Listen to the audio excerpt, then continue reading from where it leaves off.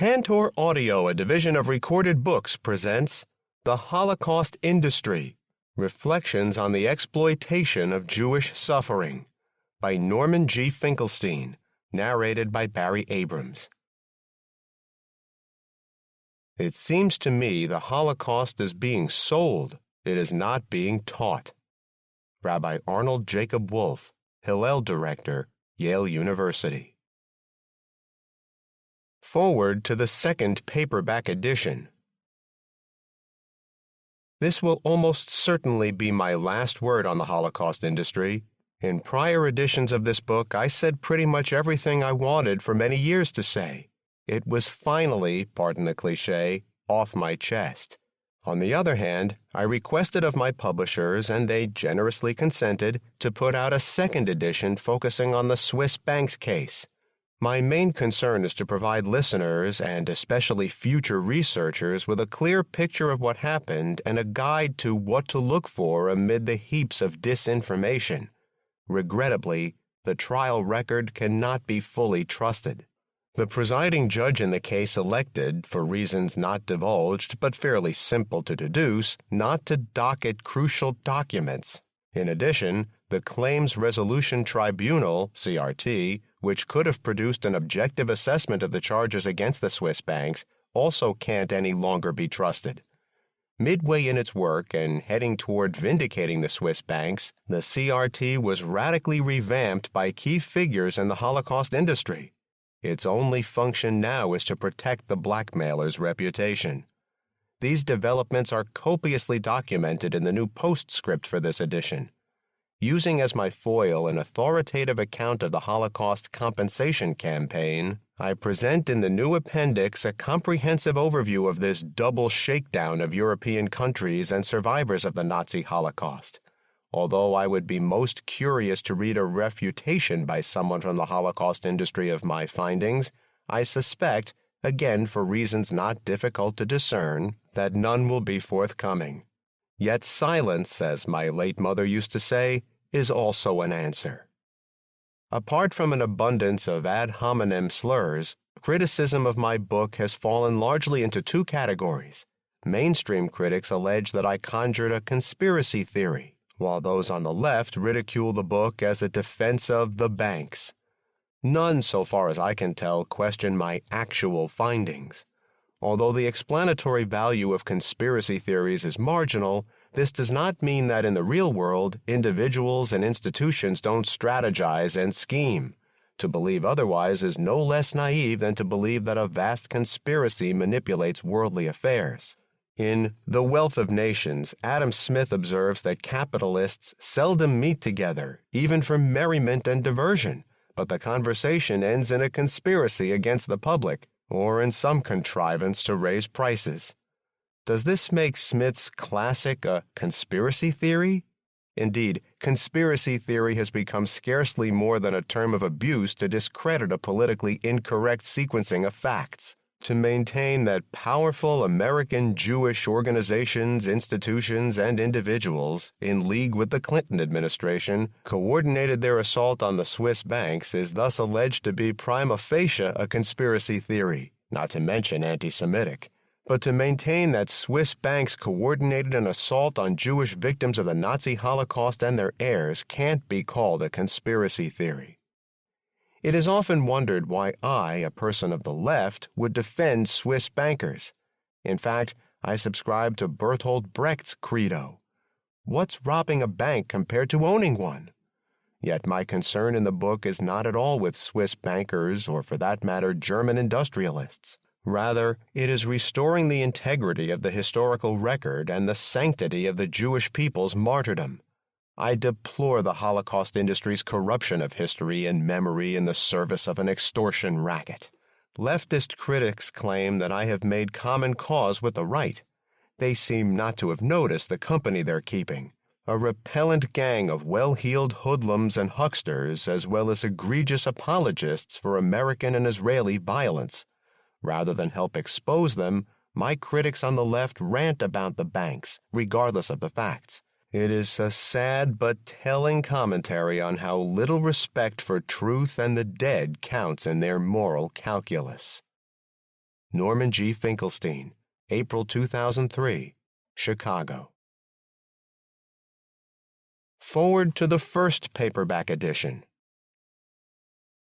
The Holocaust industry evoked considerable reaction internationally after its publication in June 2000. It prompted a national debate and reached the top of the bestseller list in many countries ranging from Brazil, Belgium, and the Netherlands to Austria, Germany, and Switzerland. Every major British publication devoted at least a full page to the book, while France's Le Monde devoted 2 full pages and an editorial. It was the subject of numerous radio and television programs and several feature-length documentaries. The most intense reaction was in Germany. Nearly 200 journalists packed the press conference for the German translation of the book, and a capacity crowd of 1,000, half as many more were turned away for lack of space, attended a raucous public discussion in Berlin. The German edition sold 130,000 copies within weeks, and 3 volumes bearing on the book were published within months. Currently, the Holocaust industry is scheduled for 16 translations. In contrast to the deafening roar elsewhere, the initial response in the United States was a deafening silence. No mainstream media outlet would touch the book. The U.S. is the corporate headquarters of the Holocaust industry. A study documenting that chocolate caused cancer would probably elicit a similar response in Switzerland. When the attention abroad proved impossible to ignore, hysterical commentaries in select venues effectively buried the book. 2 in particular deserve notice. The New York Times serves as the main promotional vehicle of the Holocaust industry. It is primarily responsible for having advanced the careers of Jerry Kaczynski, Daniel Goldhagen, and Elie Wiesel. For frequency of coverage, the Holocaust places a close second to the Daily Weather Report. Typically, the New York Times Index 1999 listed fully 273 entries for the Holocaust. By comparison, the whole of Africa amounted to 32 entries. The August 6, 2000 edition of the New York Times Book Review featured a major review of the Holocaust industry, A Tale of Two Holocausts by Omer Bartov, an Israeli military historian turned Holocaust expert. Ridiculing the notion of Holocaust profiteers as a novel variation of the Protocols of the Elders of Zion, Bartov let loose a barrage of invective. Bizarre, outrageous, paranoid, shrill, strident, indecent, juvenile, self-righteous, arrogant, stupid, smug, fanatic, and so forth. In a priceless sequel some months later, Bartov suddenly reversed himself. Now he railed against the growing list of Holocaust profiteers and put forth as a prime example Norman Finkelstein's The Holocaust Industry. In September 2000, Commentary senior editor Gabriel Schoenfeld published a blistering attack entitled Holocaust Reparations, A Growing Scandal. Retracing the ground covered in the 3rd chapter of this book, Schoenfeld chastised Holocaust profiteers inter alia for unrestrainedly availing themselves of any method, however unseemly or even disreputable, wrapping themselves in the rhetoric of a sacred cause, and stoking the fires of anti-Semitism. Although his bill of indictment precisely echoed the Holocaust industry, Schoenfeld denigrated the book and its author in this and a companion commentary piece as extremist, lunatic, crackpot, and bizarre.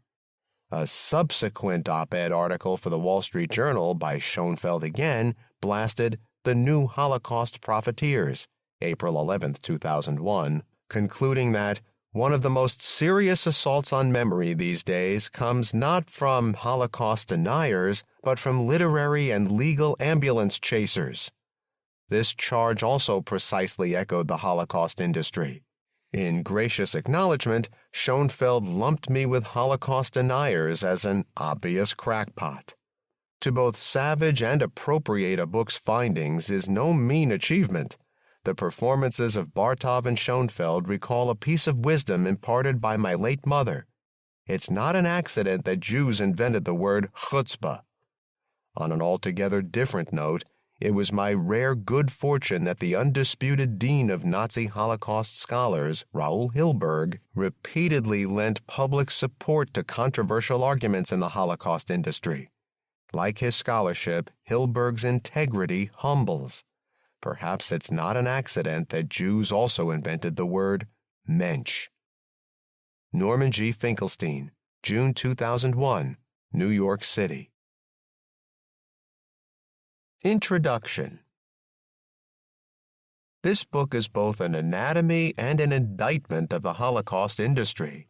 In the chapters that follow, I will argue that the Holocaust is an ideological representation of the Nazi Holocaust.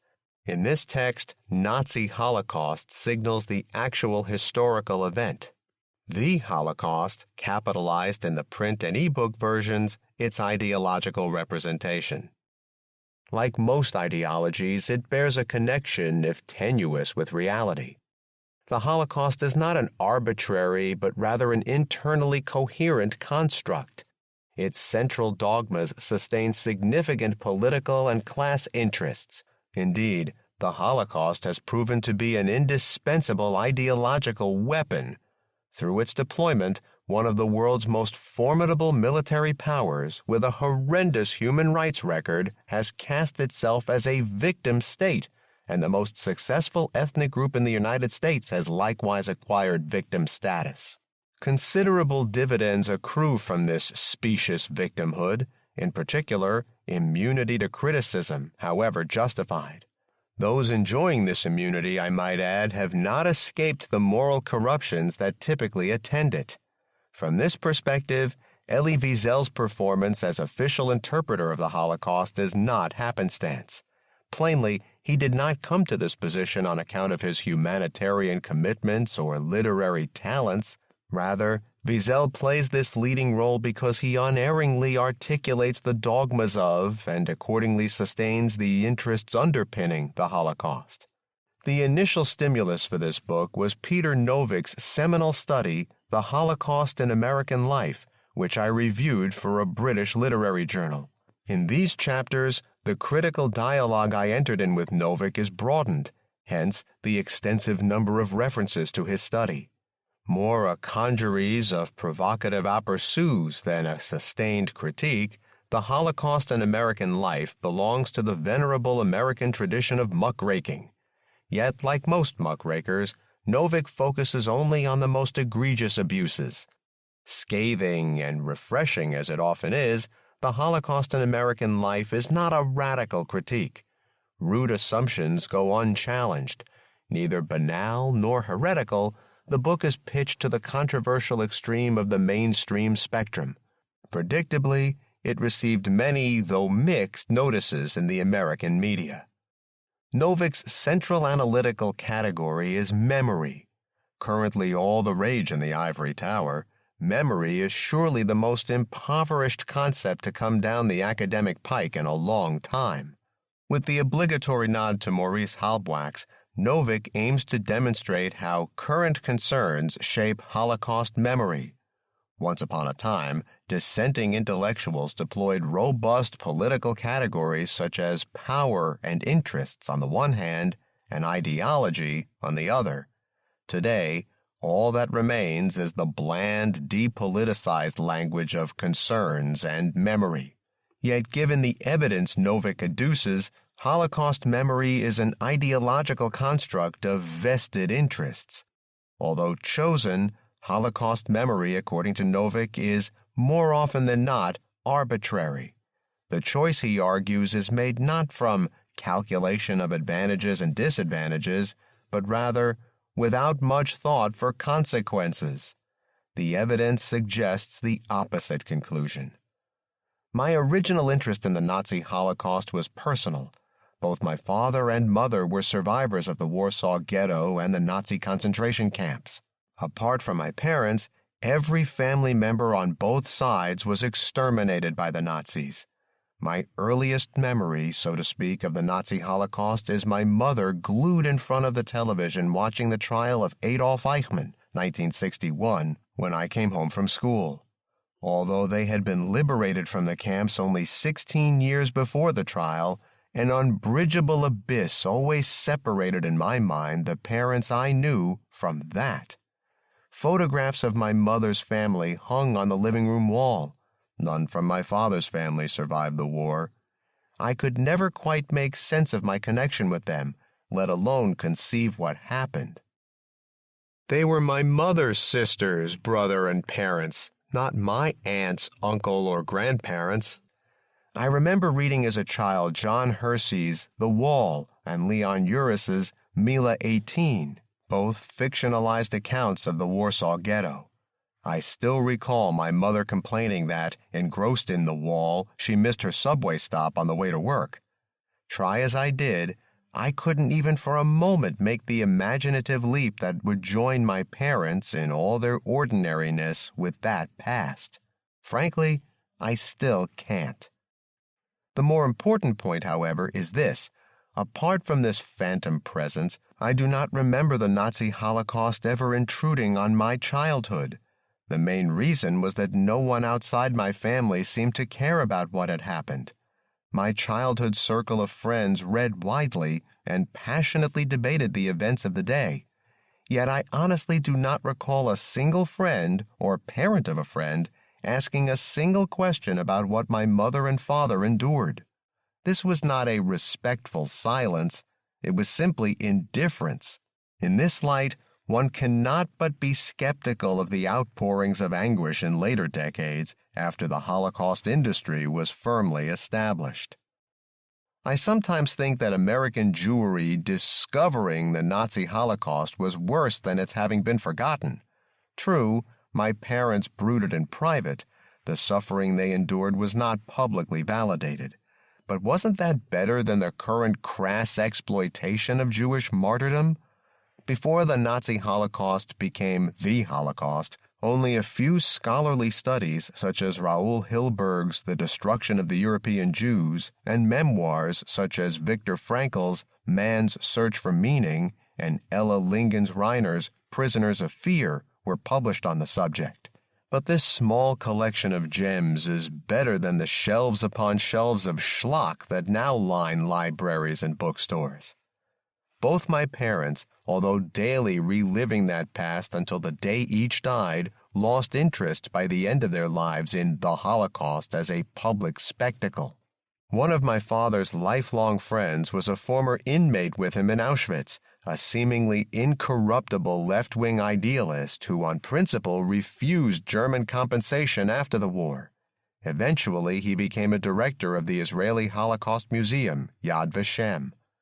Reluctantly and with genuine disappointment, my father finally admitted that even this man had been corrupted by the Holocaust industry, tailoring his beliefs for power and profit. As the rendering of the Holocaust assumed ever more absurd forms, my mother liked to quote with intentional irony Henry Ford, "History is bunk." The tales of Holocaust survivors, all concentration camp inmates, all heroes of the resistance, were a special source of wry amusement in my home. Long ago, John Stuart Mill recognized that truths not subject to continual challenge eventually cease to have the effect of truth by being exaggerated into falsehood. My parents often wondered why I would grow so indignant at the falsification and exploitation of the Nazi genocide. The most obvious answer is that it has been used to justify criminal policies of the Israeli state and U.S. support for these policies. There is a personal motive as well. I do care about the memory of my family's persecution.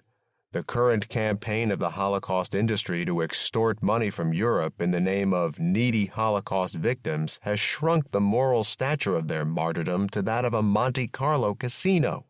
Even apart from these concerns, however, I remain convinced that it is important to preserve, to fight for, the integrity of the historical record. At the end of this book, I will suggest that in studying the Nazi Holocaust, we can learn much not just about the Germans or the Gentiles, but about all of us.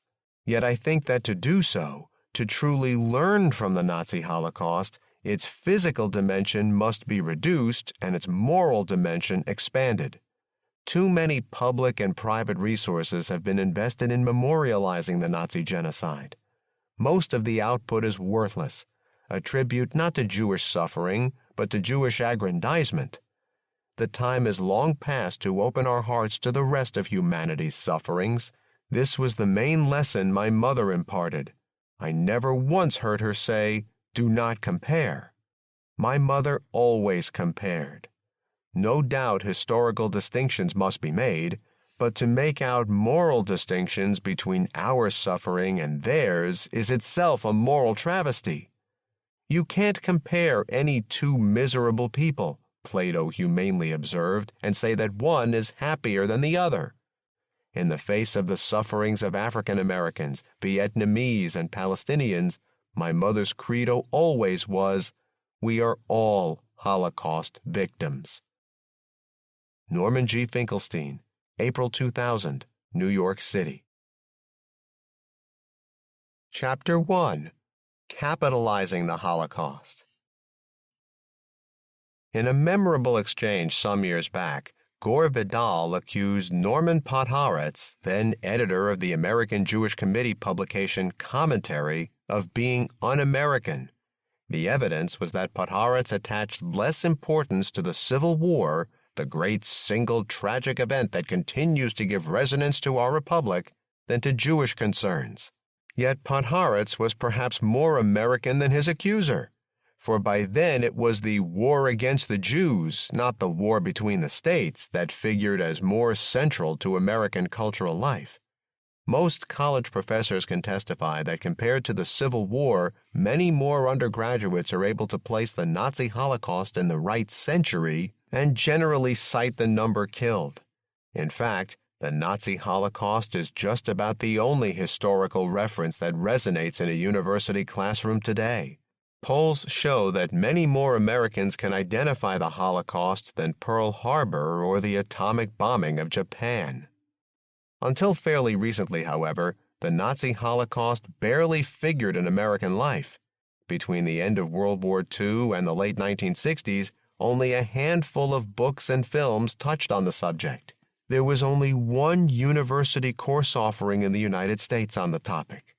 When Hannah Arendt published Eichmann in Jerusalem in 1963, she could draw on only two scholarly studies in the English language, Gerald Reitlinger's The Final Solution and Raoul Hilberg's The Destruction of the European Jews. Hilberg's masterpiece itself just managed to see the light of day. His thesis advisor at Columbia University, the German Jewish social theorist Franz Neumann, strongly discouraged him from writing on the topic. It's your funeral, and no university or mainstream publisher would touch the completed manuscript. When it was finally published, The Destruction of the European Jews received only a few mostly critical notices. Not only Americans in general, but also American Jews, including Jewish intellectuals, paid the Nazi Holocaust little heed.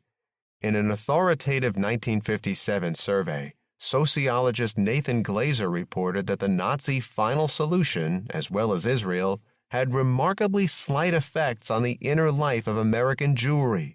In a 1961 commentary symposium on Jewishness and the Younger Intellectuals, only 2 of 31 contributors stressed its impact.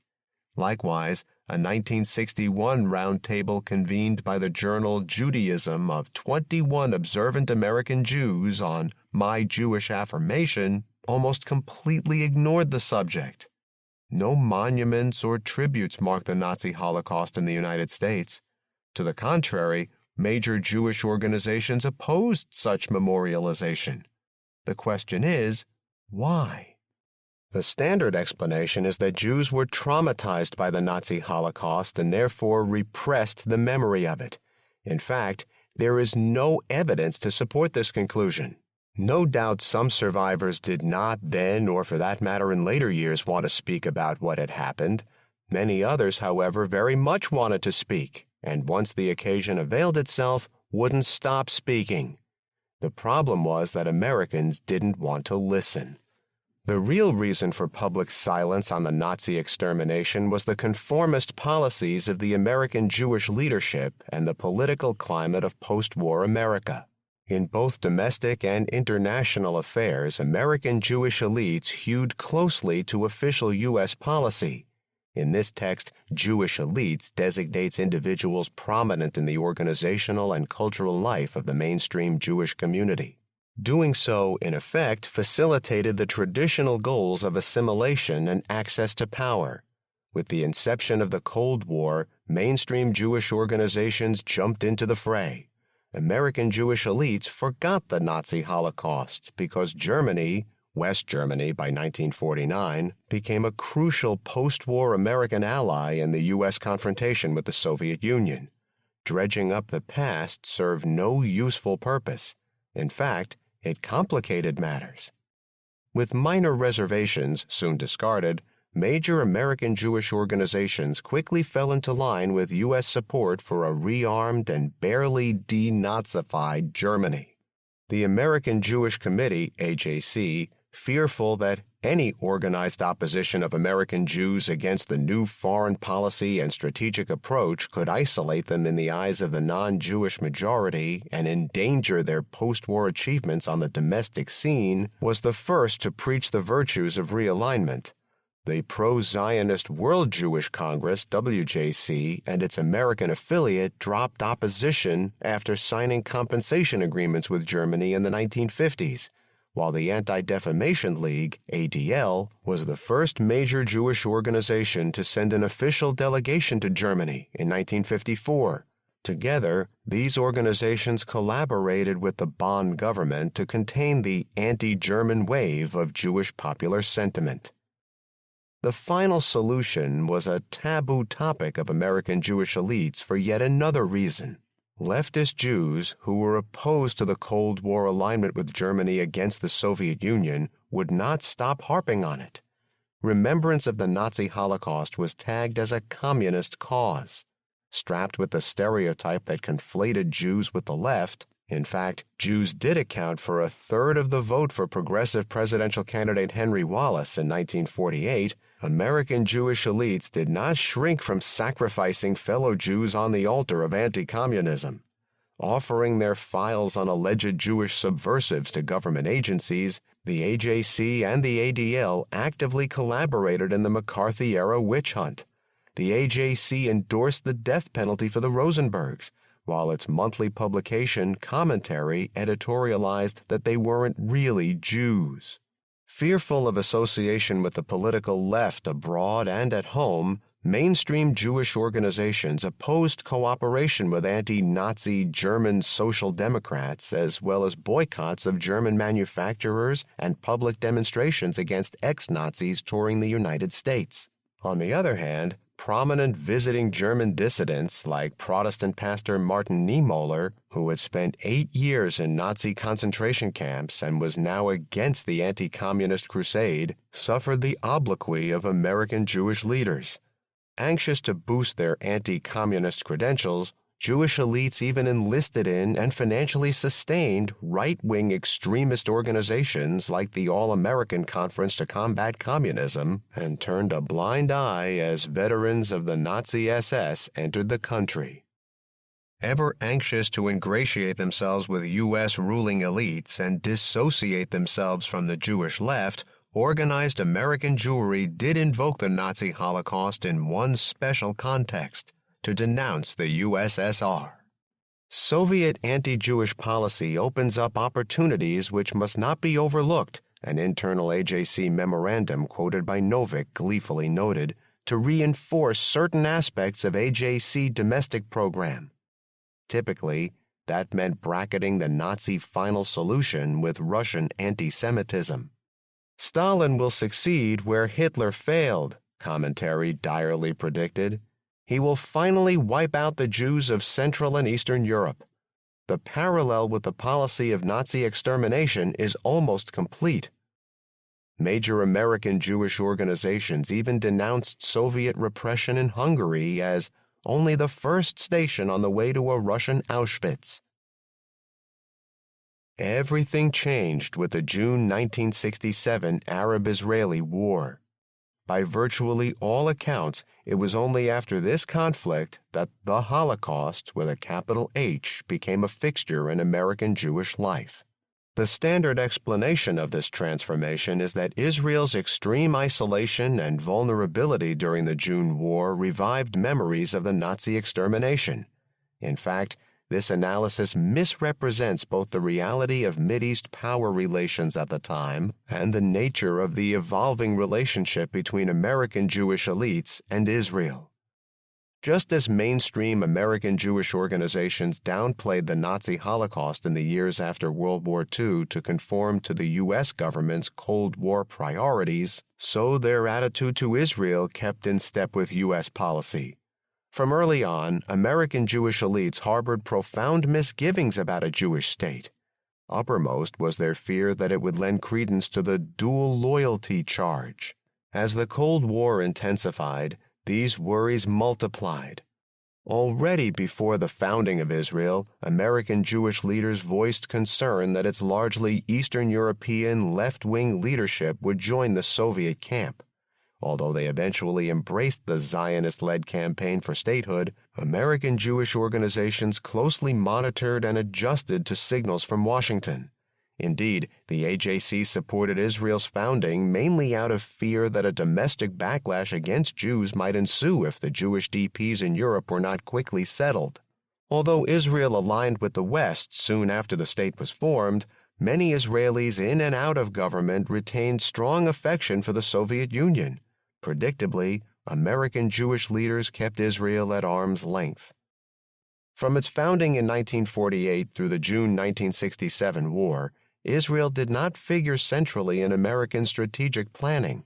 As the Palestinian Jewish leadership prepared to declare statehood, President Truman waffled, weighing domestic considerations, the Jewish vote, against State Department alarm. Support for a Jewish state would alienate the Arab world. To secure U.S. interests in the Middle East, the Eisenhower administration balanced support for Israel and for Arab nations, favoring, however, the Arabs. Intermittent Israeli clashes with the United States over policy issues culminated in the Suez Crisis of 1956, when Israel colluded with Britain and France to attack Egypt's nationalist leader, Gamal Abdel Nasser. Although Israel's lightning victory and seizure of the Sinai Peninsula drew general attention to its strategic potential, the United States still counted it as only one among several regional assets. Accordingly, President Eisenhower forced Israel's full, virtually unconditional withdrawal from the Sinai. During the crisis, American Jewish leaders did briefly back Israeli efforts to wrest American concessions, but ultimately, as Arthur Hertzberg recalls, they preferred to counsel Israel to heed Eisenhower rather than oppose the wishes of the leader of the United States. Except as an occasional object of charity, Israel practically dropped from sight in American Jewish life soon after the founding of the state. In fact, Israel was not important to American Jews. In his 1957 survey, Nathan Glazer reported that Israel had remarkably slight effects on the inner life of American Jewry. Membership in the Zionist Organization of America dropped from the hundreds of thousands in 1948 to the tens of thousands in the 1960s. Only 1 in 20 American Jews cared to visit Israel before June 1967. In his 1956 re-election, which occurred immediately after he forced Israel's humiliating withdrawal from the Sinai, the already considerable Jewish support for Eisenhower increased. In the early 1960s, Israel even faced a drubbing for the Eichmann kidnapping from sections of elite Jewish opinion like Joseph Proskauer, past president of the AJC, Harvard historian Oscar Handlin, and the Jewish-owned Washington Post. The kidnapping of Eichmann, Eric Fromm opined, is an act of lawlessness of exactly the type of which the Nazis themselves have been guilty. Across the political spectrum, American Jewish intellectuals proved especially indifferent to Israel's fate. Detailed studies of the left-liberal New York Jewish intellectual scene through the 1960s barely mention Israel. Just before the June War, the AJC sponsored a symposium on Jewish identity here and now. Only 3 of the 31 best minds in the Jewish community even alluded to Israel. 2 of them did so only to dismiss its relevance. Telling irony. Just about the only 2 public Jewish intellectuals who had forged a bond with Israel before June 1967 were Hannah Arendt and Noam Chomsky. Then came the June War. Impressed by Israel's overwhelming display of force, the United States moved to incorporate it as a strategic asset. Already before the June War, the United States had cautiously tilted toward Israel as the Egyptian and Syrian regimes charted an increasingly independent course in the mid-1960s. Military and economic assistance began to pour in as Israel turned into a proxy for U.S. power in the Middle East. For American Jewish elites, Israel's subordination to U.S. power was a windfall. Zionism had sprung from the premise that assimilation was a pipe dream, that Jews would always be perceived as potentially disloyal aliens. To resolve this dilemma, Zionists sought to establish a homeland for the Jews. In fact, Israel's founding exacerbated the problem, at any rate for diaspora Jewry. It gave the charge of dual loyalty institutional expression. Paradoxically, after June 1967, Israel facilitated assimilation in the United States. Jews now stood on the front lines defending America, indeed Western civilization, against the retrograde Arab hordes. Whereas before 1967 Israel conjured the boogie of dual loyalty, it now connoted super loyalty. After all, it was not Americans but Israelis fighting and dying to protect U.S. interests, and unlike the American GIs in Vietnam, Israeli fighters were not being humiliated by Third World upstarts. Accordingly, American Jewish elites suddenly discovered Israel. After the 1967 war, Israel's military elan could be celebrated because its guns pointed in the right direction against America's enemies. Its martial prowess might even facilitate entry into the inner sanctums of American power.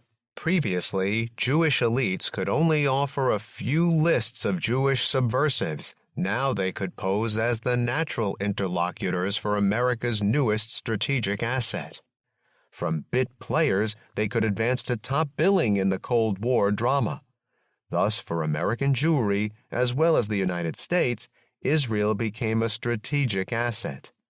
In a memoir published just before the June War, Norman Podhoretz giddily recalled attending a state dinner at the White House that included not a single person who was not visibly and absolutely beside himself with delight to be there. Although already editor of the leading American Jewish periodical, Commentary, his memoir includes only one fleeting allusion to Israel. What did Israel have to offer an ambitious American Jew? In a later memoir, Podhoretz remembered that after June 1967, Israel became the religion of the American Jews. Now a prominent supporter of Israel, Podhoretz could boast not merely of attending a White House dinner, but of meeting tête-à-tête with the president to deliberate on the national interest. After the June War, mainstream American Jewish organizations worked full-time to firm up the American-Israeli alliance. In the case of the ADL, this included a far-flung domestic surveillance operation with ties to Israel and South African intelligence.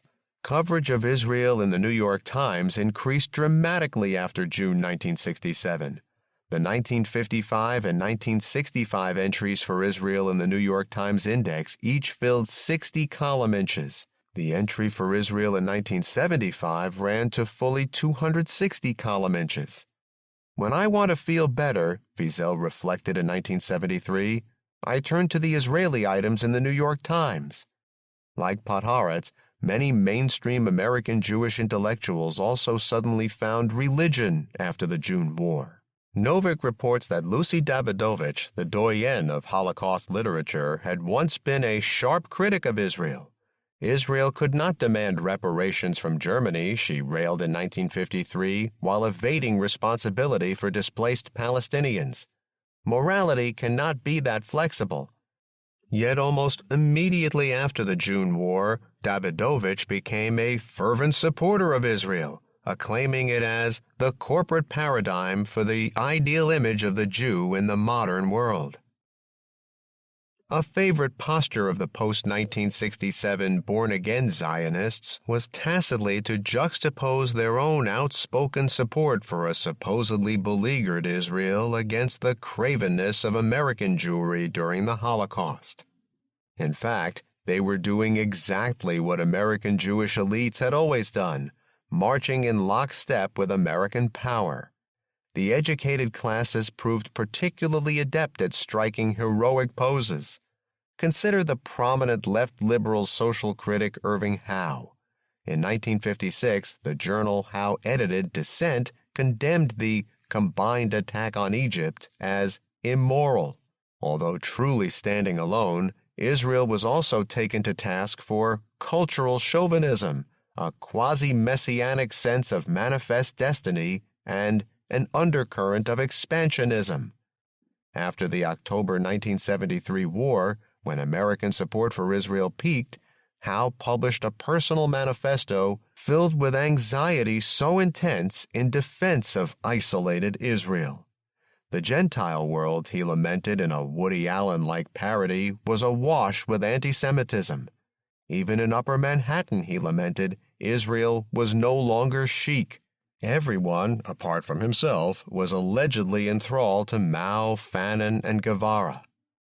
As America's strategic asset, Israel was not without critics. Besides the increasing international censure of its refusal to negotiate a settlement with the Arabs in accordance with United Nations resolutions and its truculent support of American global ambitions, Israel had to cope with domestic U.S. dissent as well. In American ruling circles, so-called Arabists maintained that putting all the eggs in the Israel basket while ignoring Arab elites undermined U.S. national interests. Some argued that Israel's subordination to U.S. power and occupation of neighboring Arab states were not only wrong in principle, but also harmful to its own interests. Israel would become increasingly militarized and alienated from the Arab world. For Israel's new American Jewish supporters, however, such talk bordered on heresy. An independent Israel at peace with its neighbors was worthless. An Israel aligned with currents in the Arab world seeking independence from the United States was a disaster. Only an Israeli Sparta beholden to American power would do, because only then could U.S. Jewish leaders act as the spokesman for American imperial ambitions. Noam Chomsky has suggested that these supporters of Israel should more properly be called supporters of the moral degeneration and ultimate destruction of Israel. To protect their strategic asset, American Jewish elites remembered the Holocaust. The conventional account is that they did so because, at the time of the June War, they believed Israel to be in mortal danger and were thus gripped by fears of a second Holocaust. This claim does not withstand scrutiny. Consider the first Arab-Israeli War. On the eve of independence in 1948, the threat against Palestinian Jews seemed far more ominous. David Ben-Gurion declared that 700,000 Jews were pitted against 27 million Arabs, 1 against 40. The United States joined a UN arms embargo on the region, solidifying a clear edge in weaponry enjoyed by the Arab armies. Fears of another Nazi final solution haunted American Jewry. Deploring that the Arab states were now arming Hitler's henchman, the Mufti, while the United States was enforcing its arms embargo, the AJC anticipated mass suicide and a complete Holocaust in Palestine. Even Secretary of State George Marshall and the CIA openly predicted certain Jewish defeat in the event of war. Although the stronger side in fact won, historian Benny Morris, it was not a walkover for Israel. During the first months of the war in early 1948, and especially as independence was declared in May, Israel's chances for survival were put at 50-50 by Yigael Yadin, Haganah chief of operations. Without a secret Czech arms deal, Israel would likely not have survived. After fighting for a year, Israel suffered 6,000 casualties, 1% of its population. Why, then, did the Holocaust not become a focus of American Jewish life after the 1948 war? Israel quickly proved to be far less vulnerable in 1967 than in its independence struggle. Israeli and American leaders knew beforehand that Israel would easily prevail in a war with the Arab states. This reality became strikingly obvious as Israel routed its Arab neighbors in a few days. As Novick reports, there were surprisingly few explicit references to the Holocaust in American Jewish mobilization on behalf of Israel before the war. The Holocaust industry sprung up only after Israel's overwhelming display of military dominance and flourished amid extreme Israeli triumphalism. The standard interpretive framework cannot explain these anomalies. Israel's shocking initial reverses and substantial casualties during and increasingly international isolation after the October 1973 Arab-Israeli War, conventional accounts maintain, exacerbated American Jewish fears of Israel's vulnerability. Accordingly, Holocaust memory now moved center stage. Novick typically reports, among American Jews, the situation of a vulnerable and isolated Israel came to be seen as terrifyingly similar to that of European Jewry 30 years earlier. Talk of the Holocaust not only took off in America but became increasingly institutionalized. Yet Israel had edged close to the precipice, and in both relative and absolute terms suffered many more casualties in the 1948 war than in 1973. True, except for its alliance with the U.S., Israel was out of favor internationally after the October 1973 war. Compare, however, the 1956 Suez War. Israel and organized American Jewry alleged that, on the eve of the Sinai invasion, Egypt threatened Israel's very existence, and that a full Israeli withdrawal from Sinai would fatally undermine Israel's vital interests, her survival as a state. The international community nonetheless stood firm. Recounting his brilliant performance at the UN General Assembly, Abba Eban ruefully recalled, however, that, having applauded the speech with sustained and vigorous applause, it had gone on to vote against us by a huge majority. The United States figured prominently in this consensus. Not only did Eisenhower force Israel's withdrawal, but U.S. public support for Israel fell into frightening decline, historian Peter Gross.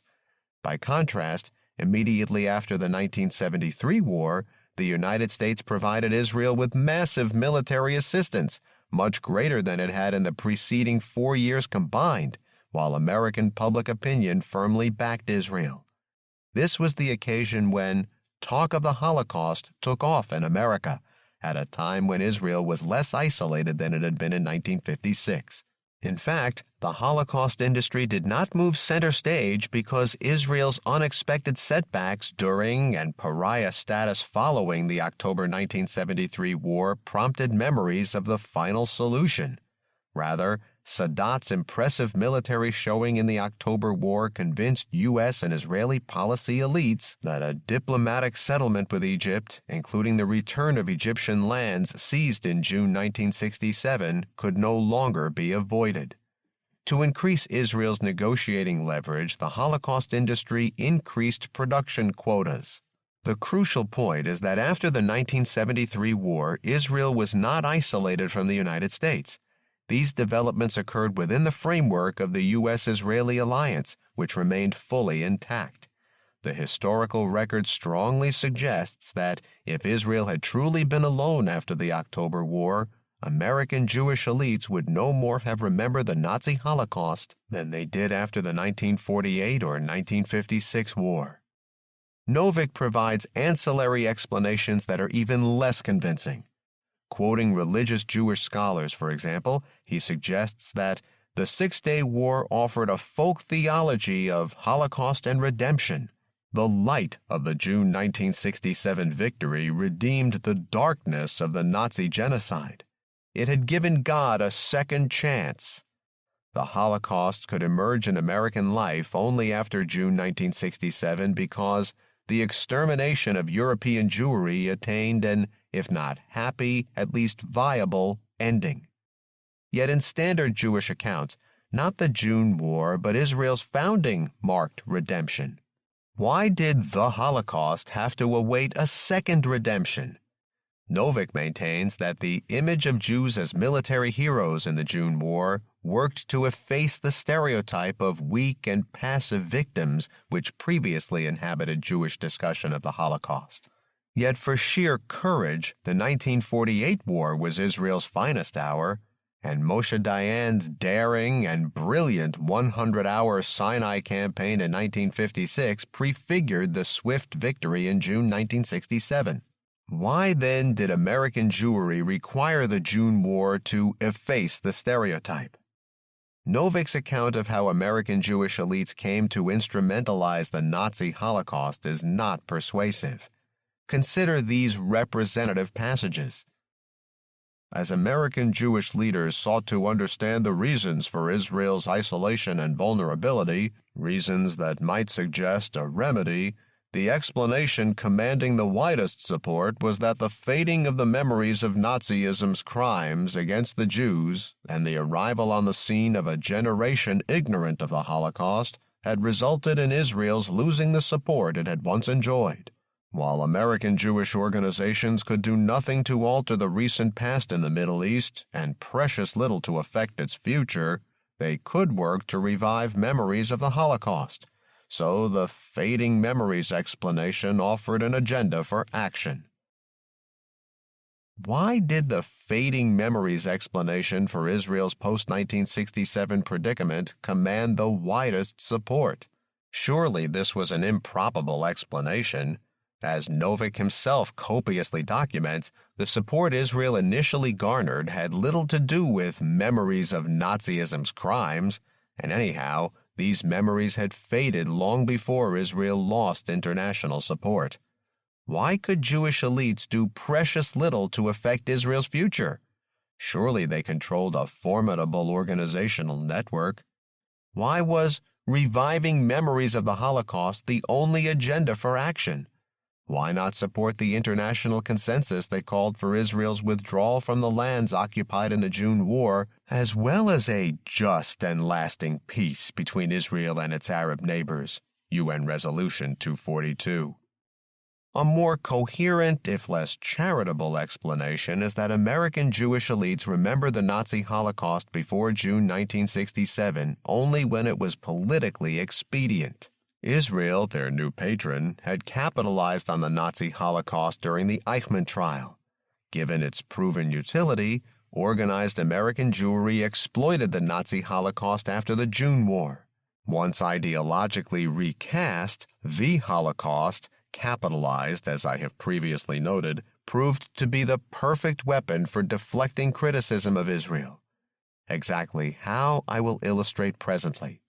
What deserves emphasis here, however, is that for American Jewish elites, the Holocaust performed the same function as Israel, another invaluable chip in a high-stakes power game. The avowed concern for Holocaust memory was as contrived as the avowed concern for Israel's fate. Thus, organized American Jewry quickly forgave and forgot Ronald Reagan's demented 1985 declaration at Bitburg Cemetery that German soldiers, including Waffen-SS members buried there, were victims of the Nazis just as surely as the victims in the concentration camps. In 1988, Reagan was honored with the Humanitarian of the Year award by one of the most prominent Holocaust institutions, the Simon Wiesenthal Center, for his staunch support of Israel, and in 1994 with the Torch of Liberty Award by the pro-Israel ADL.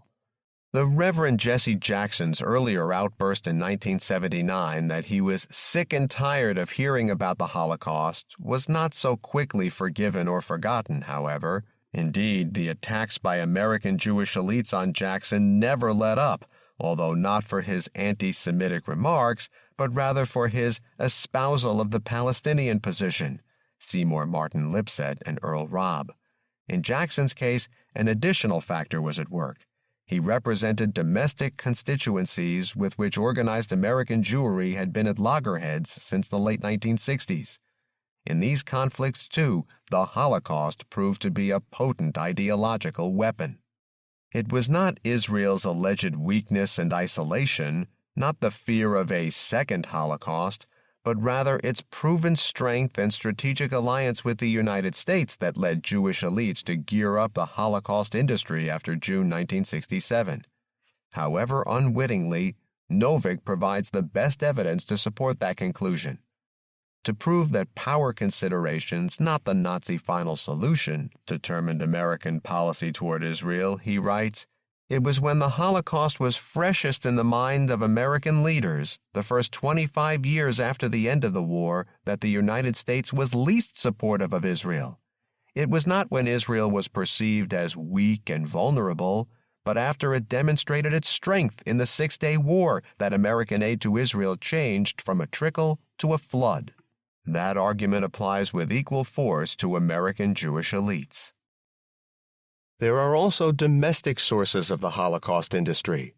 Mainstream interpretations point to the recent emergence of identity politics on the one hand and the culture of victimization on the other. In effect, each identity was grounded in a particular history of oppression. Jews accordingly sought their own ethnic identity in the Holocaust. Yet among groups decrying their victimization, including blacks, Latinos, Native Americans, women, gays, and lesbians, Jews alone are not disadvantaged in American society. In fact, identity politics and the Holocaust have taken hold among American Jews not because of victim status, but because they are not victims.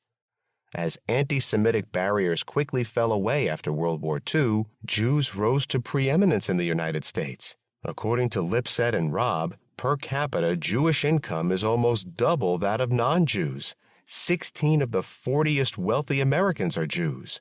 40% of American Nobel Prize winners in science and economics are Jewish, as are 20% of professors at major universities and 40% of partners in the leading law firms in New York and Washington. The list goes on. Far from constituting an obstacle to success, Jewish identity has become the crown of that success. Just as many Jews kept Israel at arm's length when it constituted a liability and became born-again Zionists when it constituted an asset, so they kept their ethnic identity at arm's length when it constituted a liability and became born-again Jews when it constituted an asset. Indeed, the secular success story of American Jewry validated a core, perhaps the sole tenet of their newly acquired identity as Jews. Who could any longer dispute that Jews were a chosen people? In A Certain People, American Jews and Their Lives Today, Charles Silberman, himself a born-again Jew, typically gushes, "Jews would have been less than human had they eschewed any notion of superiority altogether," and "It is extraordinarily difficult for American Jews to expunge the sense of superiority altogether, however much they may try to suppress it." What an American Jewish child inherits, according to novelist Philip Roth, is no body of law, no body of learning, and no language, and finally, no Lord, but a kind of psychology, and the psychology can be translated in 3 words: Jews are better. As will be demonstrated presently, the Holocaust was the negative version of their vaunted worldly success. It served to validate Jewish chosenness. By the 1970s, anti-Semitism was no longer a salient feature of American life. Nonetheless, Jewish leaders started sounding alarm bells that American Jewry was threatened by a virulent new anti-Semitism. The main exhibits of a prominent ADL study, For Those Who Have Died Because They Were Jews, included the Broadway show Jesus Christ Superstar and a counterculture tabloid that portrayed Kissinger as a fawning sycophant, coward, bully, flatterer, tyrant, social climber, evil manipulator, insecure snob, unprincipled seeker after power. In the event, an understatement. For organized American Jewry, this contrived hysteria over a new anti-Semitism served multiple purposes. It boosted Israel's stock as the refuge of last resort if and when American Jews needed one. Moreover, the fundraising appeals of Jewish organizations purportedly combating anti-Semitism fell on more receptive ears. The anti-Semite is in the unhappy position, Sartre once observed, of having a vital need for the very enemy he wishes to destroy. For these Jewish organizations, the reverse is equally true. With anti-Semitism in short supply, a cutthroat rivalry between major Jewish defense organizations, in particular the ADL and the Simon Wiesenthal Center, has erupted in recent years. In the matter of fundraising, incidentally, the alleged threats confronting Israel serve a similar purpose. Returning from a trip to the United States, the respected Israeli journalist Danny Rubenstein reported, "According to most of the people in the Jewish establishment, the important thing is to stress again and again the external dangers that face Israel. The Jewish establishment in America needs Israel only as a victim of cruel Arab attack. For such an Israel, one can get support, donors, money. Everybody knows the official tally of the contributions collected in the United Jewish Appeal in America, where the name of Israel is used, and about half of the sum goes not to Israel but to the Jewish institutions in America. Is there a greater cynicism? As we will learn, the Holocaust industry's exploitation of needy Holocaust victims is the latest and arguably ugliest manifestation of this cynicism. The main ulterior motive for sounding the anti-Semitism alarm bells, however, lay elsewhere. As American Jews enjoyed greater secular success, they moved steadily to the right politically. Although still left of center on cultural questions such as sexual morality and abortion, Jews grew increasingly conservative on politics and the economy.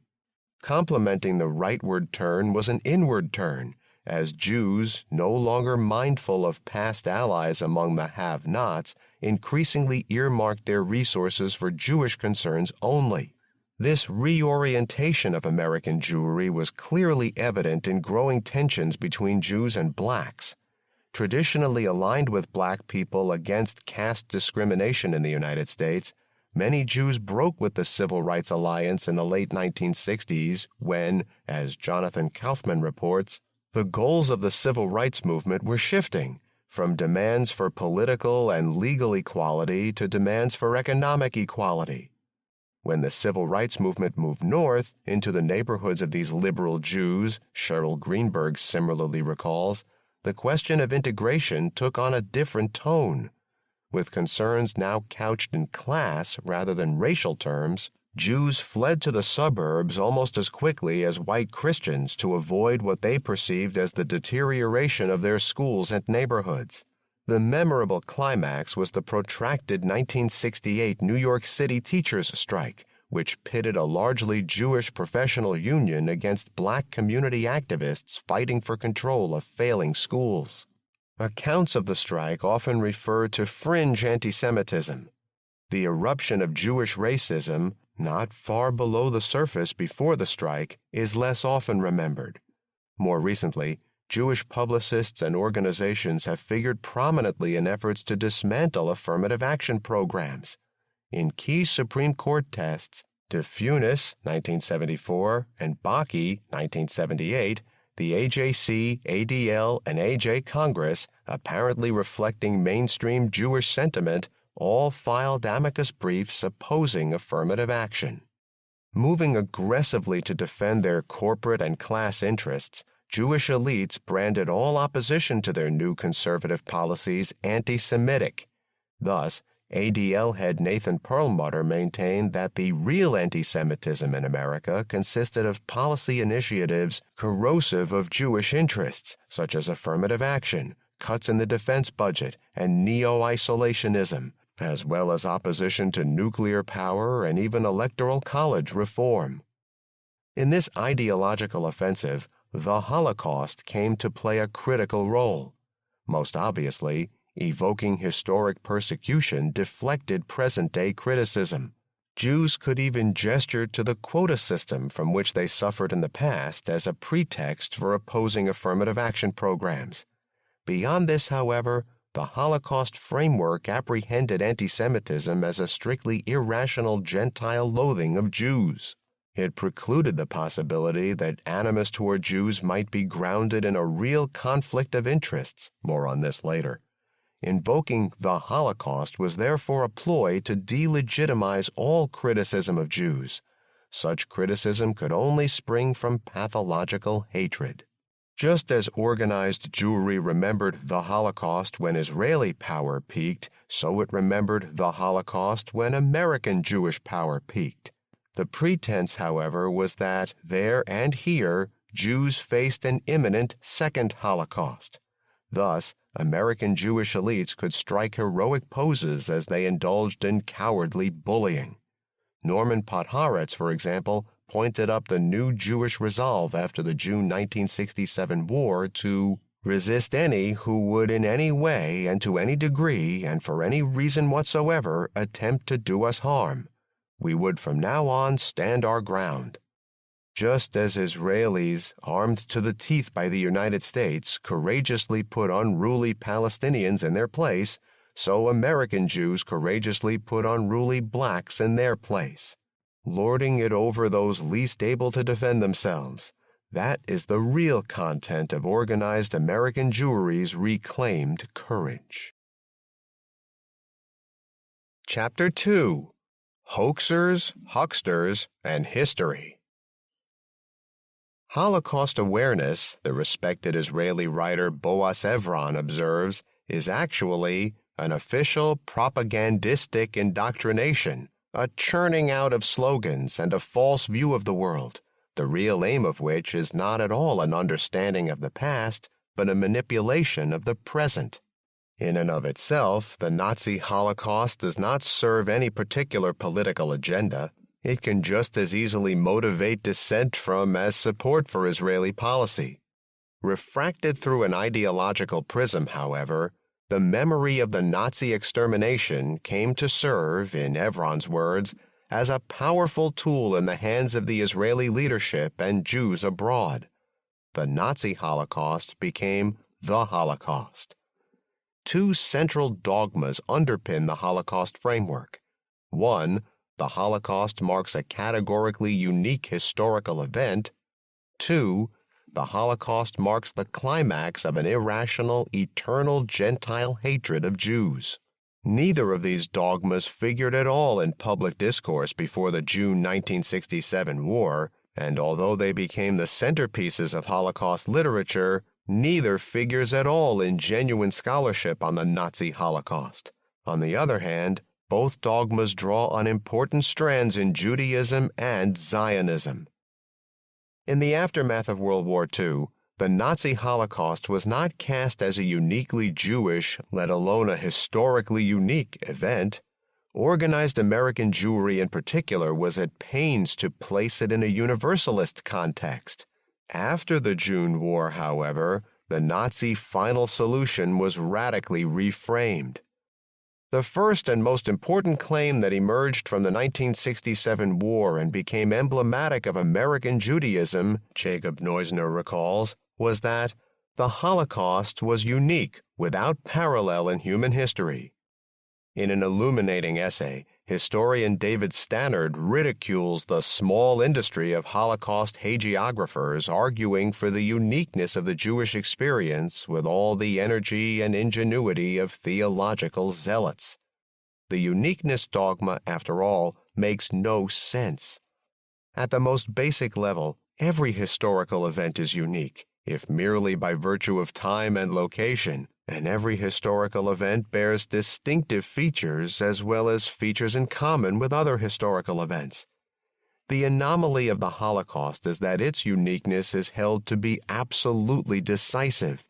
What other historical event, one might ask, is framed largely for its categorical uniqueness? Typically, distinctive features of the Holocaust are isolated in order to place the event in a category altogether apart. It is never clear, however, why the many common features should be reckoned trivial by comparison. All Holocaust writers agree that the Holocaust is unique, but few, if any, agree why. Each time an argument for Holocaust uniqueness is empirically refuted, a new argument is adduced in its stead. The results, according to Jean-Michel Chamont, are multiple conflicting arguments that annul each other. Knowledge does not accumulate, rather, to improve on the former argument, each new one starts from zero. Put otherwise, uniqueness is a given in the Holocaust framework. Proving it is the appointed task, and disproving it is the equivalent to Holocaust denial. Perhaps the problem lies with the premise, not the proof. Even if the Holocaust were unique, what difference would it make? How would it change our understanding if the Nazi Holocaust were not the first, but the fourth or fifth in a line of comparable catastrophes? The most recent entry into the Holocaust uniqueness sweepstakes is Stephen Katz's The Holocaust in Historical Context. Citing nearly 5,000 titles in the first of a projected 3-volume study, Katz surveys the full sweep of human history in order to prove that the Holocaust is phenomenologically unique by virtue of the fact that never before has a state set out as a matter of intentional principle and actualized policy to annihilate physically every man, woman, and child belonging to a specific people. Clarifying his thesis, Katz explains, integral is uniquely C. Integral may share A, B, D, X with triangle but not C. And again, integral may share A, B, D, X with all triangle but not C. Everything essential turns, as it were, on integral being uniquely C. Pi lacking C is not integral. By definition, no exceptions to this rule are allowed. Triangle sharing A, B, D, X with integral may be like integral in these and other respects, but as regards our definition of uniqueness, any or all triangle lacking C are not integral. Of course, in its totality, integral is more than C, but it is never integral without C. Translation. A historical event containing a distinct feature is a distinct historical event. To avoid any confusion, Katz further elucidates that he uses the term phenomenologically in a non-Husserlian, non-Schutzian, non-Schillerian, non-Heideggerian, non-Merleau-Pontian sense. Translation. The Katz enterprise is phenomenal nonsense. Even if the evidence sustained Katz's central theory, which it does not, it would only prove that the Holocaust contained a distinct feature. The wonder would be were it otherwise. Chamont infers that Katz's study is actually ideology masquerading as science, more on which presently. Only a flea's hop separates the claim of Holocaust uniqueness from the claim that the Holocaust cannot be rationally apprehended. If the Holocaust is unprecedented in history, it must stand above and hence cannot be grasped by history. Indeed, the Holocaust is unique because it is inexplicable, and it is inexplicable because it is unique. Dubbed by Novick the sacralization of the Holocaust, this mystification's most practiced purveyor is Elie Wiesel. For Wiesel, Novick rightly observes, the Holocaust is effectively a mystery religion. Thus Wiesel intones that the Holocaust leads into darkness, negates all answers, lies outside if not beyond history, defies both knowledge and description, cannot be explained nor visualized, is never to be comprehended or transmitted, marks a destruction of history and a mutation on a cosmic scale. Only the survivor priest, read only Wiesel, is qualified to divine its mystery. And yet, the Holocaust's mystery, Wiesel avows, is non-communicable. We cannot even talk about it. Thus, for his standard fee of $25,000 plus chauffeured limousine, Wiesel lectures that the secret of Auschwitz's truth lies in silence. Rationally comprehending the Holocaust amounts in this view to denying it. For rationality denies the Holocaust's uniqueness and mystery, and to compare the Holocaust with the sufferings of others constitutes for Wiesel a total betrayal of Jewish history. Some years back, the parody of a New York tabloid was headlined, "Michael Jackson, 60 million others die in nuclear holocaust." The letters page carried an irate protest from Wiesel. "How dare people refer to what happened yesterday as a Holocaust? There was only one Holocaust." In his new memoir, Wiesel, proving that life can also imitate spoof, reprimands Shimon Peres for speaking without hesitation of the two Holocausts of the 20th century, Auschwitz and Hiroshima. He shouldn't have. A favorite Wiesel tagline declares that the universality of the Holocaust lies in its uniqueness. But if it is incomparably and incomprehensibly unique, how can the Holocaust have a universal dimension? The Holocaust uniqueness debate is sterile. Indeed, the claims of Holocaust uniqueness have come to constitute a form of intellectual terrorism, chamon.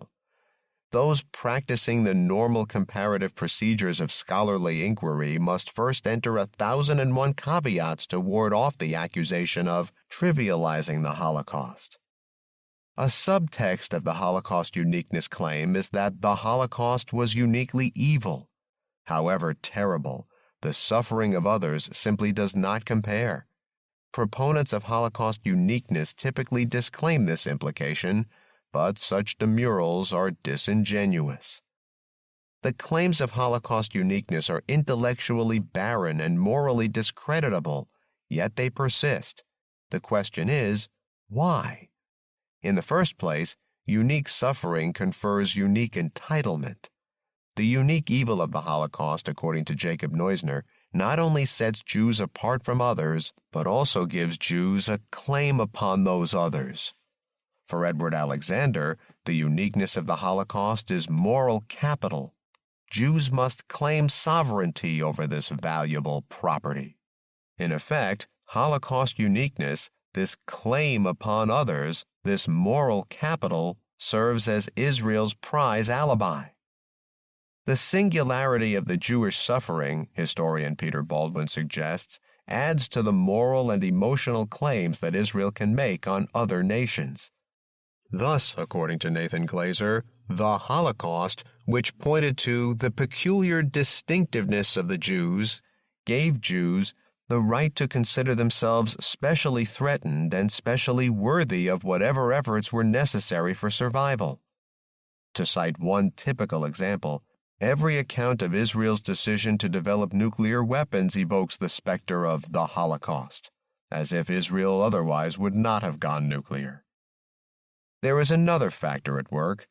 The claim of Holocaust uniqueness is a claim of Jewish uniqueness. Not the suffering of Jews, but that Jews suffered is what made the Holocaust unique. Or, the Holocaust is special because Jews are special. Thus, Ismar Schorsch, chancellor of the Jewish Theological Seminary, ridicules the Holocaust uniqueness claim as a distasteful secular version of chosenness. Vehement as he is about the uniqueness of the Holocaust, Elie Wiesel is no less vehement that Jews are unique. Everything about us is different. Jews are ontologically exceptional. Marking the climax of a millennial Gentile hatred of Jews, the Holocaust attested not only to the unique suffering of Jews, but to Jewish uniqueness as well. During and in the aftermath of World War II, Novick reports, hardly anyone inside the U.S. government and hardly anyone outside it, Jew or Gentile, would have understood the phrase abandonment of the Jews. A reversal set in after June 1967. The world's silence, the world's indifference, the abandonment of the Jews, these themes became a staple of Holocaust discourse. Appropriating a Zionist tenet, the Holocaust framework cast Hitler's final solution as the climax of a millennial Gentile hatred of Jews.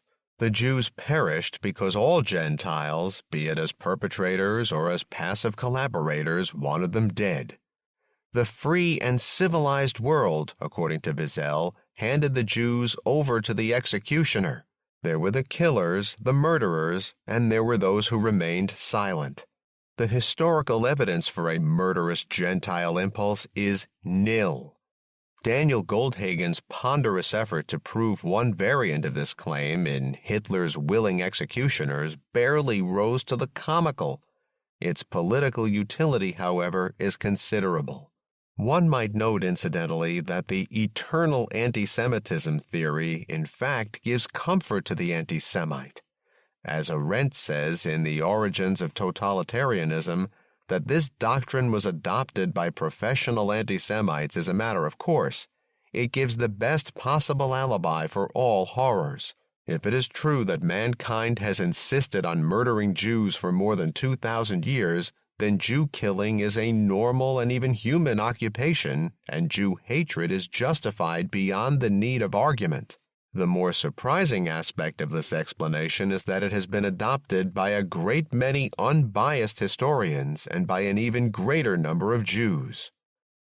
The Holocaust dogma of eternal Gentile hatred has served both to justify the necessity of a Jewish state and to account for the hostility directed at Israel. The Jewish state is the only safeguard against the next inevitable outbreak of homicidal anti-Semitism. Conversely, homicidal anti-Semitism is behind every attack or even defensive maneuver against the Jewish state. To account for criticism of Israel, fiction writer Cynthia Ozick had a ready answer. The world wants to wipe out the Jews. The world has always wanted to wipe out the Jews. If all the world wants the Jews dead, truly the wonder is that they are still alive, and unlike much of humanity, not exactly starving. This dogma has also conferred total license on Israel. Intent as the Gentiles always are on murdering Jews, Jews have every right to protect themselves, however they see fit. Whatever expedient Jews might resort to, even aggression and torture, constitutes legitimate self-defense. Deploring the Holocaust lesson of eternal Gentile hatred, Boas Evron observes that it is really tantamount to a deliberate breeding of paranoia. This mentality condones in advance any inhuman treatment of non-Jews, for the prevailing mythology is that all people collaborated with the Nazis in the destruction of Jewry. Hence, everything is permissible to Jews in their relationship to other peoples. In the Holocaust framework, Gentile anti-Semitism is not only ineradicable but also always irrational. Going far beyond classical Zionist, let alone standard scholarly analyses, Goldhagen construes anti-Semitism as divorced from actual Jews, fundamentally not a response to any objective evaluation of Jewish action, and independent of Jews' nature and actions. A Gentile mental pathology, its host domain, is the mind. Driven by irrational arguments, the anti-Semite, according to Wiesel, simply resents the fact that the Jew exists. Not only does anything Jews do or refrain from doing have nothing to do with anti-Semitism, sociologist John Murray Cudahy critically observes, but any attempt to explain anti-Semitism by referring to the Jewish contribution to anti-Semitism is itself an instance of anti-Semitism. The point, of course, is not that anti-Semitism is justifiable, nor that Jews are to blame for crimes committed against them, but that anti-Semitism develops in a specific historical context with its attendant interplay of interests.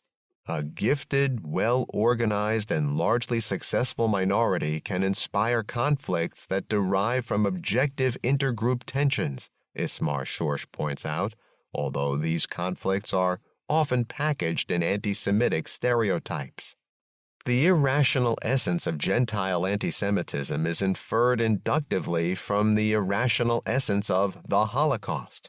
To wit, Hitler's final solution uniquely lacked rationality. It was evil for its own sake, purposeless mass killing. Hitler's final solution marked the culmination of Gentile anti-Semitism. Therefore, Gentile anti-Semitism is essentially irrational. Taken apart or together, these propositions do not withstand even superficial scrutiny. Politically, however, the argument is highly serviceable. By conferring total blamelessness on Jews, the Holocaust dogma immunizes Israel and American Jewry from legitimate censure. Arab hostility, African American hostility, they are fundamentally not a response to any objective evaluation of Jewish action. Goldhagen. Consider Wiesel on Jewish persecution. For 2,000 years we were always threatened. For what? For no reason. On Arab hostility to Israel. Because of who we are and what our homeland Israel represents, the heart of our lives, the dream of our dreams, when our enemies try to destroy us, they will do so by trying to destroy Israel. On black people's hostility to American Jews. The people who take their inspiration from us do not thank us, but attack us. We find ourselves in a very dangerous situation. We are again the scapegoat on all sides. We helped the blacks. We always helped them. I feel sorry for blacks. There is one thing they should learn from us, and that is gratitude. No people in the world knows gratitude as we do. We are forever grateful.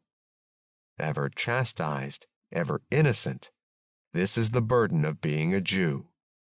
The Holocaust dogma of eternal Gentile hatred also validates the complementary Holocaust dogma of uniqueness. If the Holocaust marked the climax of a millennial Gentile hatred of the Jews, the persecution of non-Jews in the Holocaust was merely accidental, and the persecution of non-Jews in history merely episodic.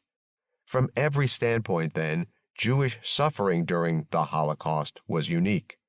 Finally, Jewish suffering was unique because the Jews are unique. The Holocaust was unique because it was not rational. Ultimately, its impetus was a most irrational, if all too human, passion. The Gentile world hated Jews because of envy, jealousy, ressentiment. Anti-Semitism, according to Nathan and Ruth Ann Perlmutter, sprang from Gentile jealousy and resentment of the Jews besting Christians in the marketplace. Large numbers of less accomplished Gentiles resent smaller numbers of more accomplished Jews. Albeit negatively, the Holocaust thus confirmed the chosenness of Jews. Because Jews are better or more successful, they suffered the ire of Gentiles, who then murdered them. In a brief aside, Novick muses, what would talk of the Holocaust be like in America if Elie Wiesel were not its principal interpreter? The answer is not difficult to find. Before June 1967, the Universalist message of concentration camp survivor Bruno Bettelheim resonated among American Jews. After the June War, Bettelheim was shunted aside in favor of Wiesel. Wiesel's prominence is a function of his ideological utility. Uniqueness of Jewish suffering / uniqueness of the Jews, ever guilty Gentiles / ever innocent Jews, unconditional defense of Israel / unconditional defense of Jewish interests. Elie Wiesel is the Holocaust. Articulating the key Holocaust dogmas, much of the literature on Hitler's final solution is worthless as scholarship. Indeed, the field of Holocaust studies is replete with nonsense, if not sheer fraud. Especially revealing is the cultural milieu that nurtures this Holocaust literature. The first major Holocaust hoax was The Painted Bird by Polish émigré Jerry Kosinski. The book was written in English, Kosinski explained, so that I could write dispassionately, free from the emotional connotation one's native language always contains. In fact, whatever parts he actually wrote, an unresolved question, were written in Polish. The book was purported to be Kosinski's autobiographical account of his wanderings as a solitary child through rural Poland during World War II. In fact, Kosinski lived with his parents throughout the war. The book's motif is the sadistic sexual tortures perpetrated by the Polish peasantry. Pre-publication readers derided it as a pornography of violence and the product of a mind obsessed with sadomasochistic violence. In fact, Kosinski conjured up almost all the pathological episodes he narrates. The book depicts the Polish peasants he lived with as virulently anti-Semitic. "Beat the Jews," they jeer. "Beat the bastards." In fact, Polish peasants harbored the Kosinski family even though they were fully aware of their Jewishness and the dire consequences they themselves faced if caught. In the New York Times Book Review, Elie Wiesel acclaimed The Painted Bird as one of the best indictments of the Nazi era, written with deep sincerity and sensitivity. Cynthia Ozick later gushed that she immediately recognized Kosinski's authenticity as a Jewish survivor and witness to the Holocaust. Long after Kosinski was exposed as a consummate literary hoaxer, Wiesel continued to heap encomiums on his remarkable body of work. The Painted Bird became a basic Holocaust text. It was a bestseller and award winner, translated into numerous languages, and required reading in high school and college classes. Doing the Holocaust circuit, Kosinski dubbed himself a cut-rate Elie Wiesel. Those unable to afford Wiesel's speaking fee, silence doesn't come cheap, turned to him. Finally exposed by an investigative news weekly, Kosinski was still stoutly defended by the New York Times, which alleged that he was the victim of a communist plot. A more recent fraud, Benjamin Wilkomirski's Fragments, borrows promiscuously from the Holocaust kitsch of The Painted Bird. Like Kosinski, Wilkomirski portrays himself as a solitary child survivor who becomes mute, winds up in an orphanage, and only belatedly discovers that he is Jewish. Like The Painted Bird, the chief narrative conceit of Fragments is the simple, pared-down voice of a child naif, also allowing time frames and place names to remain vague. Like The Painted Bird, each chapter of Fragments climaxes in an orgy of violence. Kosinski represented The Painted Bird as the slow unfreezing of the mind. Wilkomirski represents Fragments as recovered memory. A hoax cut out of whole cloth, Fragments is nevertheless the archetypal Holocaust memoir. It is set first in the concentration camps, where every guard is a crazed, sadistic monster joyfully cracking the skulls of Jewish newborns. Yet, the classic memoirs of the Nazi concentration camps concur with Auschwitz survivor Dr. Ella Lingens-Reiner. There were few sadists, not more than 5 or 10%. Ubiquitous German sadism figures prominently, however, in Holocaust literature. Doing double service, it documents the unique irrationality of the Holocaust as well as the fanatical anti-Semitism of the perpetrators. The singularity of Fragments lies in its depiction of life not during but after the Holocaust. Adopted by a Swiss family, little Benjamin endures yet new torments.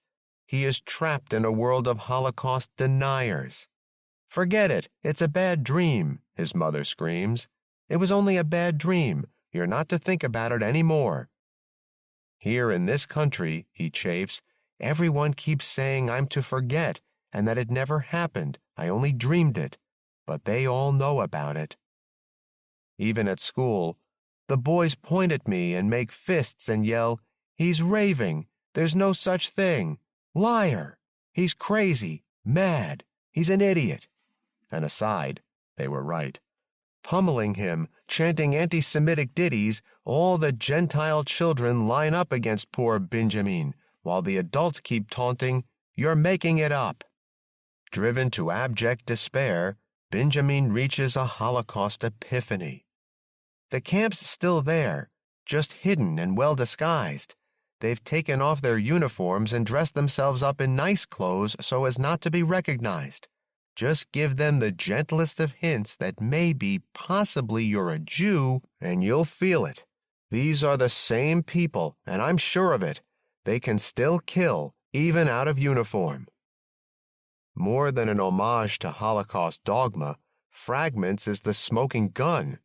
Even in Switzerland, neutral Switzerland, all the Gentiles want to kill the Jews. Fragments was widely hailed as a classic of Holocaust literature. It was translated into a dozen languages and won the Jewish National Book Award, the Jewish Quarterly Prize, and the Prix des Mémoires de la Shoah. Star of documentaries, keynoter at Holocaust conferences and seminars, fundraiser for the United States Holocaust Memorial Museum, Will Kamirsky quickly became a Holocaust poster boy. Acclaiming Fragments a small masterpiece, Daniel Goldhagen was Will Kamirsky's main academic champion. Knowledgeable historians like Raoul Hilberg, however, early on pegged Fragments as a fraud. Hilberg also posed the right questions after the fraud's exposure. How did this book pass as a memoir in several publishing houses? How could it have brought Mr. Will Kamirsky invitations to the United States Holocaust Memorial Museum as well as recognized universities? How come we have no decent quality control when it comes to evaluating Holocaust material for publication? Half fruitcake, half mountebank, Will Kamirsky, it turns out, spent the entire war in Switzerland. He is not even Jewish. Listen, however, to the Holocaust industry post-mortems. Arthur Samuelson, publisher. Fragments is a pretty cool book.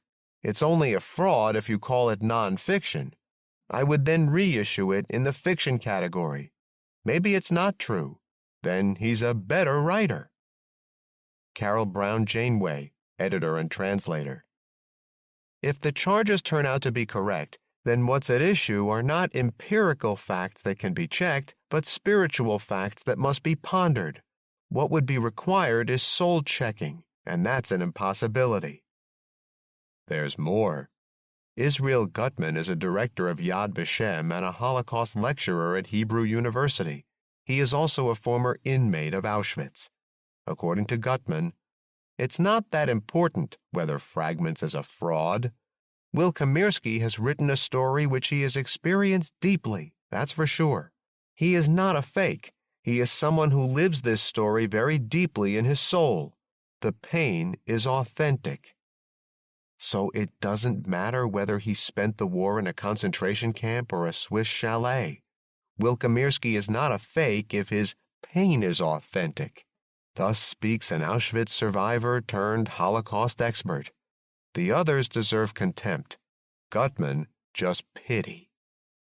The New Yorker titled its expose of the Will Kamirsky fraud, Stealing the Holocaust. Yesterday, Will Kamirsky was feted for his tales of Gentile evil. Today, he is chastised as yet another evil Gentile. True, Will Kamirsky fabricated his Holocaust past, but the larger truth is that the Holocaust industry, built on a fraudulent misappropriation of history for ideological purposes, was primed to celebrate the Will Kamirsky fabrication. He was a Holocaust survivor waiting to be discovered.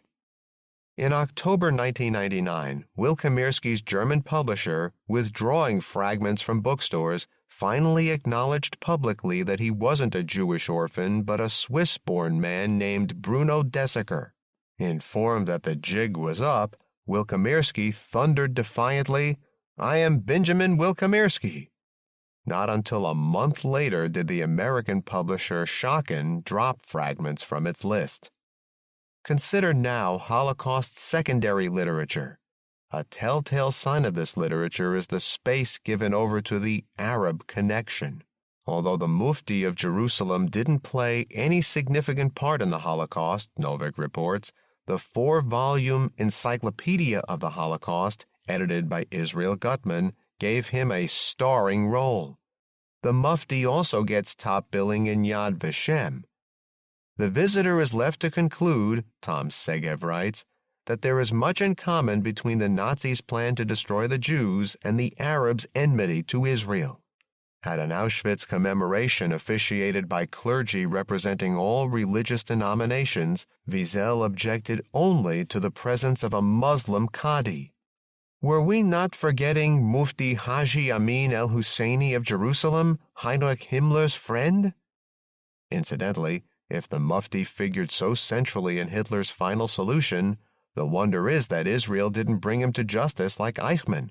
He was living openly right next door in Lebanon after the war.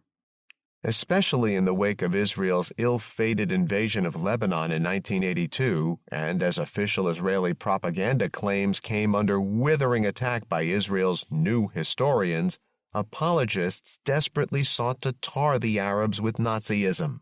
Famed historian Bernard Lewis managed to devote a full chapter of his short history of anti-Semitism and fully 3 pages of his brief history of the last 2,000 years of the Middle East to Arab Nazism.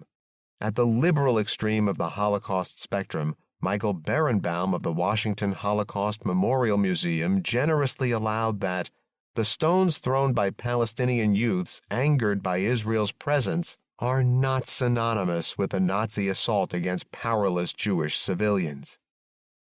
The most recent Holocaust extravaganza is Daniel Jonah Goldhagen's Hitler's Willing Executioners. Every important journal of opinion printed 1 or more reviews within weeks of its release. The New York Times featured multiple notices acclaiming Goldhagen's book as one of those rare new works that merit the appellation landmark. Richard Bernstein. With sales of 500,000 copies and translations slated for 13 languages, Hitler's Willing Executioners was hailed in Time magazine as the most talked about and second-best nonfiction book of the year. Pointing to the remarkable research and wealth of proof with overwhelming support of documents and facts, Elie Wiesel heralded Hitler's Willing Executioners as a tremendous contribution to the understanding and teaching of the Holocaust. Israel Gutman praised it for raising anew clearly central questions that the main body of Holocaust scholarship ignored. Nominated for the Holocaust chair at Harvard University, paired with Wiesel in the national media, Goldhagen quickly became a ubiquitous presence on the Holocaust circuit. The central thesis of Goldhagen's book is standard Holocaust dogma. Driven by pathological hatred, the German people leapt at the opportunity Hitler availed them to murder the Jews. Even leading Holocaust writer Yehuda Bauer, a lecturer at the Hebrew University and director of Yad Vashem, has at times embraced this dogma. Reflecting several years ago on the perpetrator's mindset, Bauer wrote, "The Jews were murdered by people who, to a large degree, did not actually hate them. The Germans did not have to hate the Jews in order to kill them." Yet, in a recent review of Goldhagen's book, Bauer mentioned the exact opposite. The most radical type of murderous attitudes dominated from the end of the 1930s onward. By the outbreak of World War II, the vast majority of Germans had identified with the regime and its anti-Semitic policies to such an extent that it was easy to recruit the murderers. Questioned about this discrepancy, Bauer replied, "I cannot see any contradiction between these statements." Although bearing the apparatus of an academic study, Hitler's Willing Executioners amounts to little more than a compendium of sadistic violence. Small wonder that Goldhagen vigorously championed Wilkomirski. Hitler's Willing Executioners is fragments plus footnotes. Replete with gross misrepresentations of source material and internal contradictions, Hitler's Willing Executioners is devoid of scholarly value. In A Nation on Trial, Ruth Bettina Byrne and this writer documented the shoddiness of Goldhagen's enterprise. The ensuing controversy instructively illuminated the inner workings of the Holocaust industry. Byrne, the world's leading authority on the archives Goldhagen consulted, first published her critical findings in the Cambridge Historical Journal.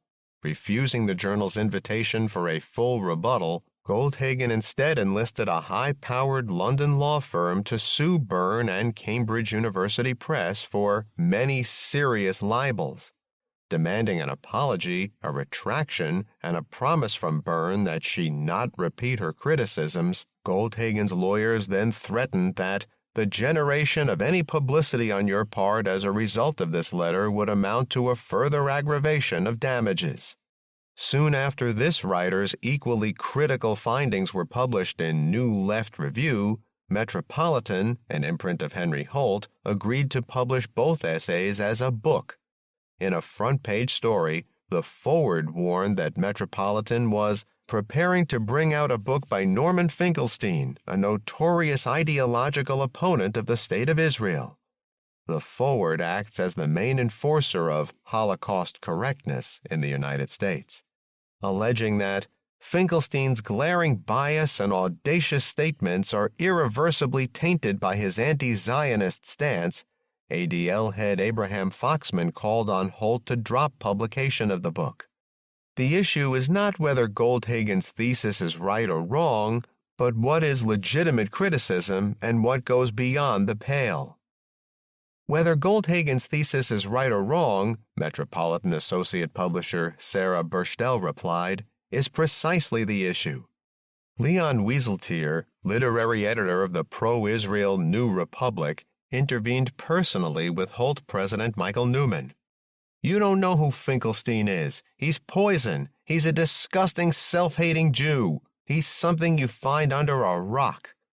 Pronouncing Holt's decision a disgrace, Elon Steinberg, executive director of the World Jewish Congress, opined, "If they want to be garbage men, they should wear sanitation uniforms." "I have never experienced," Newman later recalled, "a similar attempt of interested parties to publicly cast a shadow over an upcoming publication." The prominent Israeli historian and journalist Tom Segev observed in Haaretz that the campaign verged on cultural terrorism. As chief historian of the War Crimes and Crimes Against Humanity section of the Canadian Department of Justice, Byrne next came under attack from Canadian Jewish organizations, claiming that I was anathema to the vast majority of Jews on this continent. The Canadian Jewish Congress denounced Byrne's collaboration in the book. Exerting pressure through her employer, the CJC filed a protest with the Justice Department. This complaint, joined to a CJC-backed report calling Byrne a member of the perpetrator race, she is German-born, prompted an official investigation of her. Even after the book's publication, the ad hominem assaults did not let up.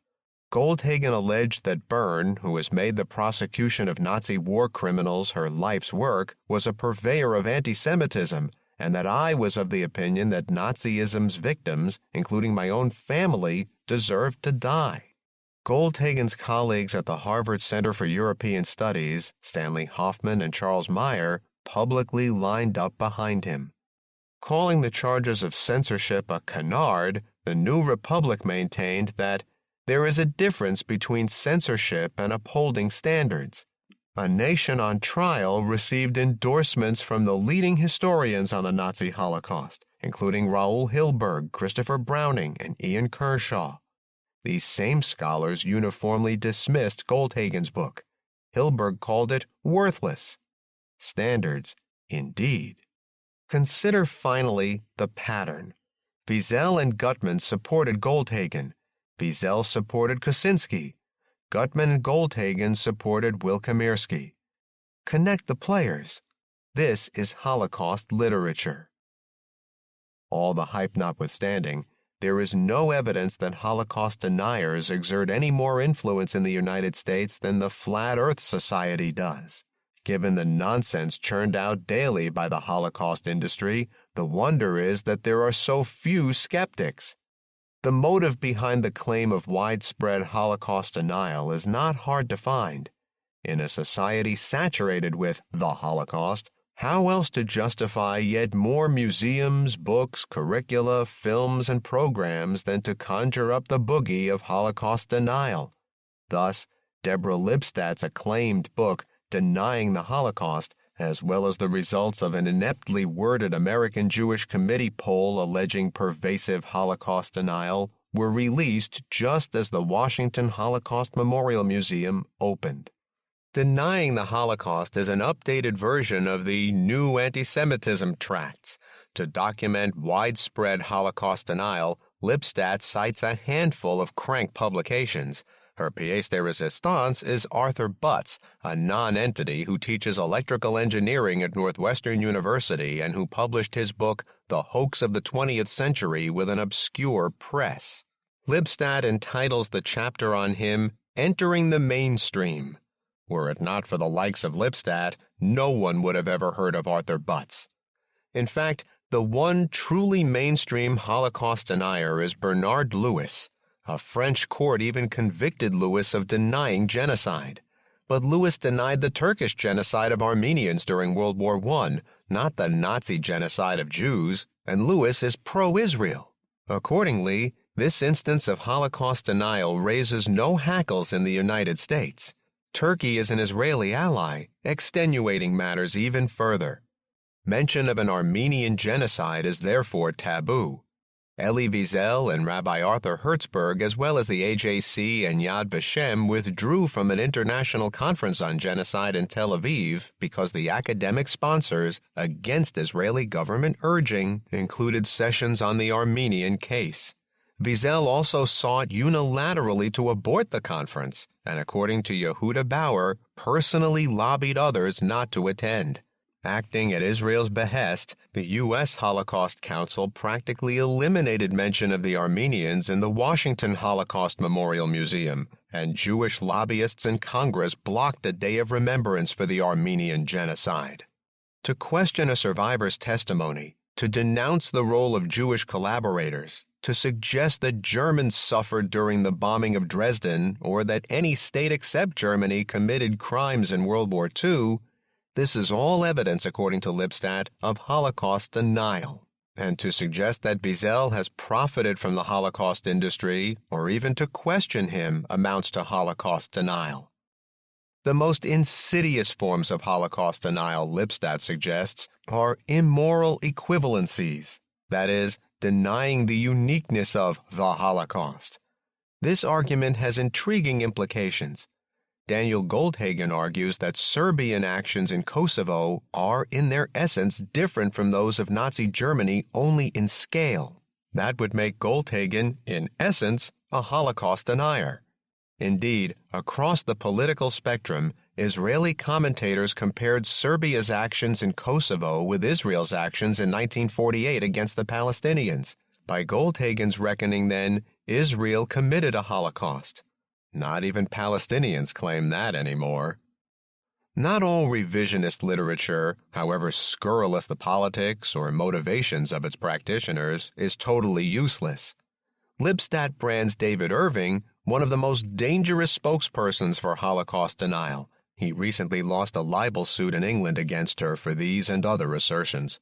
But Irving, notorious as an admirer of Hitler and sympathizer with German National Socialism, has nevertheless, as Gordon Craig points out, made an indispensable contribution to our knowledge of World War II. Both Arno Mayer, in his important study of the Nazi Holocaust, and Raoul Hilberg cite Holocaust denial publications. If these people want to speak, let them, Hilberg observes. It only leads those of us who do research to re-examine what we might have considered as obvious, and that's useful for us. Annual days of remembrance of the Holocaust are a national event. All 50 states sponsor commemorations, often in state legislative chambers. The Association of Holocaust Organizations lists over 100 Holocaust institutions in the United States. 7 major Holocaust museums dot the American landscape. The centerpiece of this memorialization is the United States Holocaust Memorial Museum in Washington. The first question is why we even have a federally mandated and funded Holocaust museum in the nation's capital. Its presence on the Washington Mall is particularly incongruous in the absence of a museum commemorating crimes in the course of American history.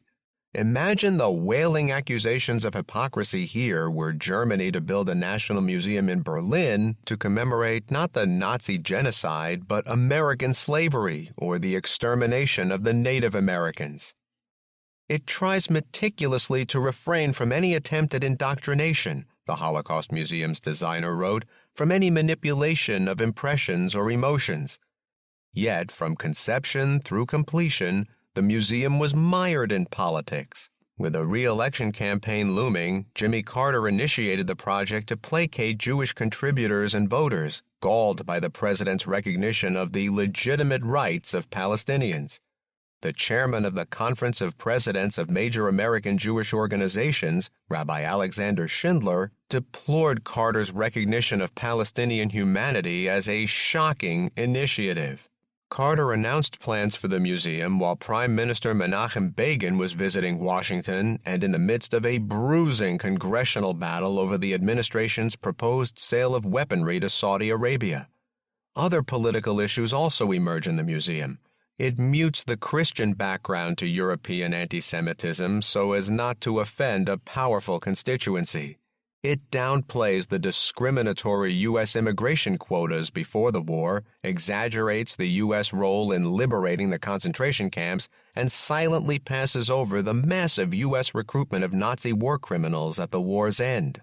The museum's overarching message is that we couldn't even conceive, let alone commit such evil deeds. The Holocaust cuts against the grain of the American ethos, Michael Berenbaum observes in the companion book to the museum. We see in its perpetration a violation of every essential American value. The Holocaust Museum signals the Zionist lesson that Israel was the appropriate answer to Nazism, with the closing scenes of Jewish survivors struggling to enter Palestine. The politicization begins even before one crosses the museum's threshold. It is situated on Raoul Wallenberg Place. Wallenberg, a Swedish diplomat, is honored because he rescued thousands of Jews and ended up in a Soviet prison.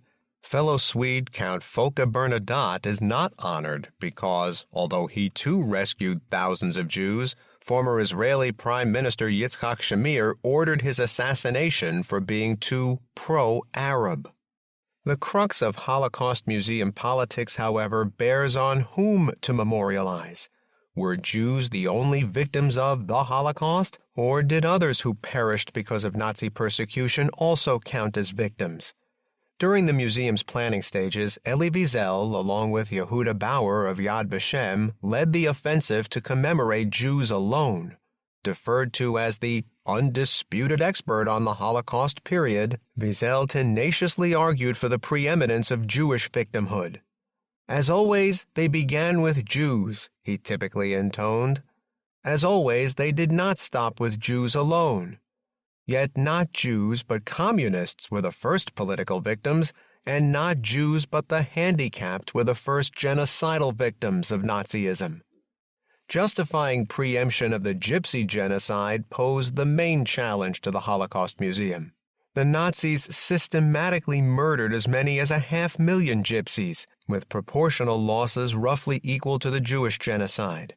Holocaust writers like Yehuda Bauer maintained that the Gypsies did not fall victim to the same genocidal onslaught as Jews.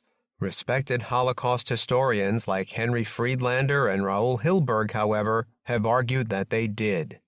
Multiple motives lurked behind the museum's marginalizing of the Gypsy genocide. First, one simply couldn't compare the loss of Gypsy and Jewish life. Ridiculing the call for Gypsy representation on the U.S. Holocaust Memorial Council as cockamamie, Executive Director Rabbi Seymour Siegel doubted whether Gypsies even existed as a people. There should be some recognition or acknowledgement of the Gypsy people, if there is such a thing. He did allow, however, that there was a suffering element under the Nazis.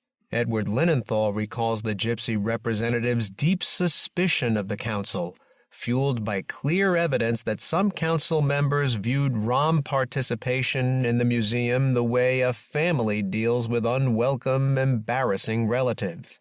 Second, acknowledging the Gypsy genocide meant the loss of an exclusive Jewish franchise over the Holocaust, with a commensurate loss of Jewish moral capital.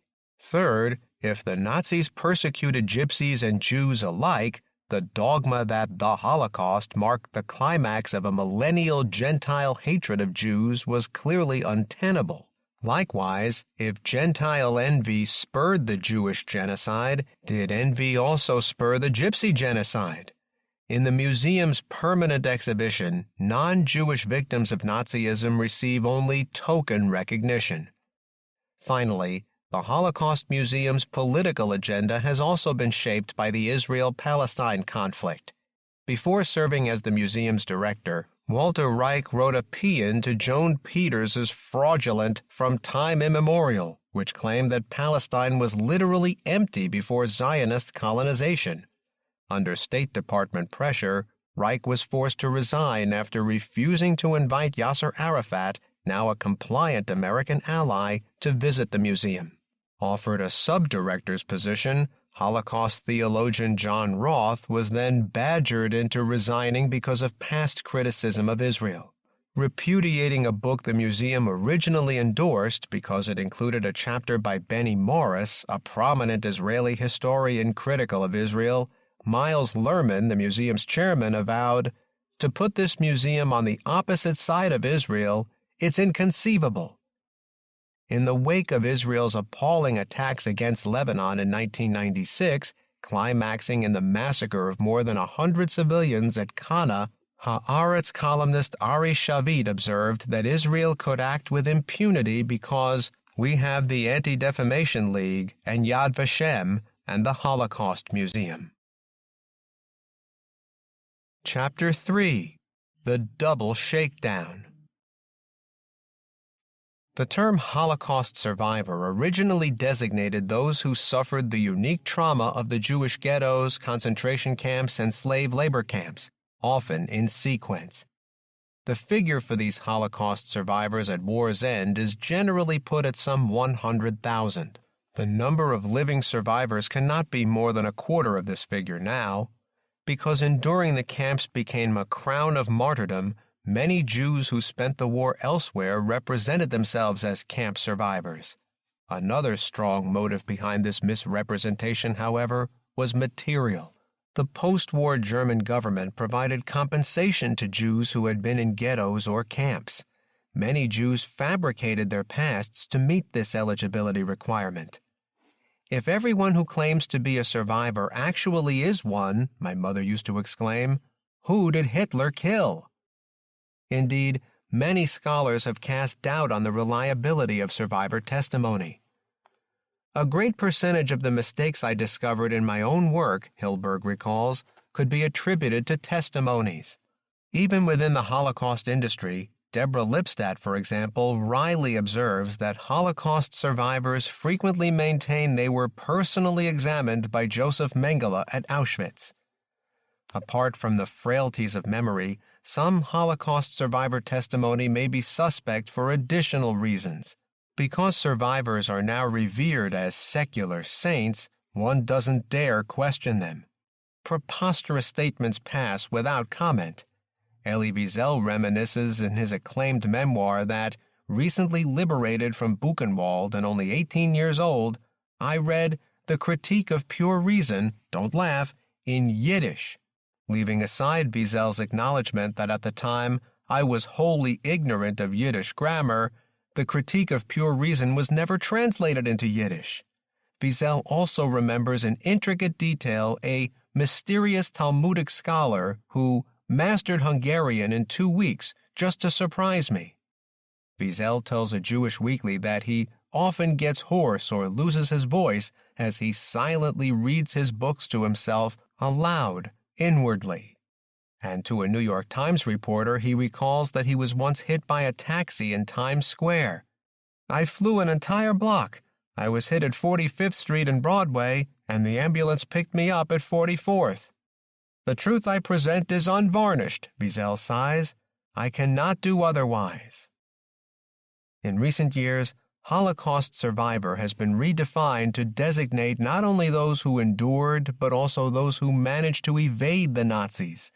It includes, for example, more than 100,000 Polish Jews who found refuge in the Soviet Union after the Nazi invasion of Poland.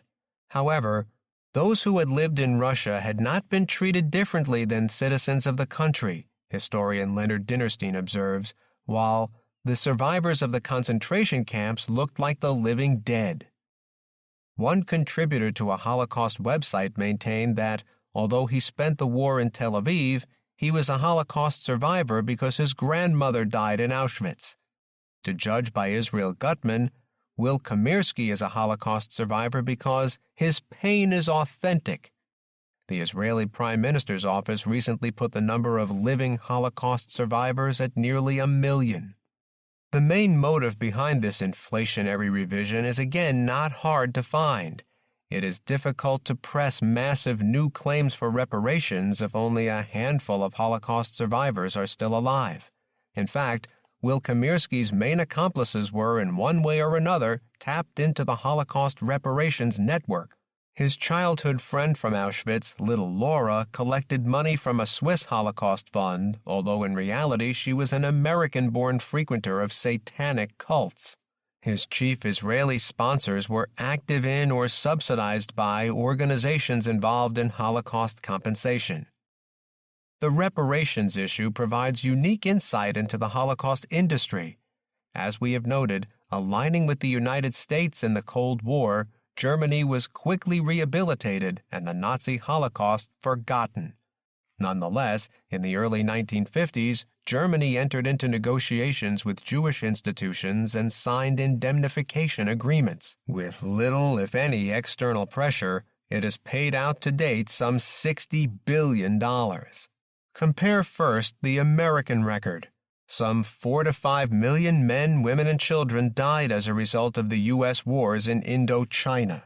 After the American withdrawal, a historian recalls, Vietnam desperately needed aid. In the South, 9,000 out of 15,000 hamlets, 25 million acres of farmland, 12 million acres of forest were destroyed, and 1.5 million farm animals had been killed. There were an estimated 200,000 prostitutes, 879,000 orphans, 181,000 disabled people, and 1 million widows. All 6 of the industrial cities in the North had been badly damaged, as were provincial and district towns, and 4,000 out of 5,800 agricultural communes. Refusing, however, to pay any reparations, President Carter explained that the destruction was mutual.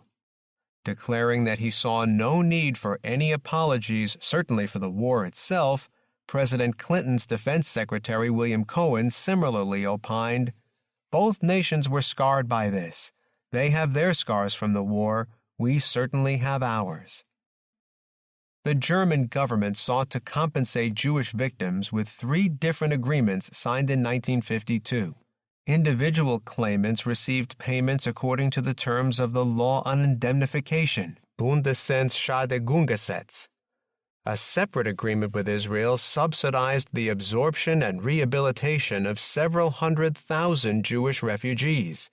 The German government also negotiated at the same time a financial settlement with the Conference on Jewish Material Claims against Germany, an umbrella of all major Jewish organizations including the American Jewish Committee, American Jewish Congress, B'nai B'rith, the Joint Distribution Committee, and so forth. The Claims Conference was supposed to use the monies, $10 million annually for 12 years, or about $1 billion in current values, for Jewish victims of Nazi persecution who had fallen through the cracks in the compensation process. My mother was a case in point. A survivor of the Warsaw Ghetto, Majdanek concentration camp, and slave labor camps at Częstochowa and Skarżysko-Kamienna, she received only $3,500 in compensation from the German government. Other Jewish victims, and many who in fact were not victims, however, received lifetime pensions from Germany, eventually totaling hundreds of thousands of dollars. The monies given to the Claims Conference were earmarked for those Jewish victims who had received only minimal compensation. Indeed, the German government sought to make explicit in the agreement with the Claims Conference that the monies would go solely to Jewish survivors, strictly defined, who had been unfairly or inadequately compensated by German courts. The conference expressed outrage that its good faith was doubted. After reaching agreement, the conference issued a press release underlining that the monies would be used for Jewish persecutees of the Nazi regime for whom the existing and proposed legislation cannot provide a remedy. The final accord called on the conference to use the monies for the relief, rehabilitation, and resettlement of Jewish victims. The Claims Conference promptly annulled the agreement. In a flagrant breach of its letter and spirit, the conference earmarked the monies not for the rehabilitation of Jewish victims, but rather for the rehabilitation of Jewish communities. Indeed, a guiding principle of the claims conference prohibited use of monies for direct allocations to individuals. In a classic instance of looking after one's own, however, the conference provided exemptions for two categories of victims. Rabbis and outstanding Jewish leaders received individual payments. The constituent organizations of the claims conference used the bulk of the monies to finance various pet projects. Whatever benefits, if any, the actual Jewish victims received were indirect or incidental. Large sums were circuitously channeled to Jewish communities in the Arab world and facilitated Jewish emigration from Eastern Europe. They also subsidized cultural undertakings such as Holocaust museums and university chairs in Holocaust studies, as well as a Yad Vashem showboat pensioning righteous Gentiles. More recently, the claims conference sought to appropriate for itself denationalized Jewish properties in the former East Germany worth hundreds of millions of dollars that rightfully belonged to living Jewish heirs. As the conference came under attack by defrauded Jews for this and other abuses, Rabbi Arthur Hertzberg cast a plague on both sides, sneering that it's not about justice, it's a fight for money. When Germans or Swiss refuse to pay compensation, the heavens cannot contain the righteous indignation of organized American Jewry. But when Jewish elites rob Jewish survivors, no ethical issues arise. It's just about money. Although my late mother received only $3,500 in compensation, others involved in the reparations process have made out quite well. The reported annual salary of Saul Kagan, longtime executive secretary of the claims conference, is $105,000. Between stints at the conference, Kagan was convicted of 33 counts of willfully misapplying funds and credit while heading a New York bank. The conviction was overturned only after multiple appeals. Alphonse D'Amato, the ex-senator from New York, mediates Holocaust lawsuits against German and Austrian banks for $350 per hour plus expenses. For the first 6 months of his labors, he took in $103,000. Earlier, Wiesel publicly praised D'Amato for his sensitivity to Jewish suffering. Lawrence Eagleburger, Secretary of State under President Bush, earns an annual salary of $300,000 as chair of the International Commission on Holocaust-era Insurance Claims. Whatever he's being paid, Elon Steinberg of the World Jewish Congress opined, it is an absolute bargain. Kagan rings up in 12 days, Eagleburger in 4 days, and D'Amato in 10 hours what my mother received for suffering 6 years of Nazi persecution. The award for most enterprising Holocaust huckster, however, must surely go to Kenneth Bialkin. For decades a prominent U.S. Jewish leader, he headed the ADL and chaired the Conference of Presidents of major American Jewish organizations. Currently, Bialkin represents the Generali Insurance Company against the Eagleburger Commission for a reported high sum of money. In recent years, the Holocaust industry has become an outright extortion racket. Purporting to represent all of world Jewry, living and dead, it is laying claim to Holocaust-era Jewish assets throughout Europe. Fittingly dubbed the last chapter of The Holocaust, this double shakedown of European countries as well as legitimate Jewish claimants first targeted Switzerland. I will first review the allegations against the Swiss. I will then turn to the evidence, demonstrating that many of the charges were not only based on deceit but apply even more accurately to those issuing them than to their targets. Commemorating the 50th anniversary of the end of World War II, Switzerland's president formally apologized in May 1995 for denying Jews refuge during the Nazi Holocaust. About the same time, discussion reopened on the long-simmering question of Jewish assets deposited in Swiss accounts before and during the war. In a widely reported story, an Israeli journalist cited a document, misread as it turned out, proving that Swiss banks still held Holocaust-era Jewish accounts worth billions of dollars. The World Jewish Congress, a moribund organization until its campaign denouncing Kurt Waldheim as a war criminal, leapt at this new opportunity to flex its muscle. Early on, it was understood that Switzerland was easy prey. Few would sympathize with rich Swiss bankers as against needy Holocaust survivors. But more importantly, Swiss banks were highly vulnerable to economic pressures from the United States. In late 1995, Edgar Bronfman, president of the World Jewish Congress and the son of a Jewish Claims Conference official, and Rabbi Israel Singer, the Secretary General of the WJC and a real estate tycoon, met with the Swiss bankers. Bronfman, heir to the Seagram liquor fortune, his personal wealth is estimated at $3 billion, would later modestly inform the Senate Banking Committee that he spoke on behalf of the Jewish people as well as the 6 million, those who cannot speak for themselves. The Swiss bankers declared that they could locate only 775 unclaimed dormant accounts worth a total of $32 million. They offered this sum as a basis for negotiations with the WJC, which refused it as inadequate. In December 1995, Bronfman teamed up with Senator D'Amato. His poll ratings at a nadir and a Senate race not far off, D'Amato savored this occasion to boost his standing in the Jewish community with its crucial votes and wealthy political donors. Before the Swiss were finally brought to their knees, the WJC, working with the gamut of Holocaust institutions, including the U.S. Holocaust Memorial Museum and the Simon Wiesenthal Center, had mobilized the entire U.S. political establishment. From President Clinton, who buried the hatchet with D'Amato, the Whitewater hearings were still going on, to lend support, through 11 agencies of the federal government, as well as the House and Senate, down to state and local governments across the country, bipartisan pressures were brought to bear as one public official after another lined up to denounce the perfidious Swiss. Using the House and Senate banking committees as a springboard, the Holocaust industry orchestrated a shameless campaign of vilification. With an infinitely compliant and credulous press ready to give banner headlines to any Holocaust-related story, however preposterous, the smear campaign proved unstoppable. Greg Rickman, D'Amato's chief legislative aide, boasts in his account that the Swiss bankers were forced into the court of public opinion, where we controlled the agenda. The bankers were on our turf, and, conveniently, we were judge, jury, and executioner. Tom Bauer, a main researcher in the anti-Swiss campaign, dubs the D'Amato call for hearings a euphemism for a public trial or a kangaroo court.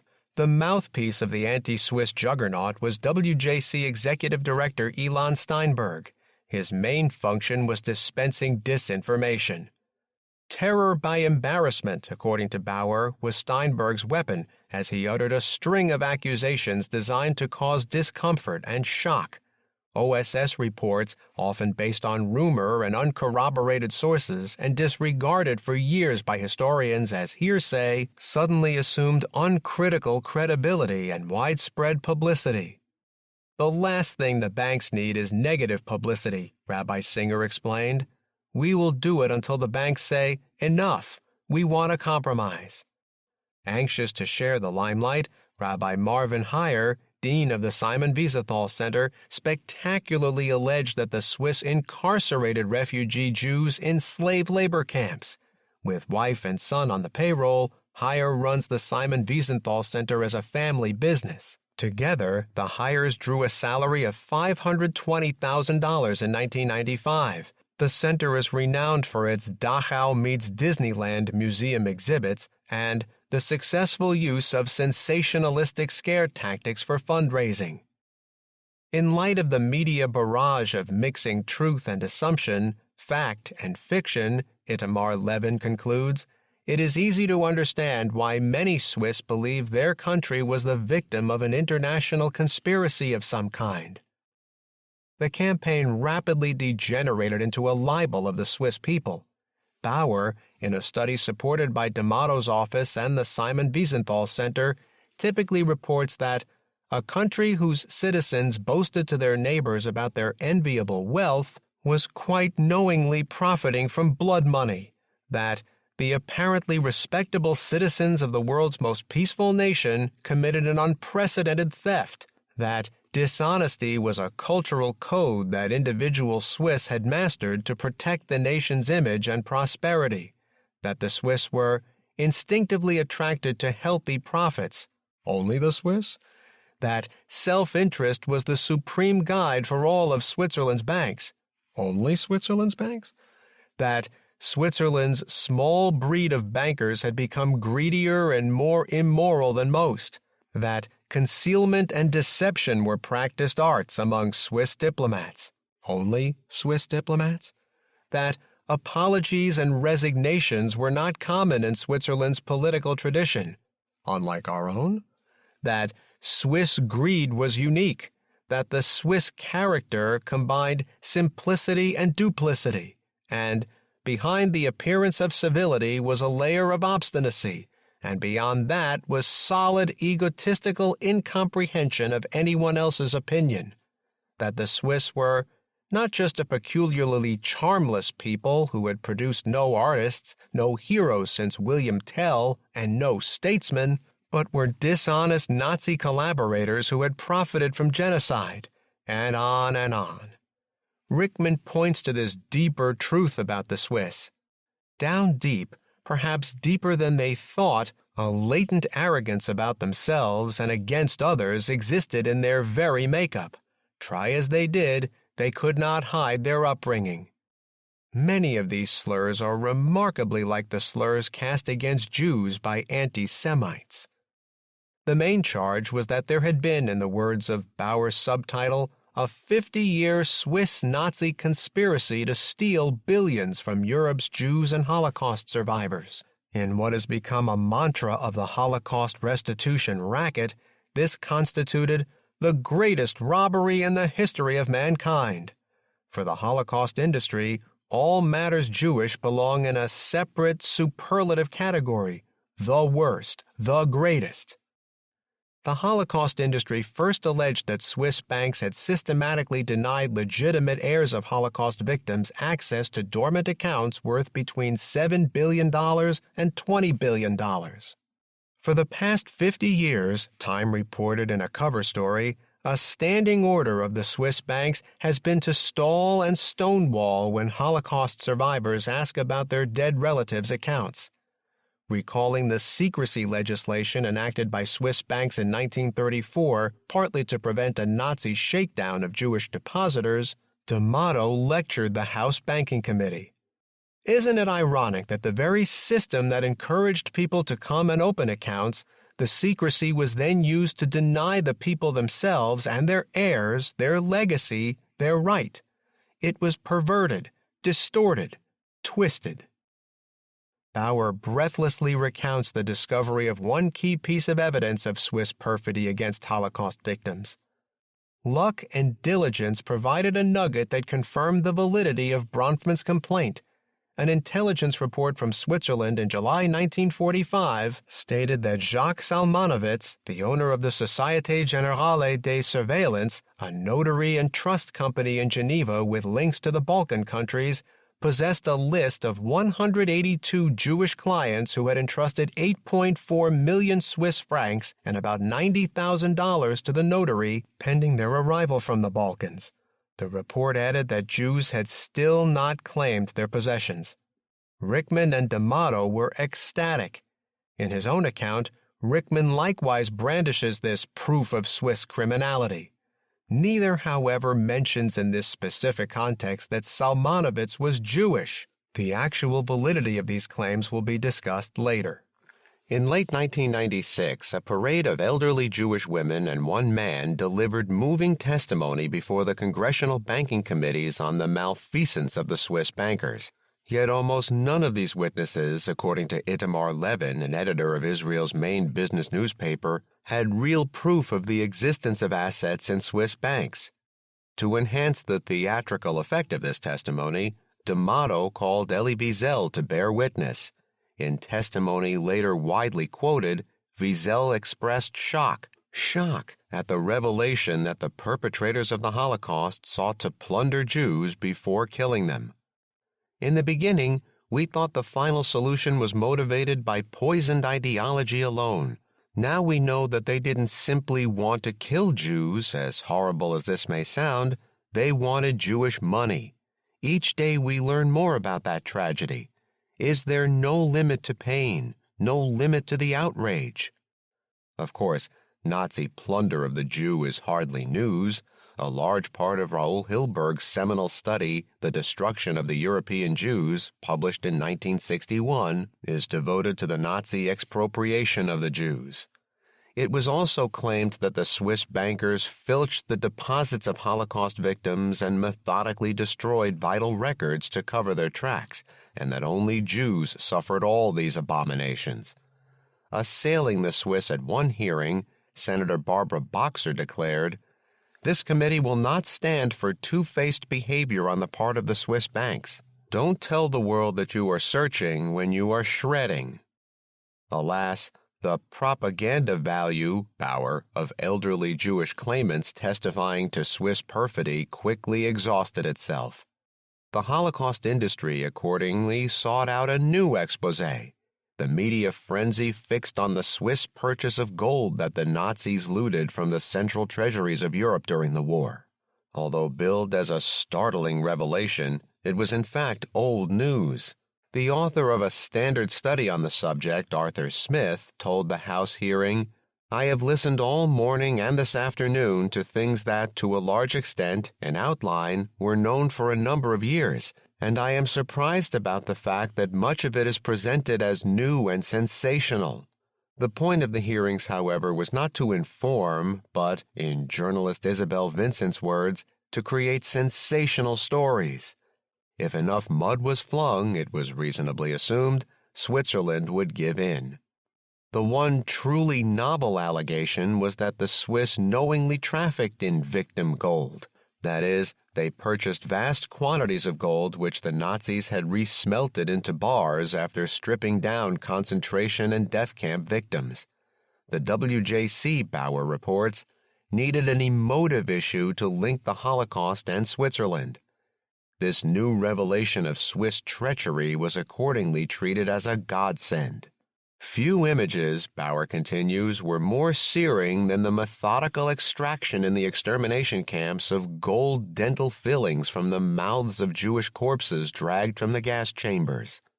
"The facts are very, very distressing," D'Amato mournfully intoned at a House hearing, "because they talk about taking and the plundering of assets from homes, from national banks, from the death camps. Gold watches and bracelets and eyeglass frames and the fillings from people's teeth." Apart from blocking access to Holocaust accounts and purchasing looted gold, the Swiss also stood accused of conspiring with Poland and Hungary to defraud Jews. The charge was that monies in unclaimed Swiss accounts belonging to Polish and Hungarian nationals, many but not all Jewish, were used by Switzerland as compensation for Swiss properties nationalized by these governments. Rickman refers to this as a startling revelation, one that would knock the socks off the Swiss and create a firestorm. But the facts were already widely known and reported in American law journals in the early 1950s, and for all the media ballyhoo, the total sums involved ultimately came to less than $1 million in current values. Already prior to the first Senate hearing on the dormant accounts in April 1996, the Swiss banks had agreed to establish an investigative committee and abide by its findings. Composed of 6 members, 3 each from the World Jewish Restitution Organization and the Swiss Bankers Association, and headed by Paul Volcker, former chairman of the U.S. Federal Reserve Bank, the Independent Committee of Eminent Persons was formally charged in a May 1996 Memorandum of Understanding. In addition, the Swiss government appointed in December 1996 an independent commission of experts, chaired by Professor Jean-François Bergy and including prominent Israeli Holocaust scholar Saul Friedlander, to investigate Switzerland's gold trade with Germany during World War II. Before these bodies could even commence work, however, the Holocaust industry pressed for a financial settlement with Switzerland. The Swiss protested that any settlement should naturally await the Commission's findings, Otherwise, it constituted extortion and blackmail. Playing its ever-winning card, the WJC anguished over the plight of needy Holocaust survivors.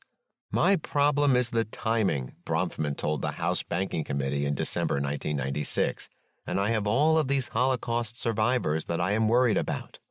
One wonders why the anguished billionaire couldn't himself temporarily relieve their plight. Dismissing one Swiss settlement offer of $250 million, Bronfman sniffed, "Don't do any favors. I'll give the money myself." He didn't. Switzerland, however, agreed in February 1997 to establish a $200 million special fund for needy victims of the Holocaust to tide over persons who need help or support in special ways until the commissions completed their work. The fund was still solvent when the Bergy and Volcker commissions issued their reports. The pressures from the Holocaust industry for a final settlement, however, did not relent. Rather, they continued to mount. Renewed Swiss pleas that a settlement should await the Commission's findings — it was the WJC, after all, that originally called for this moral reckoning — still fell on deaf ears. In fact, the Holocaust industry stood only to lose from these findings. If just a few Holocaust-era accounts belonging to Jews were found, the case against the Swiss banks would lose credibility. And even if a large number were found, it would mainly be the legitimate claimants who were compensated, not the Jewish organizations. Another mantra of the Holocaust industry is that total compensation is about truth and justice, not about money. "It's not about money," the Swiss now quipped. "It's about more money." Beyond whipping up public hysteria, the Holocaust industry coordinated a two-pronged strategy to terrorize the Swiss into submission: class action lawsuits and an economic boycott. The first class action lawsuit was filed in early October 1996 by Edward Fagan and Robert Swift on behalf of Gisela Weishaus. Her father spoke about monies deposited in Switzerland before his death in Auschwitz, but the banks rebuffed her post-war inquiries, and others similarly situated, for $20 billion. A few weeks later, the Simon Wiesenthal Center, enlisting attorneys Michael Hausfeld and Melvin Weiss, filed a second class action lawsuit. And in January 1997, the World Council of Orthodox Jewish Committees initiated yet a third one. All three suits were filed before Judge Edward Corman, a U.S. District Court judge in Brooklyn, who consolidated them. At least one party to the case, Toronto-based attorney Sergio Caras, deplored this tactic. The class action suits have done nothing but provoke mass hysteria and Swiss bashing. They're just perpetuating the myth about Jewish lawyers who just want money. Paul Volcker opposed the class action suits on the grounds that they will impair our work, potentially to the point of ineffectiveness. For the Holocaust industry, an irrelevant concern, if not an added incentive. The main weapon used to break Swiss resistance, however, was the economic boycott. "Now the battle will be much dirtier," Avraham Berg, chair of the Jewish Agency and Israel's point man in the Swiss banking case, warned in January 1997. "Until now, we have held back international Jewish pressure." Already in January 1996, the WJC had begun plotting the boycott. Bronfman and Singer contacted New York City Controller Alan Hevesy, whose father had been a prominent AJC official, and New York State Controller Carl McCall. Between them, the two controllers invest billions of dollars in pension funds. Hevesy also presided over the U.S. Controllers Association, which invested $30 trillion in pension funds. In late January, Singer strategized with Governor George Pataki of New York, as well as with D'Amato and Bronfman at his daughter's wedding. "Look what kind of man I am," the rabbi mused, "doing business at my daughter's wedding." In February 1996, Hevesy and McCall wrote the Swiss banks threatening sanctions. In October, Governor Pataki publicly lent his support. During the next several months, local and state governments in New York, New Jersey, Rhode Island, and Illinois all tabled resolutions threatening an economic boycott unless the Swiss banks came clean. In May 1997, the city of Los Angeles, withdrawing hundreds of millions of dollars in pension funds from a Swiss bank, imposed the first sanctions. Hevesy quickly followed suit with sanctions in New York. California, Massachusetts, and Illinois joined in within days. "I want $3 billion or northward," Bronfman proclaimed in December 1997, "in order to end it all, the class action suits, the Volcker process, and the rest."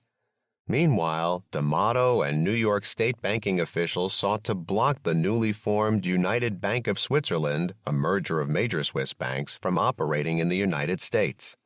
"If the Swiss are going to keep digging their heels in, then I'll have to ask all U.S. shareholders to suspend their dealings with the Swiss," Bronfman warned in March 1998.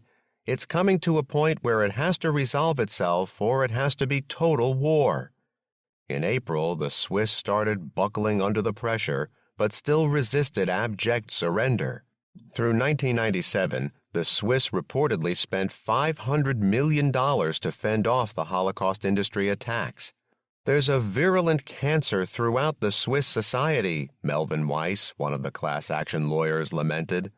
"We gave them an opportunity to get rid of it with a massive dose of radiation at a cost that is very small, and they've turned it down." In June, the Swiss banks put forth a final offer of $600 million. ADL head Abraham Foxman, shocked by Swiss arrogance, could barely contain his rage.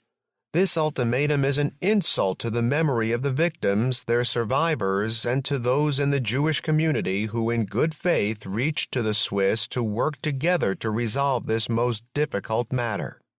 In July 1998, Hevesy and McCall threatened stiff new sanctions. New Jersey, Pennsylvania, Connecticut, Florida, Michigan, and California joined in within days. In mid-August, the Swiss finally caved in. In a class action settlement mediated by Judge Corman, the Swiss agreed to pay $1.25 billion. The aim of the additional payment, a Swiss bank's press release read, is to avert the threat of sanctions as well as long and costly court proceedings. "You have been a true pioneer in this saga," Israeli Prime Minister Benjamin Netanyahu congratulated D'Amato. "The result is not only an achievement in material terms, but a moral victory and a triumph of the spirit." Pity he didn't say, the will. The $1.25 billion settlement with Switzerland covered basically three classes: claimants to dormant Swiss accounts, refugees denied Swiss asylum, and victims of slave labor which Swiss benefited from. For all the righteous indignation about the perfidious Swiss, however, the comparable American record is, on all these counts, just as bad, if not worse. I will return presently to the matter of dormant U.S. accounts. Like Switzerland, the U.S. denied entry to Jewish refugees fleeing Nazism before and during World War II, yet the American government hasn't seen fit to compensate, say, Jewish refugees aboard the ill-fated ship St. Louis. Imagine the reaction if the thousands of Central American and Haitian refugees who were denied asylum after fleeing U.S.-sponsored death squads sought compensation here.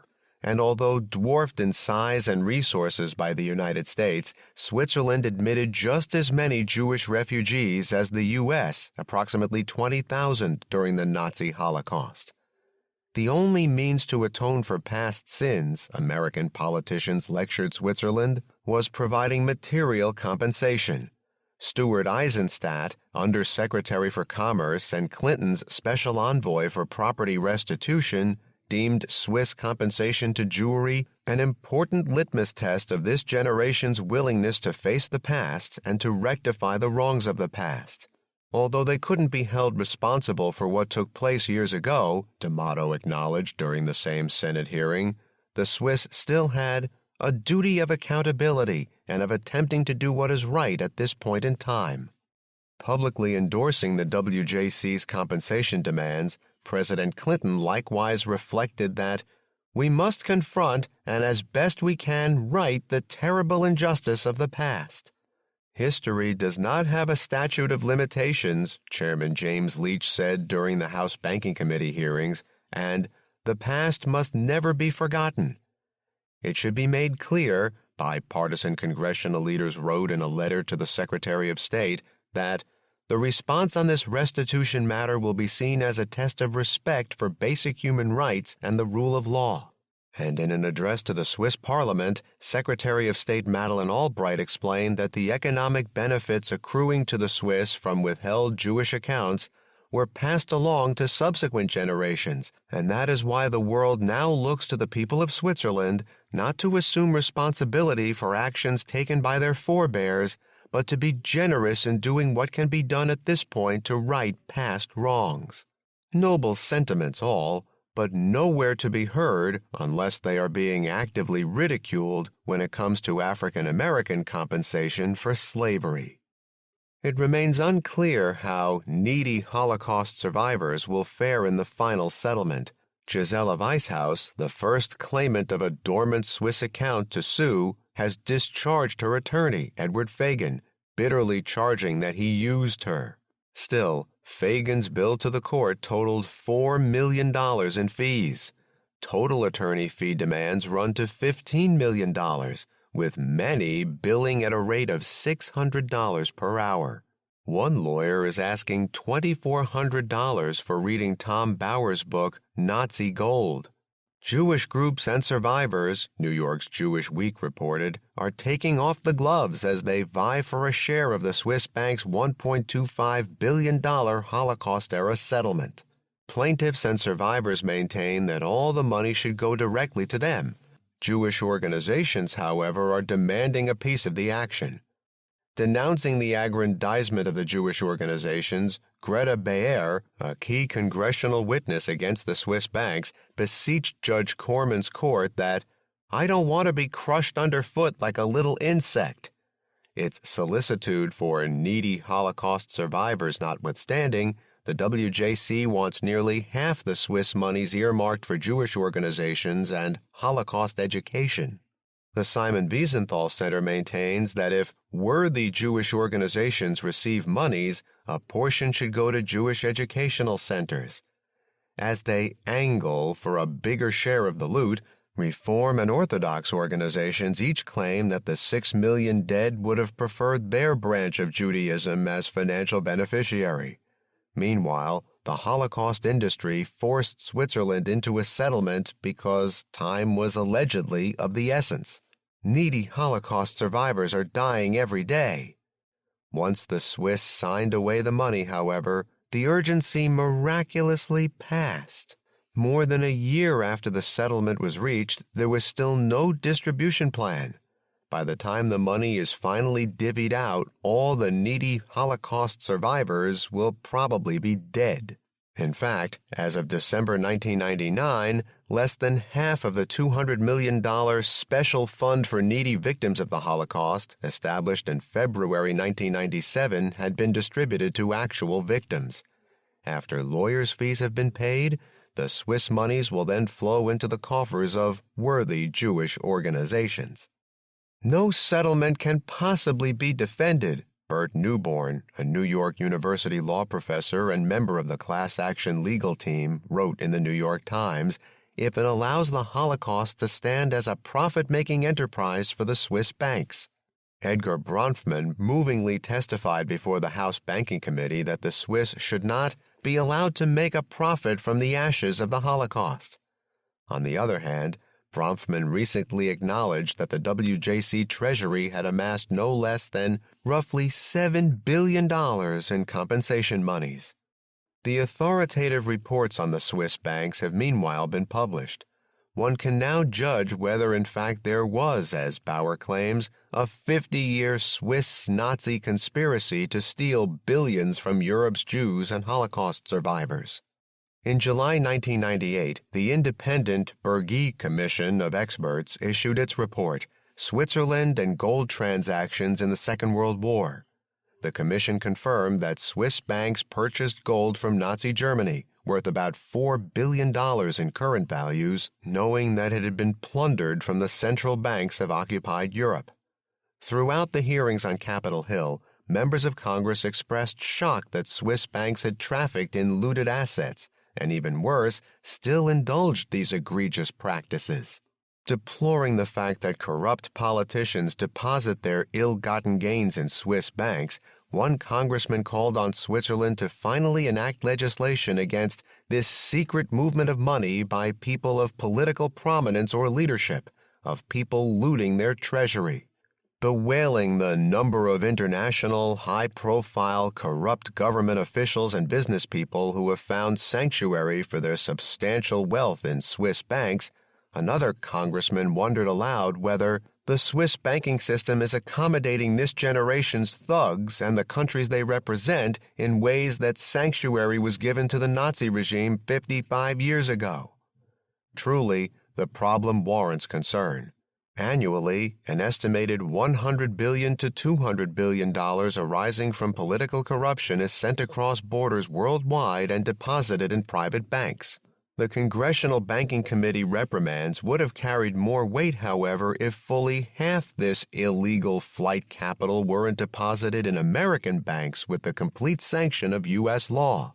Recent beneficiaries of this legal U.S. sanctuary include Raul Salinas de Gortari, the brother of Mexico's former president, and the family of former Nigerian dictator General Sani Abacha. The gold looted by Adolf Hitler and his henchmen, Jean Ziegler, a Swiss parliamentarian fiercely critical of the Swiss banks, observes, does not differ in essence from the blood money now held in the private Swiss accounts of Third World dictators.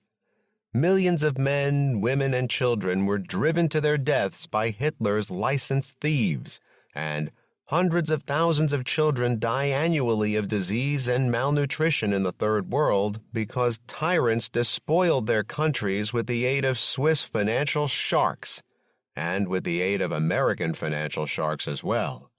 I leave to one side the even more important point that many of these tyrants were installed and maintained by U.S. power and authorized by the United States to despoil their countries. On the specific question of the Nazi Holocaust, the Independent Commission concluded that the Swiss banks did purchase bars containing gold looted by Nazi criminals from the victims of work camps and extermination camps. They didn't, however, knowingly do so. There is no indication that the decision-makers at the Swiss Central Bank knew that bars containing such gold were being shipped to Switzerland by the Reichsbank. The Commission put the value of victim gold unwittingly purchased by Switzerland at $134,428, or about $1 million in current values. This figure includes victim gold stripped from Jewish as well as non-Jewish camp inmates. In December 1999, the independent Volcker Committee of Eminent Persons issued its report on dormant accounts of victims of Nazi persecution in Swiss banks. The report documents the findings of an exhaustive audit that lasted 3 years and cost no less than $500 million. Its central finding on the treatment of dormant accounts of victims of Nazi persecution merits extended quotation. For victims of Nazi persecution, there was no evidence of systematic discrimination, obstruction of access, misappropriation, or violation of document retention requirements of Swiss law. However, the report also criticizes the actions of some banks in their treatment of the accounts of victims of Nazi persecution. The word "some" in the preceding sentence needs to be emphasized since the criticized actions refer mainly to those of specific banks in their handling of individual accounts of victims of Nazi persecution in the context of an investigation of 254 banks covering a period of about 60 years. For the criticized actions, the report also recognizes that there were mitigating circumstances for the conduct of the banks involved in these activities.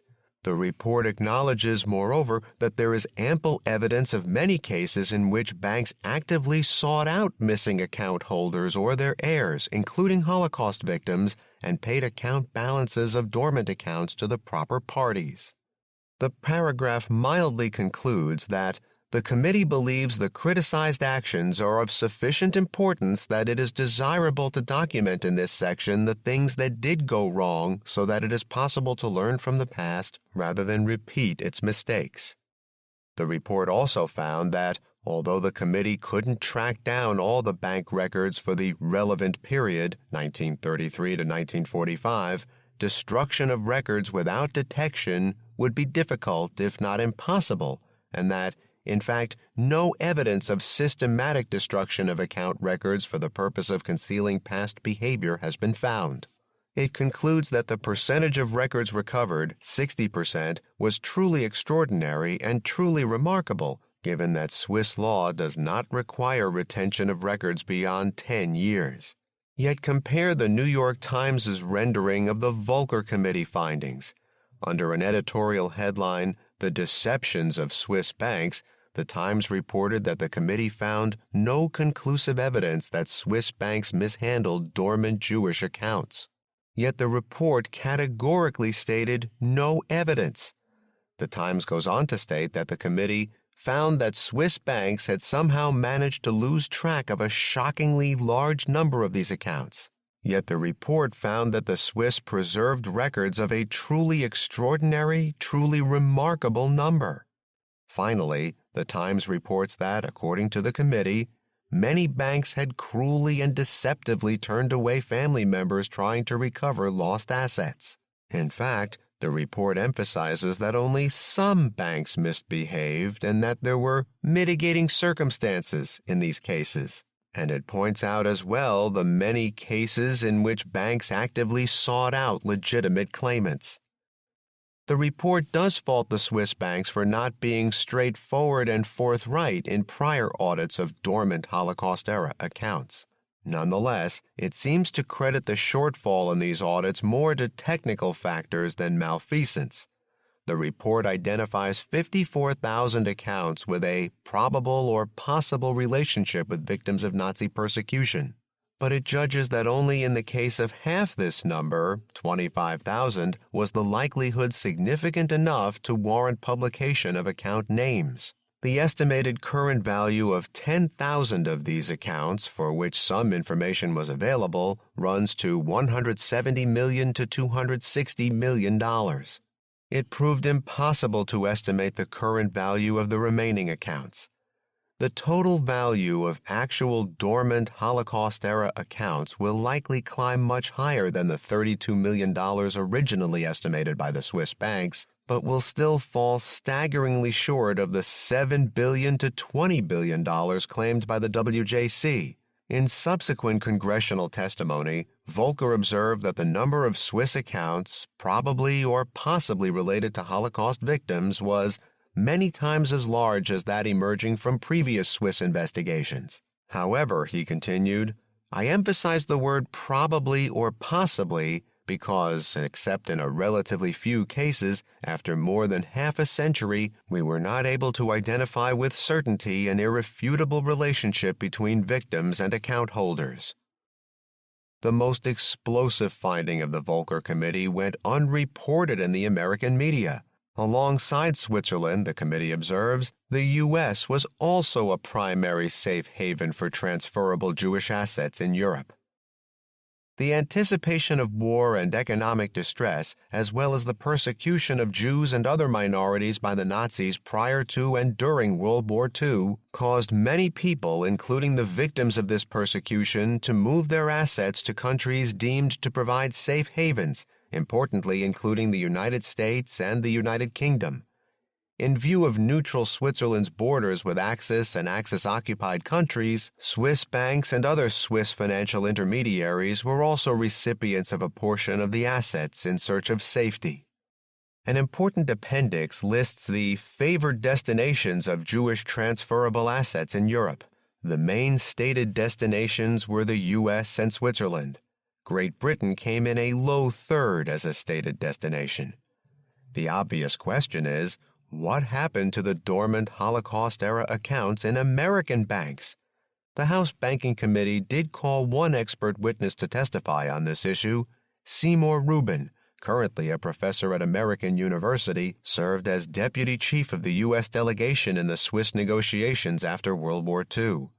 Under the auspices of American Jewish organizations, Rubin also worked during the 1950s with a group of experts on Jewish communal life in Europe to identify dormant Holocaust-era accounts in U.S. banks. In his House testimony, Rubin stated that, after a most superficial and rudimentary audit of just New York banks, the value of these accounts was put at $6 million. Jewish organizations requested this sum for needy survivors from Congress. Abandoned dormant accounts in the U.S. are transferred to the state under the doctrine of escheat. Rubin then recalled, "The initial estimate of $6 million was rejected by potential congressional sponsors of the necessary legislation, and a limit of $3 million was used in the original draft legislation. In the event, the $3 million figure was slashed in committee hearings to $1 million. Legislative action further reduced the amount to $500,000. Even that amount was opposed by the Bureau of the Budget, which proposed a limit of $250,000. The legislation, however, passed with the $500,000.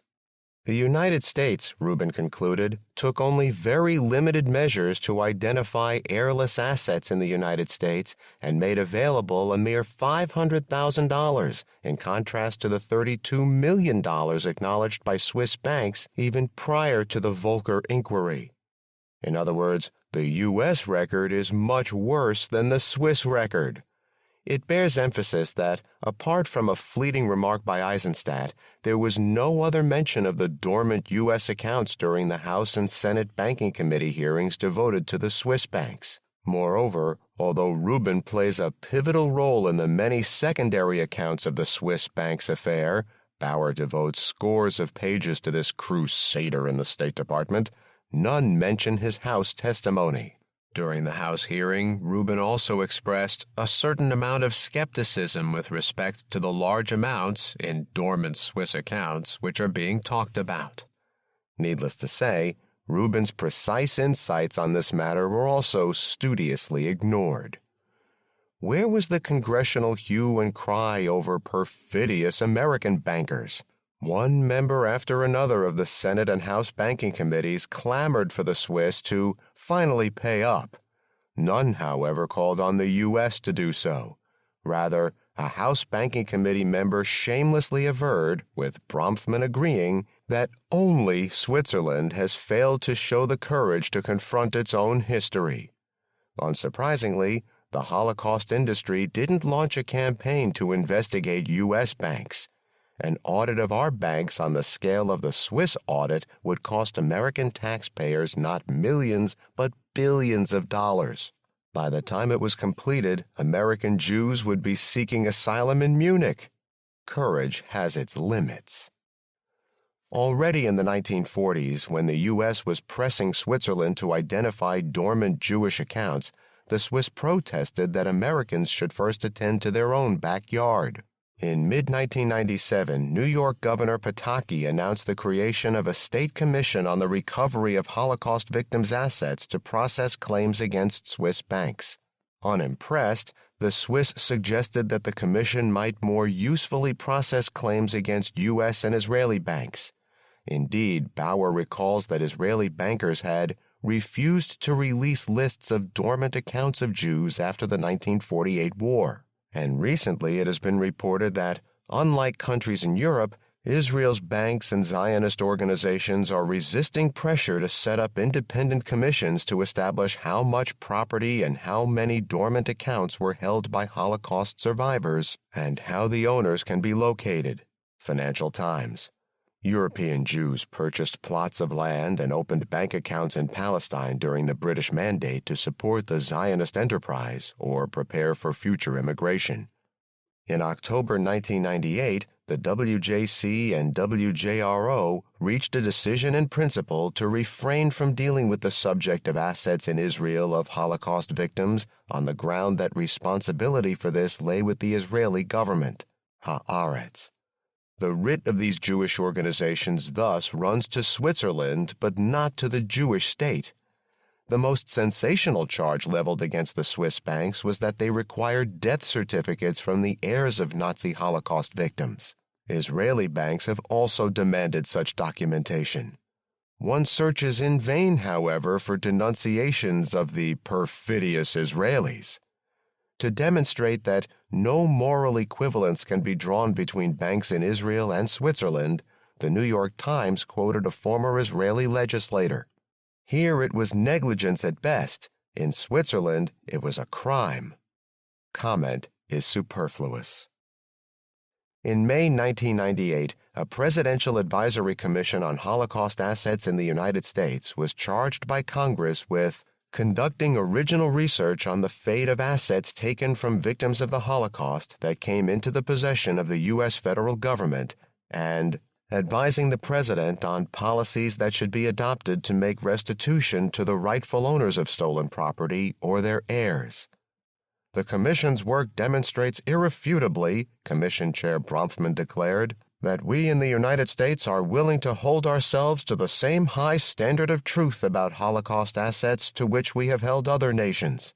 Yet, a Presidential Advisory Commission with a total budget of $6 million is rather different from a comprehensive $500 million external audit of a nation's entire banking system with unfettered access to all bank records. To dispel any lingering doubts that the U.S. stood in the forefront of efforts to restore Holocaust-era stolen Jewish assets, James Leach, chairman of the House Banking Committee, proudly announced in February 2000 that a North Carolina museum had returned one painting to an Austrian family. It underscores United States accountability, and I think that is something that this committee ought to stress. For the Holocaust industry, the Swiss banks affair, like the post-war torments endured by Swiss Holocaust survivor Benjamin Wilkomirski, was yet further proof of an ineradicable and irrational Gentile malice. The affair pointed up the gross insensitivity of even a liberal, democratic European country, Itamar Levin concludes, to those who carried the physical and emotional scars of the worst crime in history. An April 1997 Tel Aviv University study reported an unmistakable rise in Swiss anti-Semitism. Yet this ominous development couldn't possibly be connected with the Holocaust industry's shakedown of Switzerland. Jews do not make anti-Semitism, Bronfman sniffed. Anti-Semites make anti-Semitism. Material compensation for the Holocaust is the greatest moral test facing Europe at the end of the 20th century, Itamar Levin maintains. This will be the real test of the continent's treatment of the Jewish people. Indeed, emboldened by its success in shaking down the Swiss, the Holocaust industry moved quickly to test the rest of Europe. The next stop was Germany. After the Holocaust industry settled with Switzerland in August 1998, it deployed the same winning strategy against Germany in September. The same three legal teams, Hausfeld-Weiss, Fagan-Swift, and the World Council of Orthodox Jewish Communities, initiated class action lawsuits against German private industry, demanding no less than $20 billion in compensation. Brandishing the threat of an economic boycott, New York City Comptroller Hevesi began to monitor the negotiations in April 1999. The House Banking Committee held hearings in September. Congresswoman Carolyn Maloney declared that the passage of time must not be an excuse for unjust enrichment, at any rate from Jewish slave labor. African American slave labor is another story, while Committee Chairman Leach, reading from the same old script, intoned that history has no statute of limitations. German companies doing business in the United States, Stuart Eisenstadt told the committee, value their goodwill here and will want to continue the kind of good citizenship in the U.S. and Germany that they've always displayed. Foregoing diplomatic niceties, Congressman Rick Lazio bluntly urged the committee to focus on the private sector German companies, in particular those who do business in the U.S.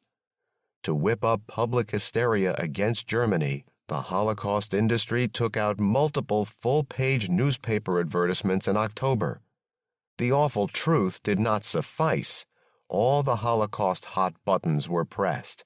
An ad denouncing the German pharmaceutical corporation Bayer dragged in Joseph Mengele, although the evidence that Bayer directed his murderous experiments was nil. Recognizing that the Holocaust juggernaut was irresistible, the Germans caved in to a substantial monetary settlement by year's end. The Times of London credited this capitulation to the Holocaust campaign in the United States. "We could not have reached agreement," Eisenstadt later told the House Banking Committee, "without the personal involvement and leadership of President Clinton, as well as other senior officials in the U.S. government." The Holocaust industry charged that Germany had a moral and legal obligation to compensate former Jewish slave laborers. "These slave laborers deserve a small measure of justice," Eisenstadt pleaded, "in the few years remaining in their lives." Yet, as indicated earlier, it is simply untrue that they hadn't received any compensation. Jewish slave laborers were covered under the original agreements with Germany compensating concentration camp inmates. The German government indemnified former Jewish slave laborers for deprivation of liberty and for harm to life and limb. Only wages withheld were not formally compensated. Those who sustained enduring injuries each received a substantial lifetime pension. Germany also endowed the Jewish Claims Conference with approximately $1 billion in current values for those Jewish ex-camp inmates who received minimum compensation. As indicated earlier, the Claims Conference, violating the agreement with Germany, used the monies instead for various pet projects. It justified this misuse of German compensation on the grounds that, even before the funds from Germany had become available, the needs of the needy victims of Nazism had already been largely met. Still, 50 years later, the Holocaust industry was demanding money for needy Holocaust victims who had been living in poverty because the Germans allegedly never compensated them. What constitutes fair compensation for former Jewish slave laborers is plainly an unanswerable question. One can, however, say this. According to the terms of the new settlement, Jewish former slave laborers are each supposed to receive about $7,500. If the Claims Conference had properly distributed the original German monies, many more former Jewish slave laborers would have received much more, much sooner. Whether needy Holocaust victims will ever see any of the new German monies is an open question. The Claims Conference wants a large chunk set aside as its own special fund. According to the Jerusalem Report, the conference has plenty to gain by ensuring that the survivors get nothing. Israeli Knesset member Michael Kleiner, Heirut, lambasted the conference as a Judenrat, carrying on the Nazis' work in different ways. "It's a dishonest body, conducting itself with professional secrecy and tainted by ugly public and moral corruption," he charged. "A body of darkness that is maltreating Jewish Holocaust survivors and their heirs while it sits on a huge pile of money belonging to private individuals, but is doing everything to inherit the money while they are still alive." Meanwhile, Stuart Eisenstadt, testifying before the House Banking Committee, continued to heap praise on the transparent process that the Jewish Material Claims Conference has had over the last 40-some-odd years. For sheer cynicism, however, Rabbi Israel Singer ranked without peer. In addition to his Secretary General post at the World Jewish Congress, Singer has served as Vice President of the Claims Conference and was chief negotiator in the German slave labor talks. He piously reiterated to the House Banking Committee after the Swiss and German settlements that it would be a shame if the Holocaust compensation monies were paid to heirs rather than survivors. "We don't want that money paid to heirs, we want that money to be paid to victims."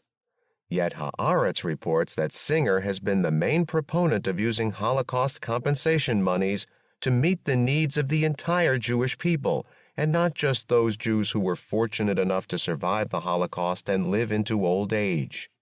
In a U.S. Holocaust Memorial Museum publication, Henry Friedlander, the respected Nazi Holocaust historian and ex-Auschwitz inmate, sketched this numerical picture at war's end.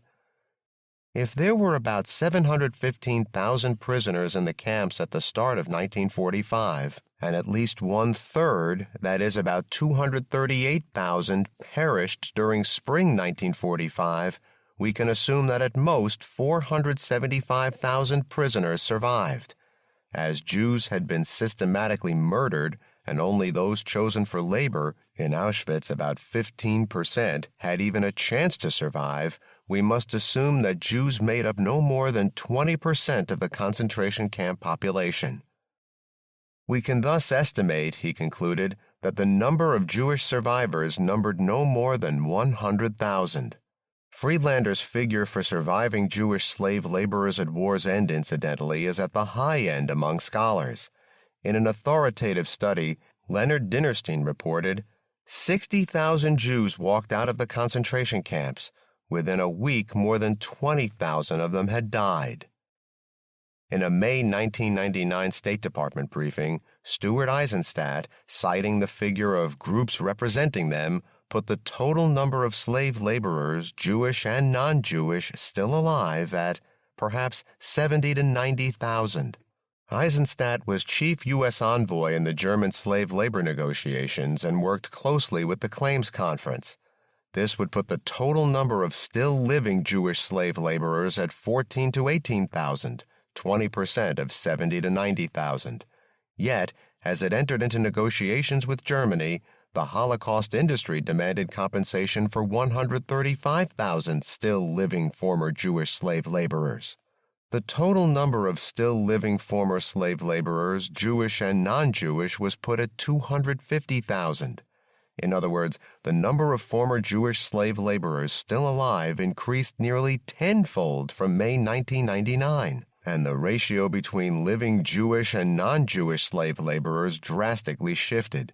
In fact, to believe the Holocaust industry, more former Jewish slave laborers are alive today than a half-century ago. What a tangled web we weave, Sir Walter Scott wrote, when first we practice to deceive.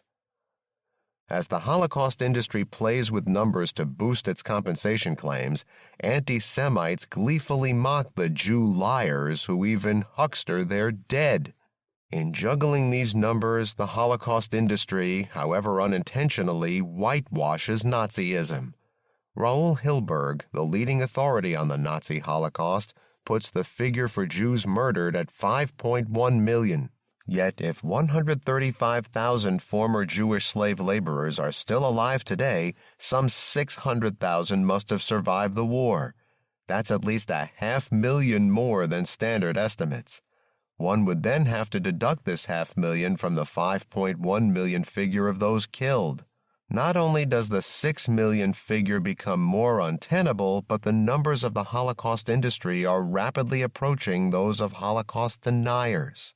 Consider that Nazi leader Heinrich Himmler put the total camp population in January 1945 at a little over 700,000, and that according to Friedlander, about one-third this number was killed off by May. Yet if Jews constituted only 20% of the surviving camp population, and, as the Holocaust industry implies, 600,000 Jewish inmates survived the war, then fully 3 million inmates in total must have survived. By the Holocaust industry's reckoning, concentration camp conditions couldn't have been harsh at all. In fact, one must suppose a remarkably high fertility and remarkably low mortality rate. The standard claim is that the final solution was a uniquely efficient assembly line industrial extermination. But if, as the Holocaust industry suggests, many hundreds of thousands of Jews survived, the final solution couldn't have been so efficient after all. It must have been a haphazard affair, exactly what Holocaust deniers argue. L'extrême c'est touchant. In a recent interview, Raoul Hilberg underscored that numbers do matter in comprehending the Nazi Holocaust. Indeed, the Claims Conference's revised figures radically call into question its own understanding. According to the Claims Conference's position paper on slave labor in its negotiations with Germany, slave labor was one of the three main methods used by the Nazis to murder Jews, the others being shooting and gassing. One of the purposes of slave labor was to work the individuals to death. The term slave is an imprecise word in this context. In general, slave masters have an interest to preserve the life and condition of their slaves. However, the Nazi plan for the slaves was that their work potential be utilized and then the slaves should be exterminated. Apart from Holocaust deniers, no one has yet disputed that Nazism consigned slave laborers to this horrific fate. How can one reconcile these established facts, however, with the claim that many hundreds of thousands of Jewish slave laborers survived the camps? Hasn't the Claims Conference breached the wall separating the ghastly truth about the Nazi Holocaust from Holocaust denial? In a full-page New York Times advertisement, Holocaust industry luminaries such as Elie Wiesel, Rabbi Marvin Heyer, and Stephen T. Katz condemned Syria's denial of the Holocaust. The text decried an editorial in an official Syrian government newspaper that claimed Israel invents stories about the Holocaust in order to receive more money from Germany and other Western establishments. Regrettably, the Syrian charge is true. Yet the irony, lost on both the Syrian government and the signatories to the ad, is that these stories themselves of many hundreds of thousands of survivors constitute a form of Holocaust denial. The shakedown of Switzerland and Germany has been only a prelude to the grand finale, the shakedown of Eastern Europe. With the collapse of the Soviet bloc, alluring prospects opened up in the former heartland of European Jewry. Cloaking itself in the sanctimonious mantle of needy Holocaust victims, the Holocaust industry has sought to extort billions of dollars from these already impoverished countries. Pursuing this end with reckless and ruthless abandon, it has become the main fomenter of anti-Semitism in Europe. The Holocaust industry has positioned itself as the sole legitimate claimant to all the communal and private assets of those who perished during the Nazi Holocaust. It has been agreed with the government of Israel, Edgar Bronfman told the House Banking Committee, that heirless assets should accrue to the World Jewish Restitution Organization. Using this mandate, the Holocaust industry has called on former Soviet bloc countries to hand over all pre-war Jewish properties or come up with monetary compensation. Unlike in the case of Switzerland and Germany, however, it makes these demands away from the glare of publicity. Public opinion has so far not been averse to the blackmailing of Swiss bankers and German industrialists, but it might look less kindly on the blackmailing of starving Polish peasants. Jews who lost family members during the Nazi Holocaust might also take a jaundiced view of the WJRO's machinations. Claiming to be the legitimate heir of those who perished in order to appropriate their assets could easily be mistaken for grave robbery. On the other hand, the Holocaust industry doesn't need a mobilized public opinion. With the support of key U.S. officials, it can easily break the feeble resistance of already prostrate nations. It is important to recognize that our efforts at communal property restitution, Stuart Eisenstadt told a House committee, are integral to the rebirth and renewal of Jewish life in Eastern Europe. Allegedly to promote the revival of Jewish life in Poland, the World Jewish Restitution Organization is demanding title over the 6,000 pre-war communal Jewish properties, including those currently being used as hospitals and schools. The pre-war Jewish population of Poland stood at 3.5 million. The current population is several thousand. Does reviving Jewish life really require one synagogue or school building per Polish Jew? The organization is also laying claim to hundreds of thousands of parcels of Polish land valued in the many tens of billions of dollars. Polish officials fear, Jewish Week reports, that the demand could bankrupt the nation. When Poland's parliament proposed limits on compensation to avert insolvency, Ilan Steinberg of the WJC denounced the legislation as fundamentally an anti-American act. Tightening the screws on Poland, Holocaust industry attorneys filed a class-action lawsuit in Judge Corman's court to compensate aging and dying Holocaust survivors. The complaint charged that the post-war Polish governments continued during the last 54 years a genocidal expulsion to extinction policy against Jews. New York City Council members jumped in with a unanimous resolution calling on Poland to pass comprehensive legislation providing for the complete restitution of Holocaust assets. while 57 members of Congress, led by Congressman Anthony Weiner of New York, dispatched a letter to the Polish parliament demanding comprehensive legislation that would return 100% of all property and assets seized during the Holocaust. As the people involved are getting older and older every day, the letter said, time is running out to compensate those wronged. Testifying before the Senate Banking Committee, Stuart Eisenstadt deplored the lax pace of evictions in Eastern Europe. A variety of problems have arisen in the return of properties.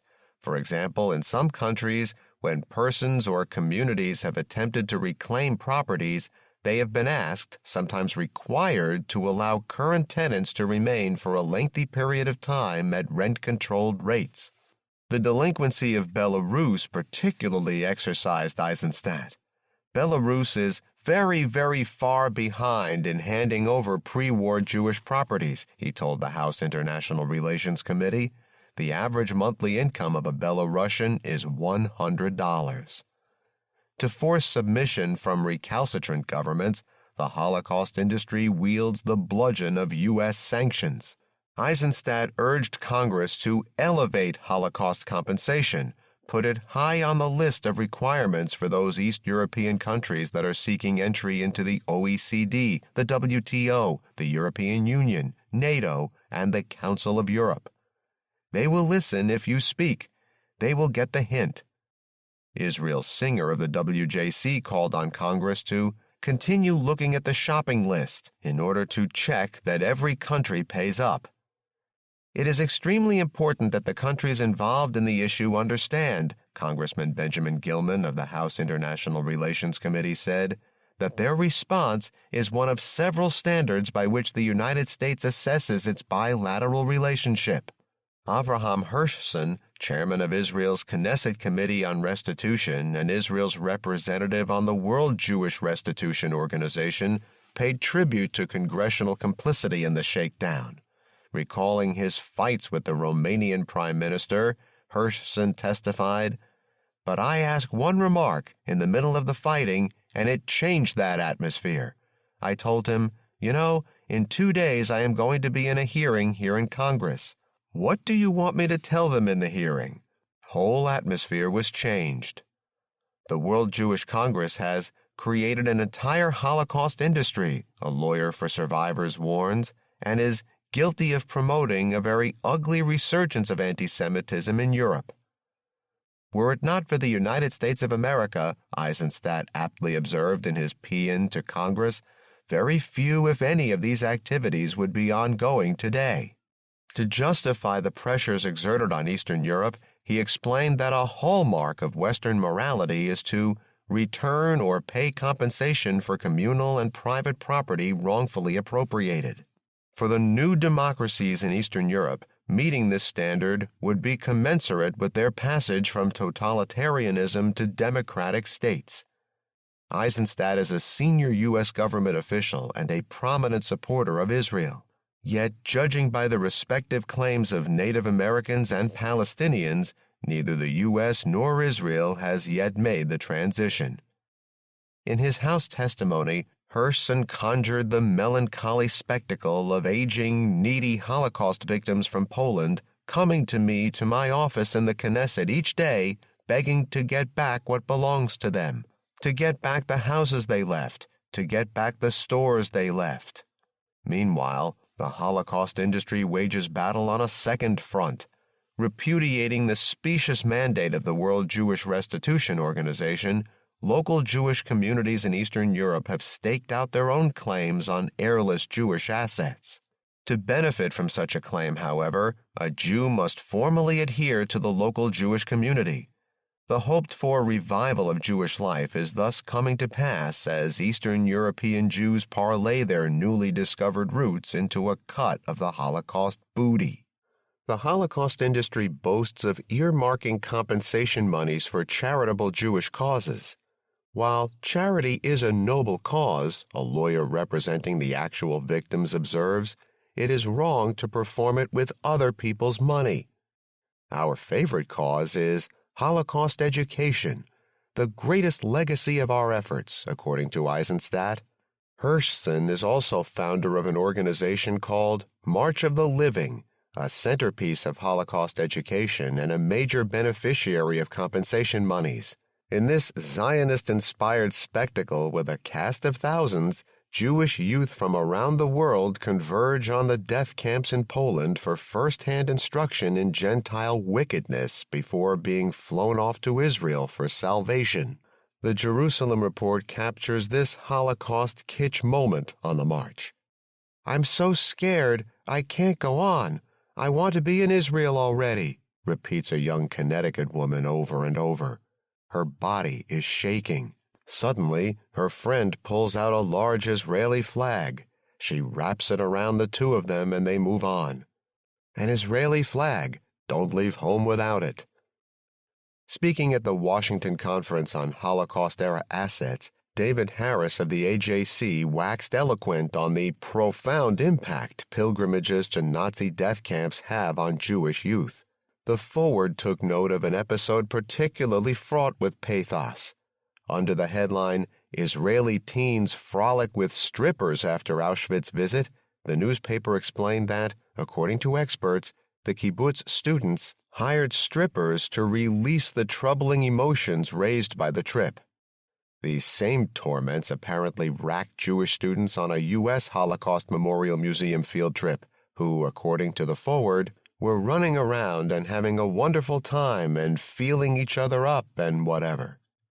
Who can doubt the wisdom of the Holocaust industry's decision to earmark compensation monies for Holocaust education rather than fritter away the funds, Nahum Goldman, on survivors of Nazi death camps? In January 2000, officials from nearly 50 states, including Prime Minister Ehud Barak of Israel, attended a major Holocaust education conference in Stockholm. The conference's final declaration underlined the international community's solemn responsibility to fight the evils of genocide, ethnic cleansing, racism, and xenophobia. A Swedish reporter afterward asked Barak about the Palestinian refugees. On principle, Barak replied, he was against even one refugee coming to Israel. "We cannot accept moral, legal, or other responsibility for refugees." Plainly, the conference was a huge success. The Jewish Claims Conference's official guide to compensation and restitution for Holocaust survivors lists scores of organizational affiliates. A vast, well-heeled bureaucracy has sprung up. Insurance companies, banks, art museums, private industry, tenants, and farmers in nearly every European country are under the Holocaust industry gun. But the needy Holocaust victims, in whose name the Holocaust industry acts, complain that it is just perpetuating the expropriation. Many have filed suit against the Claims Conference. The Holocaust may yet turn out to be the greatest robbery in the history of mankind. When Israel first entered into negotiations with Germany for reparations after the war, historian Ilan Pape reports, Foreign Minister Moshe Sharett proposed transferring a part to Palestinian refugees in order to rectify what has been called the small injustice, the Palestinian tragedy, caused by the more terrible one, the Holocaust. Nothing ever came of the proposal. A prominent Israeli academic has suggested using some of the funds from the Swiss banks and German firms for the compensation of Palestinian Arab refugees. Given that almost all survivors of the Nazi Holocaust have already passed away, this would seem to be a sensible proposal. In vintage WJC style, Israel Singer made the startling announcement on the 13th of March 2000 that a newly declassified U.S. document revealed that Austria was holding heirless Holocaust-era assets of Jews worth yet another $10 billion. Singer also charged that 50% of America's total art is looted Jewish art. The Holocaust industry has clearly gone berserk. Conclusion. It remains to consider the impact of the Holocaust in the United States. In doing so, I also want to engage Peter Novick's own critical remarks on the topic. Apart from Holocaust memorials, fully 17 states mandate or recommend Holocaust programs in their schools, and many colleges and universities have endowed chairs in Holocaust studies. Hardly a week passes without a major Holocaust-related story in the New York Times. The number of scholarly studies devoted to the Nazi final solution is conservatively estimated at over 10,000. Consider, by comparison, scholarship on the hecatomb in the Congo. Between 1891 and 1911, some 10 million Africans perished in the course of Europe's exploitation of Congolese ivory and rubber resources. Yet the first and only scholarly volume in English directly devoted to this topic was published 2 years ago. Given the vast number of institutions and professionals dedicated to preserving its memory, the Holocaust is by now firmly entrenched in American life. Novick expresses misgivings, however, whether this is a good thing. In the first place, he cites numerous instances of its sheer vulgarization. Indeed, one is hard-pressed to name a single political cause, whether it be pro-life or pro-choice, animal rights or states' rights, that hasn't conscripted the Holocaust. Decrying the tawdry purposes to which the Holocaust is put, Elie Wiesel declared, "I swear to avoid vulgar spectacles." Yet Novick reports that the most imaginative and subtle Holocaust photo-op came in 1996 when Hillary Clinton, then under heavy fire for various alleged misdeeds, appeared in the gallery of the House during her husband's much televised State of the Union address, flanked by their daughter Chelsea and Elie Wiesel. For Hillary Clinton, Kosovo refugees put to flight by Serbia during the NATO bombing recalled Holocaust scenes in Schindler's List. People who learn history from Spielberg movies, a Serbian dissident tartly rejoined, should not tell us how to live our lives. The pretense that the Holocaust is an American memory, Novick further argues, is a moral evasion. It leads to the shirking of those responsibilities that do belong to Americans as they confront their past, their present, and their future. He makes an important point. It is much easier to deplore the crimes of others than to look at ourselves. It is also true, however, that were the will there, we could learn much about ourselves from the Nazi experience. Manifest Destiny anticipated nearly all the ideological and programmatic elements of Hitler's Lebensraum policy. In fact, Hitler modeled his conquest of the East on the American conquest of the West.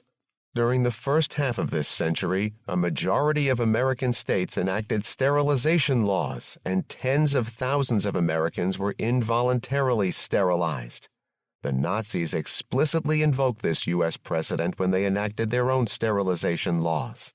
The notorious 1935 Nuremberg laws stripped Jews of the franchise and forbade miscegenation between Jews and non-Jews. Blacks in the American South suffered the same legal disabilities and were the object of much greater spontaneous and sanctioned popular violence than the Jews in pre-war Germany.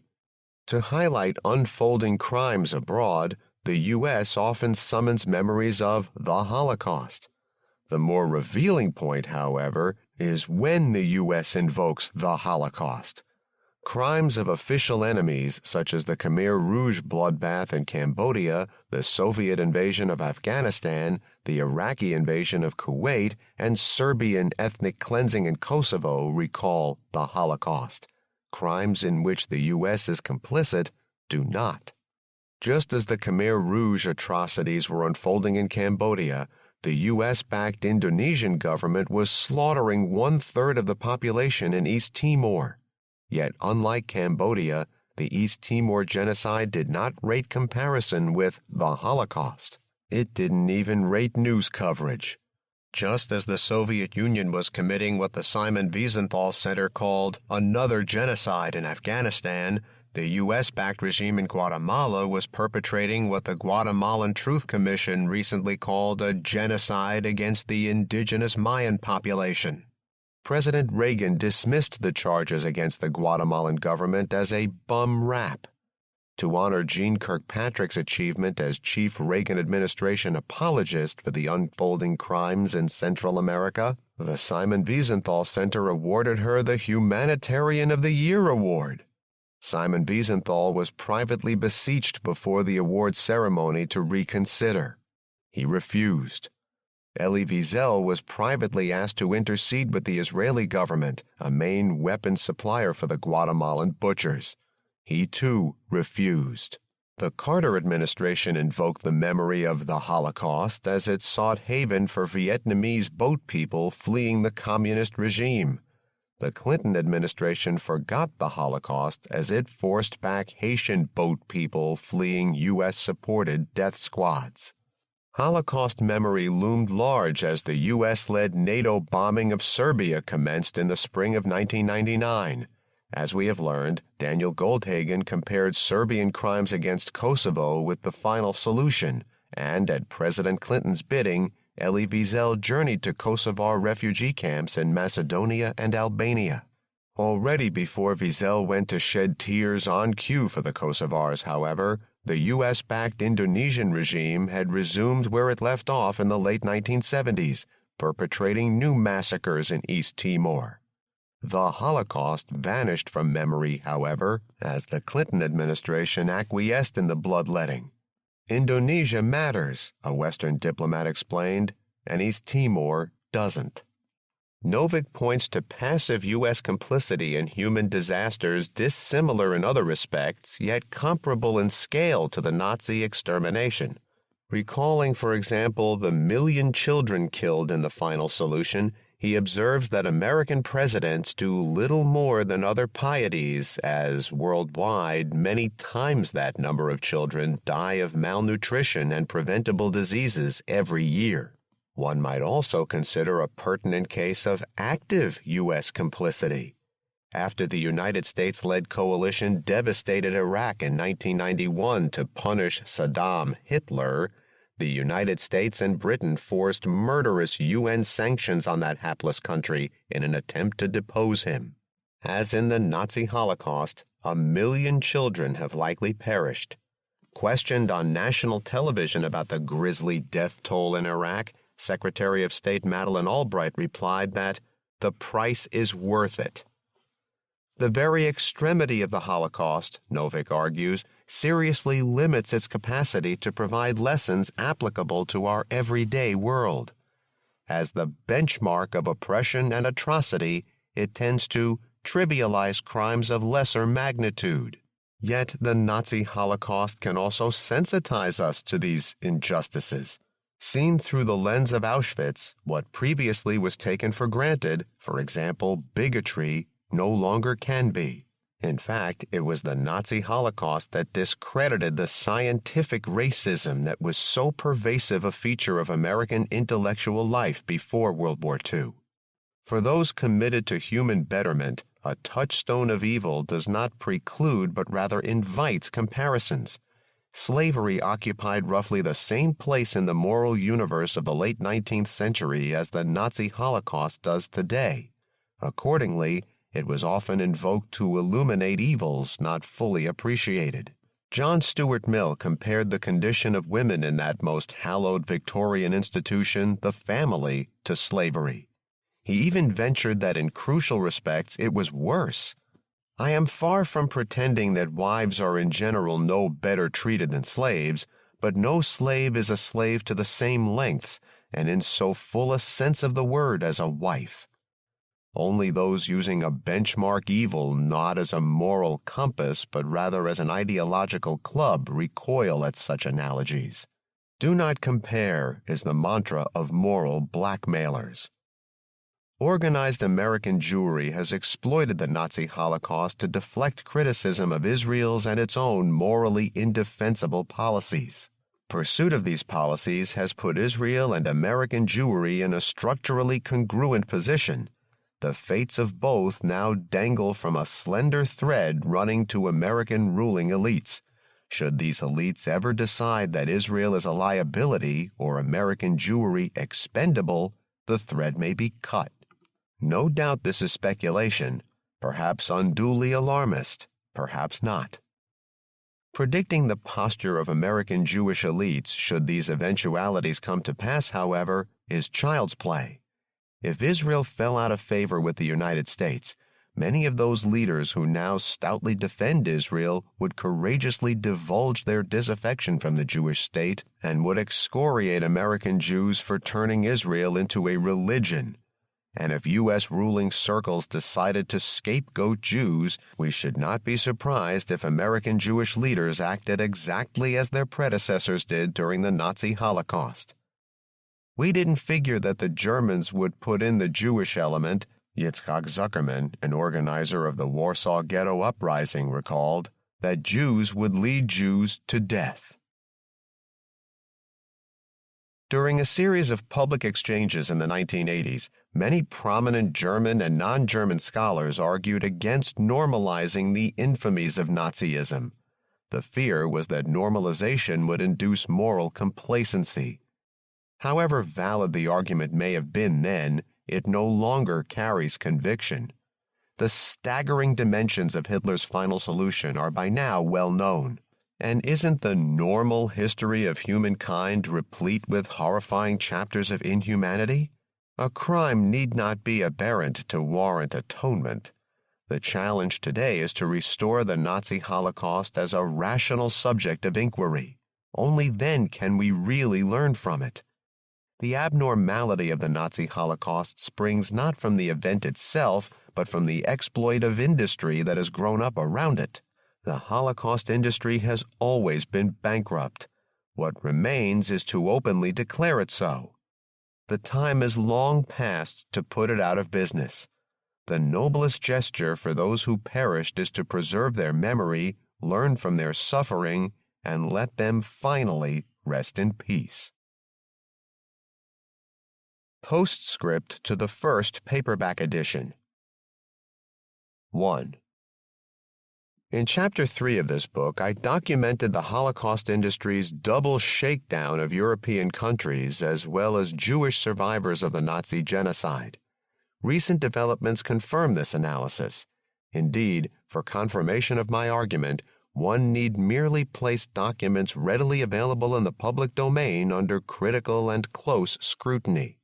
In late August 2000, the World Jewish Congress, WJC, announced that it stood to amass fully $9 billion in Holocaust compensation monies. They were extracted in the name of needy Holocaust victims, but the WJC now maintained that the monies belonged to the Jewish people as a whole, WJC Executive Director Elon Steinberg. Conveniently, the WJC is the self-anointed representative of the Jewish people as a whole. Meanwhile, a black-tie Holocaust reparations banquet sponsored by WJC President Edgar Bronfman at New York's Pierre Hotel celebrated the creation of a Foundation of the Jewish People to subsidize Jewish organizations and Holocaust education. One Jewish critic of the Holocaust-themed dinner conjured this scenario: mass murder, horrible plunder, slave labor. Let's eat. The foundation's endowment would come from residual Holocaust compensation monies amounting to probably billions of dollars, Steinberg. How the WJC already knew that probably billions would be left over when none of the compensation monies had yet been distributed to Holocaust victims was anyone's guess. Indeed, it was not yet even known how many would qualify. Or did the Holocaust industry extract compensation monies in the name of needy Holocaust victims, knowing all along that probably billions would be left over? The Holocaust industry bitterly complained that the German and Swiss settlements allotted only meager sums for survivors. It is unclear why the probably billions couldn't be used to supplement these allocations. Predictably, Holocaust survivors reacted with rage. None was present at the Foundation's creation. Who authorized these organizations to decide, a survivor newsletter angrily editorialized, that the leftovers, in the billions, obtained in the name of Shoah victims should be used for their pet projects instead of helping all Holocaust survivors with their mounting healthcare expenses? Confronted with this barrage of negative publicity, The WJC did an abrupt about-face. The $9 billion figure was a bit misleading, Steinberg subsequently protested. He also claimed that the foundation had no cash and no plan for allocating funds, and that the purpose of the Holocaust banquet was not to celebrate the foundation's endowment from Holocaust compensation monies, but rather to raise funds for it.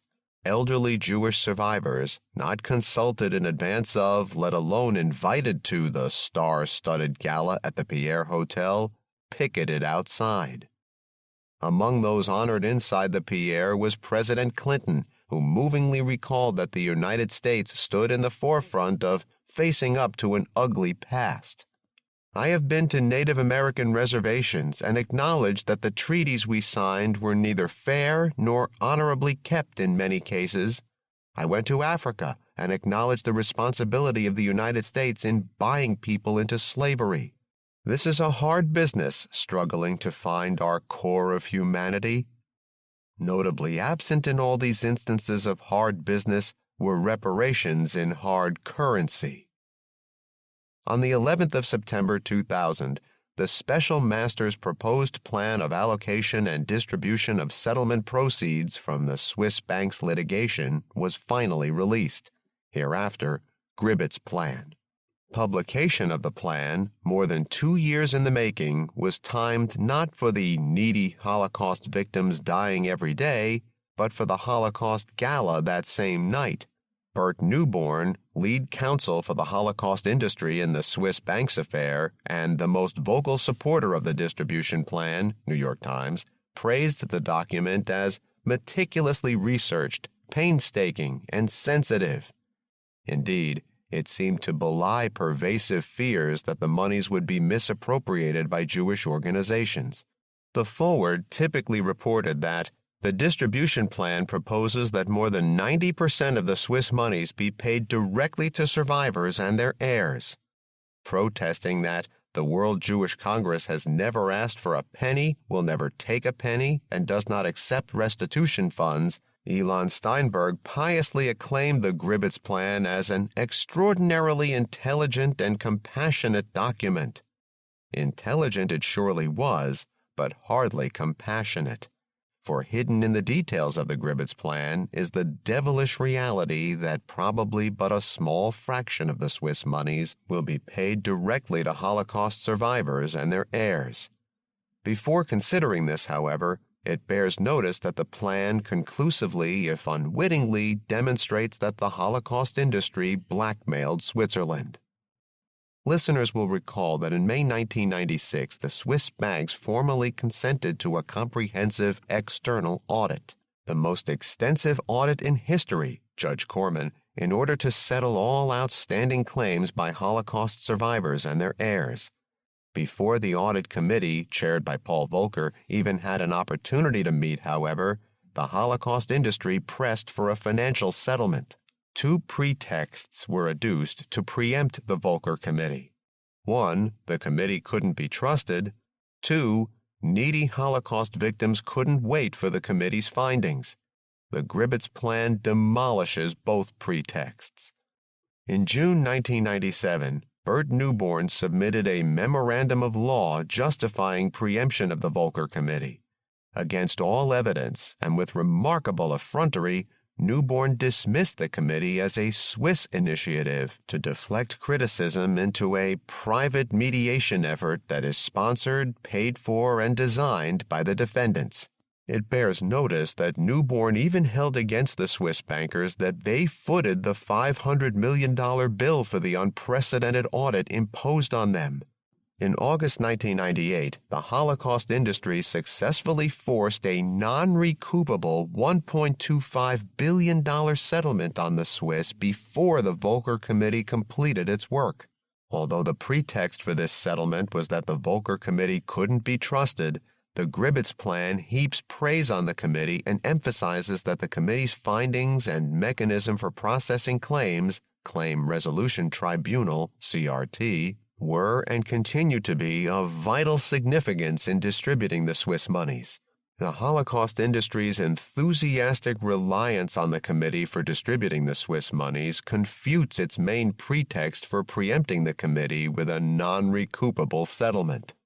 In their settlement with the Holocaust industry, the Swiss were compelled not only to pay for Holocaust-era dormant Jewish accounts, but also to disgorge the profits they knowingly reaped from Jewish assets looted and Jewish slave labor exploited by the Nazis. The Gribbets plan reveals the flimsiness of these charges as well. It admits that very few, if any, direct links, let alone direct profitable links or knowingly profitable links, could be established between the Swiss on the one hand and looted Jewish assets and Jewish slave labor on the other. Indeed, the plan makes clear that the entire indictment in these classes was built on what was likely or presumed or potentially to be the case. Finally, Switzerland was compelled to provide restitution to Jews fleeing Nazism who were denied refuge. The Gribbets plan explicitly concedes, if only in a footnote, the questionable legal validity of this claim. Despite all these admissions, however, the plan still approvingly quotes that, in a perfectly just world, plaintiffs should have received a far greater sum than the $1.25 billion extracted from the Swiss. Apart from the Volcker Committee's alleged partisanship, the Holocaust industry gestured to the mortality of Holocaust survivors to force a non-recoupable settlement on the Swiss. Time was supposedly of the essence because needy Holocaust victims had only a short time left to live. With the money in hand, however, the Holocaust industry has suddenly discovered that needy Holocaust victims aren't dying so rapidly. Citing a study commissioned by the Jewish Claims Conference, the Gribbets plan reports that the population of Nazi victims is declining more slowly than previously believed. Indeed, the plan purports that a fairly substantial number of Jewish Nazi victims may live for at least another 20 years, and that 30 to 35 years from now, that is, some 90 years after the end of World War II, tens of thousands of Jewish Nazi victims are likely to be alive. Given the Holocaust industry's track record, it should surprise no one if this revelation is eventually adduced to press yet new compensation demands on Europe. In the meantime, it is already being used to slow the allocation of compensation monies. Thus, the Gribbets plan recommends that the monies be allocated in small increments over time because building expectations among needy survivors only to remove the funding, and thus the assistance, would be a great disservice. During the Swiss banks affair, the Holocaust industry maintained that the average age of a survivor was 73 in Israel and 80 in the rest of the world. Life expectancy in the three countries where most Holocaust survivors currently reside ranges from 60, former Soviet Union, to 77, the United States and Israel. One might be excused for wondering how it is possible for tens of thousands of Holocaust survivors to be alive 35 years from now. A partial answer is that the Holocaust industry has yet again revised the definition of a Holocaust survivor.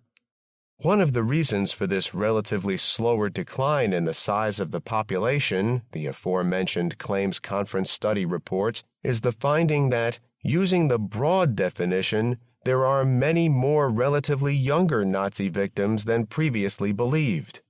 Indeed, in a Weimar-like inflation, the Gribbets plan puts the number of living Holocaust survivors at nearly 1 million, a four-fold increase from the already extraordinary figure of 250,000 Holocaust survivors reported during the Swiss shakedown. To manage this actuarial and demographic feat, the Gribbets plan now deems every Russian Jew who survived World War II to be a Holocaust survivor. Thus, Russian Jews who fled in advance of the Nazis or served in the Red Army now qualify as Holocaust survivors because they faced torture and death if captured. Even accepting for argument's sake this truly novel definition of Holocaust survivor, it is unclear why Soviet functionaries who fled in advance of the Nazis or non-Jewish conscripts in the Red Army don't also qualify as Holocaust survivors. They too faced torture and death if captured. Indeed, the plan reports that a Jewish American serviceman captured by the Nazis was interned in a concentration camp. Shouldn't every Jewish American GI from World War II count as a Holocaust survivor? Possibilities abound. Defending the Gribbets Plan mortality projections for Holocaust survivors, a senior historian for the Holocaust wing of the British Imperial War Museum explained that in a still broader sense, second and even third generation can be considered Holocaust victims because they may suffer from psychiatric disturbances. It's only a matter of time before the Holocaust industry restores Wilka Mirsky to grace as a Holocaust survivor since, to quote Yad Vashem director Israel Gutman, his pain is authentic. For the Holocaust industry, this redefinition and upward revision of the figure for Holocaust survivors serves multiple purposes. Not only does it justify the shakedown of European countries, but it justifies the shakedown of actual Holocaust victims as well. For years, these Holocaust victims have begged the Claims Conference to allocate compensation monies for a health insurance program. Noting this thoughtful proposal in a footnote, the Gribbets Plan laments that the Swiss settlement would be insufficient to provide medical insurance for well over 800,000 Holocaust survivors. Apart from a trivial sum, the Gribbets Plan earmarks the Swiss monies only for Jewish victims of the Nazi Holocaust. The settlement technically covered every victim or target of Nazi persecution. In fact, this seemingly inclusive, politically correct designation is a linguistic subterfuge to exclude most non-Jewish victims. It arbitrarily defines victim or target of Nazi persecution to include only Jews, Gypsies, Jehovah's Witnesses, homosexuals, and the disabled or handicapped. For reasons never explained, other political, for instance, communists and socialists, and ethnic, Poles and Belarusians, for example, persecutees, are left out. These are numerically the larger victim groups. Except for Jews, the groups designated victim or target of Nazi persecution in the Gribbets Plan are numerically much less significant. The practical upshot is that almost all the compensation monies will go to Jews. Thus, the plan covers 170,000 former Jewish slave laborers. Of fully 1 million non-Jewish former slave laborers, however, only 30,000 of these are deemed to qualify as a victim or target of Nazi persecution. Likewise, the plan allocates $90 million for Jewish victims of Nazi plunder, but only $10 million for non-Jewish victims. This division is partly justified on the ground that prior compensation agreements used such a ratio. Yet, the plan suggests that non-Jewish victims received a disproportionately smaller share of compensation monies in the past. Shouldn't a just allocation plan redress, not perpetuate, past inequities? The Gribbets Plan sets aside fully $800 million of the $1.25 billion Swiss settlement to cover valid claims on Holocaust-era dormant accounts. The plan's text, annexes, and charts run to many hundreds of pages with well over 1,000 footnotes. The singular oddity of the plan is that it makes no attempt to credibly justify this, the crucial allocation.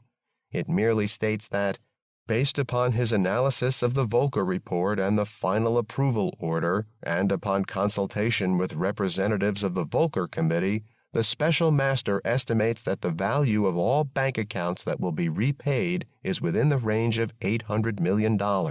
In fact, this estimate appears wildly inflated. The actual sum paid out on dormant accounts will probably not come to more than a tiny fraction of the $800 million.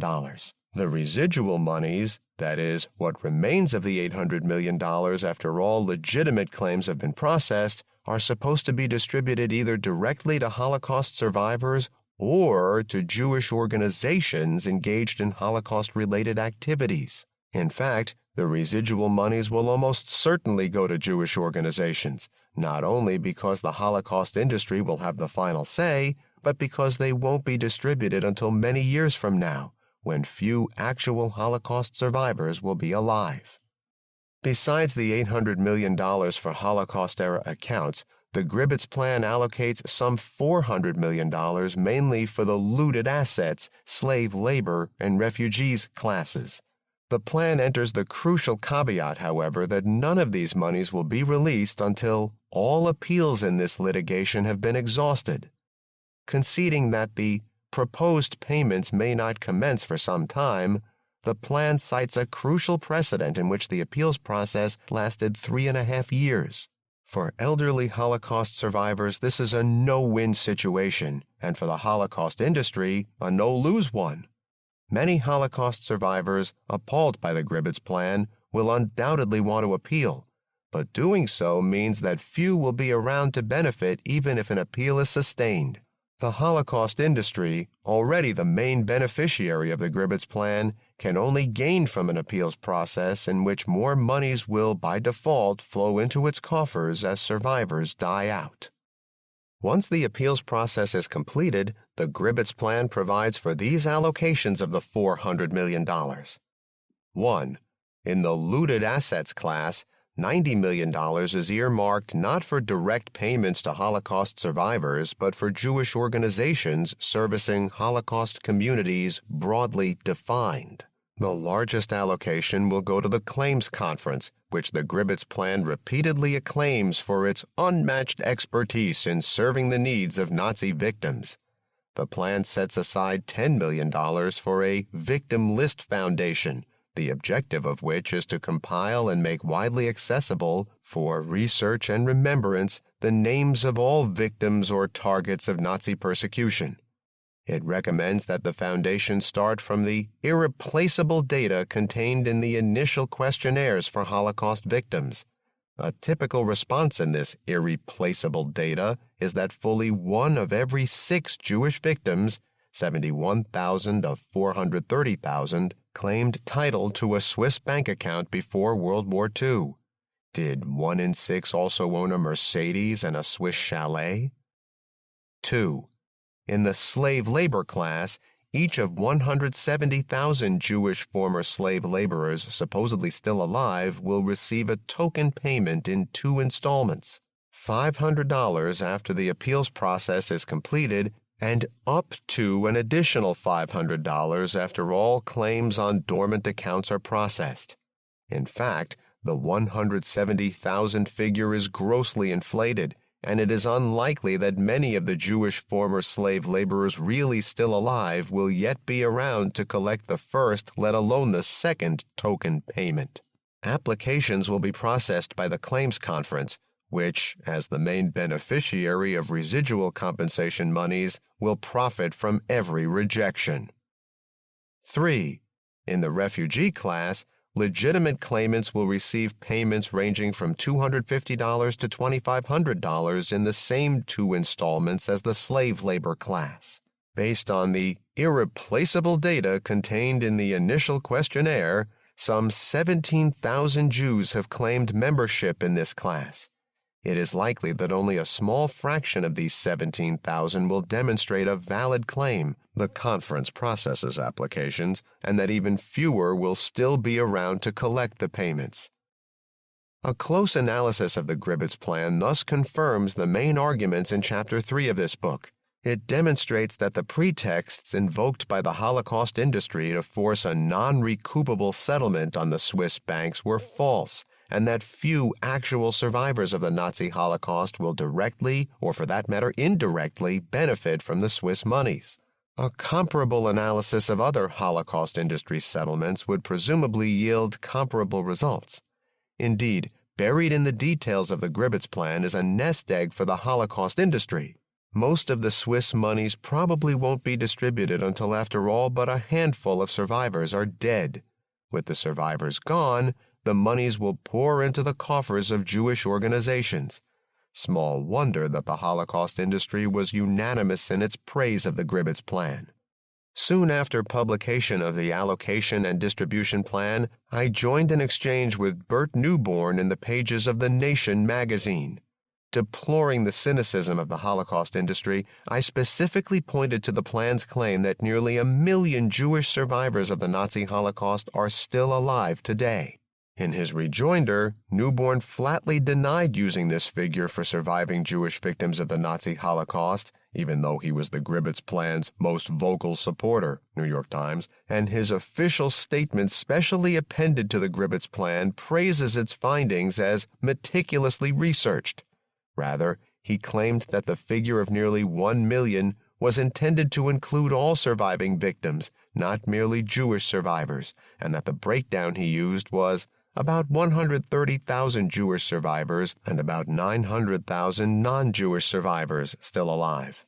Next, I will provide the relevant section from the plan. Can there be any question at all whether Newborn accurately reported the figure? As lead counsel for the Holocaust industry, Bert Newborn contrived the legal theories used to shake down the Swiss banks. He figured as the main proponent of the allocation and distribution plan used to shake down the victims of Nazi persecution.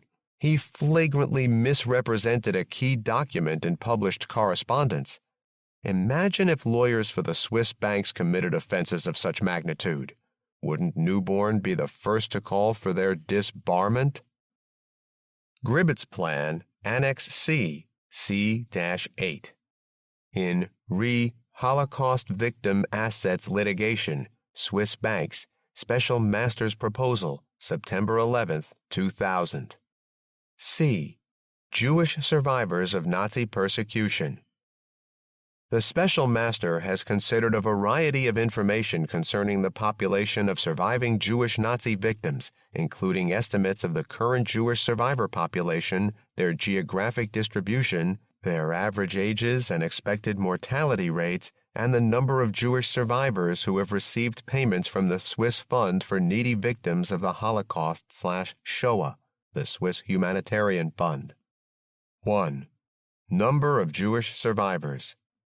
As stated by Euclides, there are no reliable, agreed-upon statistics on the number of Jewish Nazi victims living in the world today. The statistics reviewed by the Special Master are estimates based on the best information available. The estimates range from a low of 832,000 Jewish survivors to a high of 960,000. 2. In May 1998, a Presidential Advisory Commission on Holocaust Assets was charged by Congress with conducting original research on the fate of assets taken from victims of the Holocaust that came into the possession of the U.S. federal government, and advising the President on policies that should be adopted to make restitution to the rightful owners of stolen property or their heirs. In December 2000, the commission, chaired by Edgar Bronfman, who orchestrated the assault on the Swiss banks, released the long-awaited report. Entitled Plunder and Restitution, the U.S. and Holocaust Victims' Assets, it purports to demonstrate that the United States has asked of itself no less than it has asked of the international community. In fact, a close reading of the document points to the opposite conclusion. Although the United States was culpable of all the offenses it alleged against the Swiss, no comparable demands have been imposed on the U.S. for Holocaust restitution. The Presidential Commission juxtaposes the intransigence of the Swiss banks against the extraordinary efforts of the United States to return Holocaust-era assets. I want first to compare the charges leveled against the Swiss with the American record as revealed in the Commission report. Denial of access to Holocaust-era assets. The Holocaust industry alleged that the Swiss banks systematically denied Holocaust survivors and heirs access to their accounts after World War II. The Volcker Committee concluded that, apart from marginal exceptions, the charge lacked merit. On the other hand, the Presidential Commission found that after the war, many Holocaust survivors and heirs couldn't recover their assets in the United States due to the expense and difficulty in filing a claim. From 1941, the federal government had blocked or vested the assets of all nationals from Nazi-occupied countries. As with the Swiss banks, in some instances, the federal government sought out rightful owners.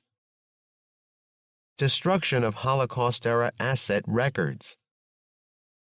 The Holocaust industry alleged that, to cover their tracks, the Swiss banks systematically destroyed essential records. The Volcker Committee concluded that the charge lacked merit. On the other hand, the United States did destroy crucial raw data. After the U.S. declared war, the Treasury Department required American financial institutions to submit detailed descriptions of all foreign-owned assets on deposit. The Commission reports that these forms, fully 565,000, have been destroyed, and the staff's investigations have uncovered no duplicates. As a result, it is not possible to estimate the amount of victims' assets in the United States in 1941. The Commission is strangely silent on when or why these documents were destroyed. Misappropriation of Holocaust-era assets. The Holocaust industry justly accused Switzerland of using monies belonging to Holocaust victims from Poland and Hungary as compensation for Swiss properties nationalized by these governments. Yet, the Presidential Commission reports this happened in the United States as well. Compensation for U.S. assets lost in Europe took precedence over compensation for foreign-owned assets frozen in the United States. Congress regarded frozen German assets as a source from which to pay U.S. war claims for damages suffered by American businesses and individuals. Thus, U.S. war claims were paid in part by German assets that likely included victims' assets. Trading in looted Nazi gold. The Holocaust industry justly accused the Swiss of purchasing Nazi gold looted from the central treasuries of Europe. Yet, the Presidential Commission reports that the United States did so as well. In fact, trading in looted Nazi gold was official U.S. policy until Germany's declaration of war precluded the practice. The relevant passage from the Commission report merits extended quotation. The German invasion of France, Belgium, and the Netherlands in May of 1940 prompted Mr. Pinsett, financial counselor at the British Embassy, to send a note to the Treasury Department to inquire of Mr. Morgenthau, Treasury Secretary, whether he would be prepared to scrutinize the gold imports with a view to rejecting those suspected of German origin, as Pinsett explicitly feared that the private hoards of Dutch and Belgian gold might fall into German hands. In a June 4, 1940 memo, Harry Dexter White, head of the Division of Monetary Research, explained why the U.S. Treasury did not raise questions about the origin of German gold. The most effective contribution the United States could make to keep gold as an international exchange medium, White argued, is to maintain its inviolability and the unquestioned acceptance of gold as a means of settling international balances. Indeed, 6 months later, White would scornfully write of his adamant opposition to give even serious consideration to proposals from those who know little of the subject that we stop purchasing gold, or that we stop buying the gold of any particular country for this or for that or for any particular reason. In early 1941, White was asked again through an internal Treasury memorandum to consider the question, whose gold are we buying? But from his memos it is clear that the answer was an unquestioned acceptance of gold. The Holocaust industry also justly alleged that the Swiss purchased Nazi gold looted from Holocaust victims. There was no evidence, however, that the Swiss knowingly purchased this victim gold. Its total worth in current values was put at about $1 million. The Presidential Commission similarly reports that it is possible that gold bars and coins purchased by the Department of Treasury through the Federal Reserve Bank of New York during and after the war contained trace amounts of gold items looted from victims of Nazism. In sum, the Presidential Commission's report demonstrates that the United States was guilty of all the charges leveled by the Holocaust industry against Switzerland. The Holocaust industry forced the Swiss banks to conduct an exhaustive external audit costing $500 million in order to locate all unclaimed Holocaust-era assets. Before this audit was even completed, the Holocaust industry forced a $1.25 billion settlement on the Swiss. Yet, the Volcker Committee reported that, alongside Switzerland, the United States was also a primary safe haven for Jewish assets in Europe. Compare now the demands imposed on the United States. As noted previously, the Presidential Commission claimed that its work demonstrates that the United States has asked of itself no less than it has asked of the international community.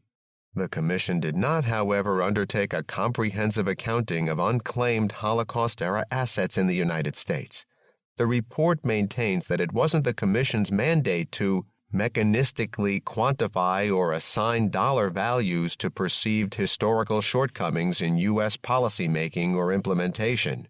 Indeed, it supposedly couldn't do so due to the necessary compromise between research goals and the time and resources available to complete them, and the paucity and uneven quality of documentation at its disposal. Inexplicably, Switzerland could, but the United States couldn't finesse these obstacles. What prevented a greater allocation of time and resources, or a Swiss-style audit to fill the document gap? Likewise, an accurate reckoning of returned Holocaust-era assets would have required systematic investigations that fell beyond the capacities of the Commission, but not beyond the capacities of the Swiss banks. The Commission reports that the Jewish Restitution Successor Organization, JRSO, only reluctantly accepted the $500,000 compensation offered by the U.S. government for unclaimed Holocaust-era assets. Although the report findings support Seymour Rubin's contention that the $500,000 figure was very low, the Commission predictably concludes that the measly compensation wasn't attributable to bad motives on the part of any official, agent, or institution of the United States. The report never once proposes that the United States should pay more compensation, let alone of a magnitude comparable to the $1.25 billion extracted from the Swiss. The Presidential Commission includes a list of noble recommendations. At war's end, American GIs stationed in Europe engaged in massive looting. One recommendation calls on the federal government to develop, in concert with veterans' service organizations, a program to promote the voluntary return of victims' assets that may have been taken by former members of the armed forces as war souvenirs. No doubt veterans are already queuing up to return the booty. A final recommendation calls on the United States to continue its leadership to promote the international community's commitment to addressing asset restitution issues.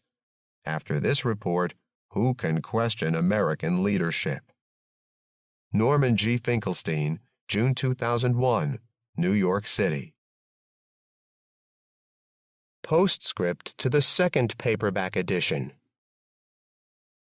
Since publication of the first paperback edition of The Holocaust Industry, crucial new developments in the Swiss banks case have unfolded.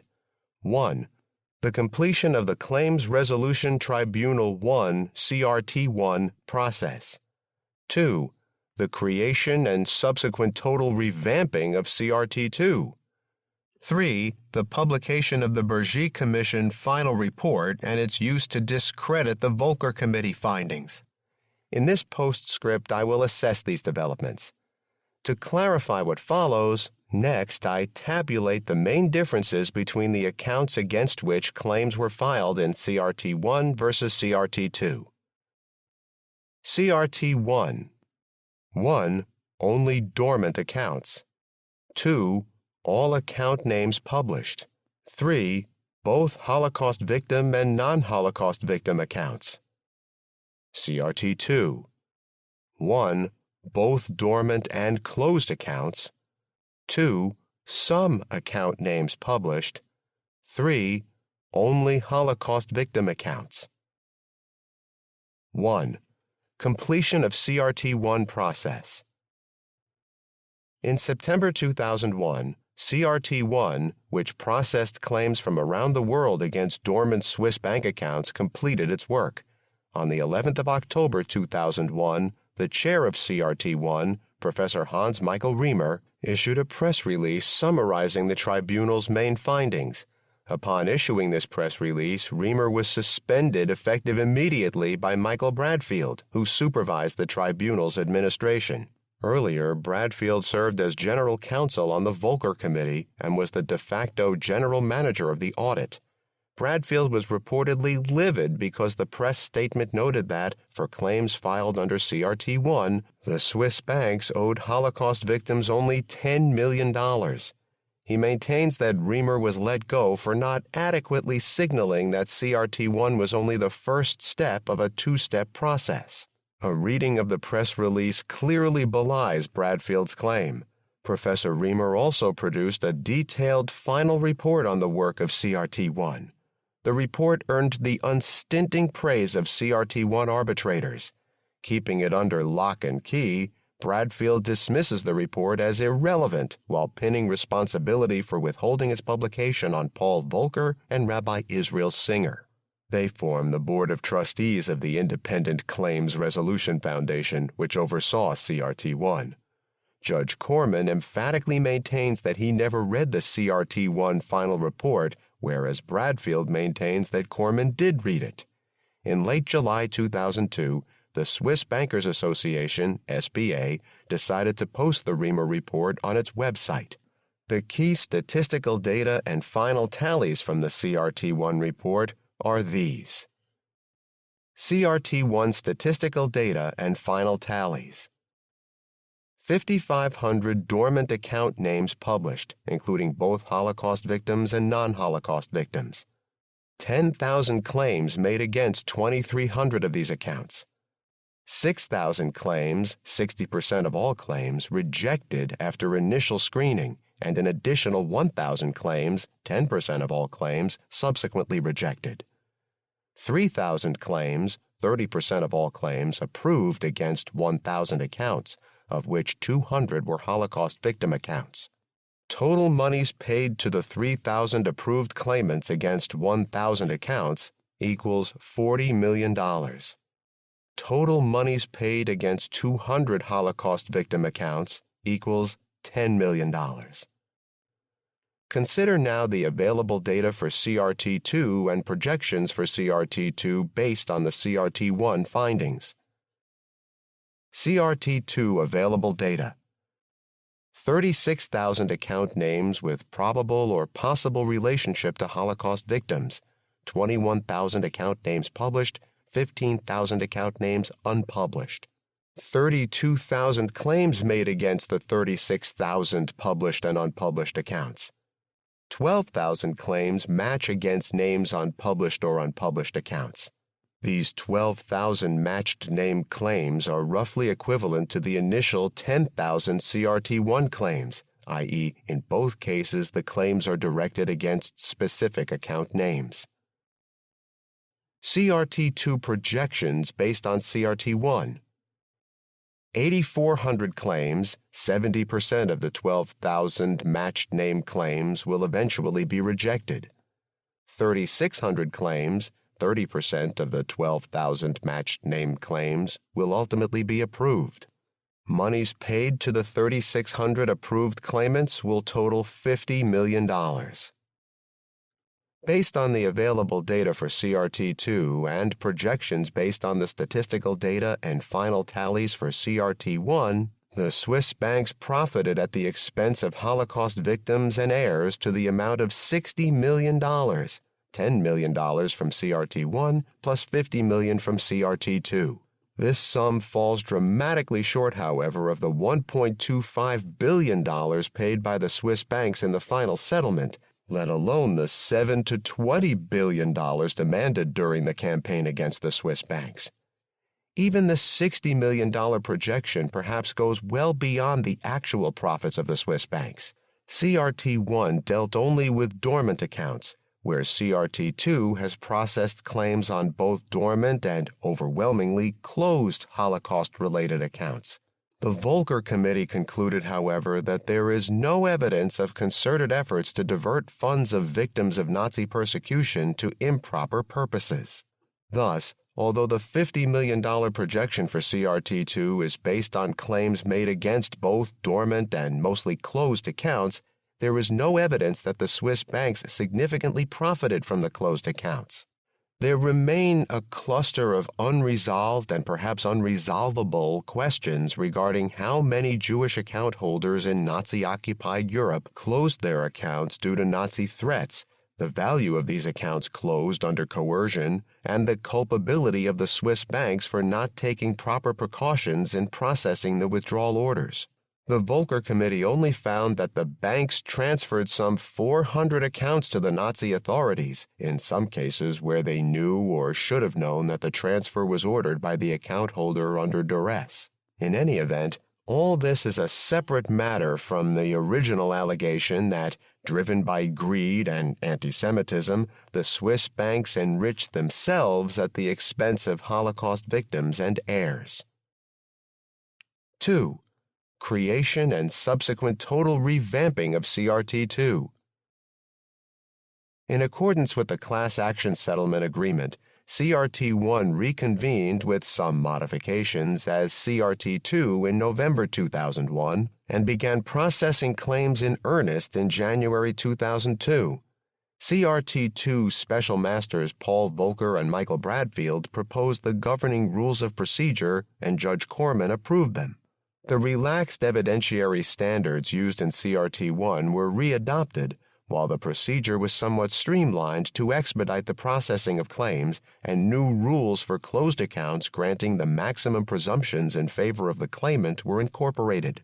Although technically CRT1 was an arbitral proceeding, claimants versus banks, and CRT2 was not, having agreed to pay a non-refundable sum of $1.25 billion in January 1999, the banks were henceforth out of the picture. The fundamental mandate of both was the same: to make determinations regarding the rights of claimants to accounts in Swiss banks. Rules 1. The essential continuity was pointed up in Article 11 of the rules, stating that the chairperson and the arbitrators of CRT1 may also act, respectively, as tribunal chairperson and as senior judges of CRT2. In April 2002, 2 Swiss lawyers resigned from CRT2, and soon thereafter 6 foreign colleagues, 3 of whom were Jewish, were asked to resign. They were given 24 hours to vacate the premises. A distinguished CRT member from the U.S. described the 6 as good, hard-working lawyers who obey orders and do their jobs. The most that can be said against these individuals is that they had enough common sense and courage to ask tough questions about the apparent weakness of the program being directed and indeed micromanaged by Bradfield. Another senior CRT member called their firing a shameful act. By June, 1/3 of the CRT2 staff, including the Secretary General, Veijo Heiskanen of Finland, was gone.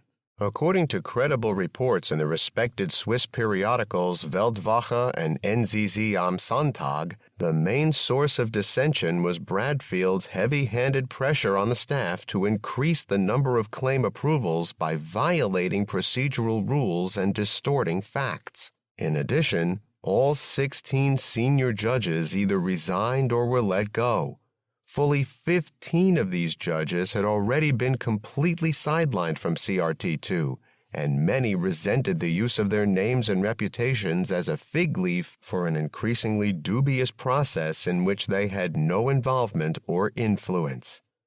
Of the 32,000 claims filed in CRT2, 20,000 didn't match against a name on the list of possible or probable Holocaust victim accounts. Before the personnel shakeup, the CRT2 staff had processed the first 2,800 of the remaining 12,000 claims. Even using relaxed standards of proof and maximum presumptions in favor of claimants, they could find sufficient evidence for an approval in just 400 or 15% of the 2,800 claims. At this rate, only 1,800 of the total 32,000 claims in CRT2 would ultimately have been approved. In CRT1, the 3,000 approved claims yielded $40 million, which means that the 1,800 approved claims in CRT2 would probably have yielded about $20 million. By this reckoning, the total profits of Swiss banks on Holocaust victim accounts would come to $30 million in current values, $10 million from CRT1 plus $20 million from CRT2. Knowledgeable former CRT employees suggest that the actual final tally would probably have been somewhat higher, Yet even assuming that the figure came to double the projection, it would still have fallen within the vicinity of the $30 million that the Swiss bankers initially proposed as a basis for negotiations to compensate Holocaust victim accounts. The calumnious campaign subsequently waged against the Swiss bankers forced on them a $500 million audit and a $1.25 billion settlement. If CRT2 had been allowed to run its course, the outcome would likely have proven deeply embarrassing to the assailants of the Swiss banks.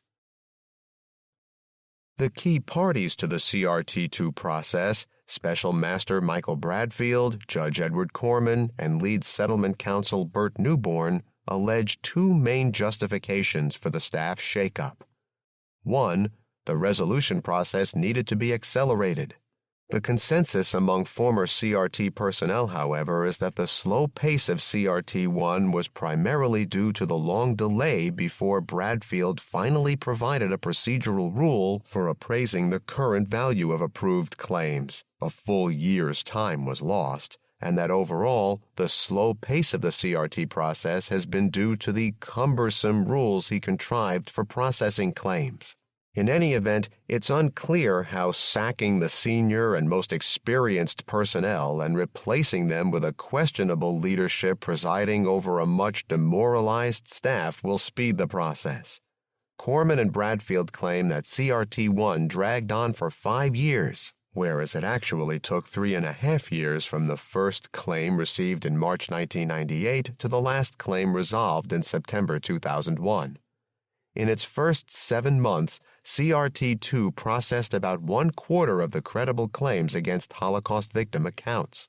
At this rate, CRT2 would have required under 2 years to finish up. Yet, after the revamping of CRT2, it was reported that the new staff would take at least another 2 years to complete its work.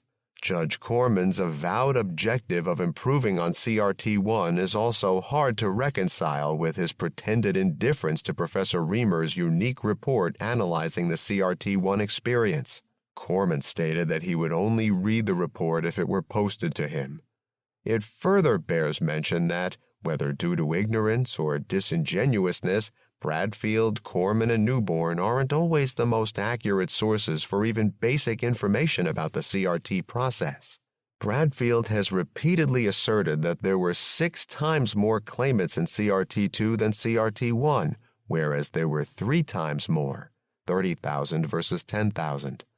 Judge Corman has stated that the procedure for calculating monetary awards in CRT2 is identical to CRT1, whereas a crucial revision was entered in early June. Newborn stated in February 2002 that the number of probable and possible Holocaust-related accounts for CRT2 came to 46,000, whereas it was 36,000. 2. The CRT2 staff didn't understand its function. Judge Corman maintains that senior judges were never part of the CRT2 process, were never contemplated to be, and their resignations were part of an effort to generate negative publicity. Yet, the CRT2 rules drafted by Bradfield and approved by Corman explicitly called for the CRT1 arbitrators to serve as senior judges, and in November 2001, Volcker and Bradfield invited, and the settlement fund paid for, all 16 CRT2 senior judges to attend a convocation of judges in Zurich in the expectation that they would play a central role in CRT2. Bert Newborn maintains that the CRT2 senior judges had a great deal of difficulty in shifting gears, in altering their sense of who they were and what their mission was. That they were no longer judges, they were investigators. They were behaving as if they were judges. Yet, it was never suggested that senior judges would be investigators. All necessary factual investigation was to be done by staff attorneys, and, apart from the American Roberts B. Owen, senior judges couldn't have experienced adjustment difficulty, let alone acted like judges, because none was asked to take any action at all during CRT2. In fact, Newborn's obscure distinctions are, wittingly or not, beside the point. didn't CRT1 and CRT2 share the same fundamental mandate of verifying which claims on Swiss accounts were valid and which weren't? To justify eviscerating the standards of proof in CRT2, i.e., using a yet lower level of probability, Newborn juxtaposes CRT1, which was adjudicative between claimants and banks, against CRT2, which is confined to Holocaust victims who form a family.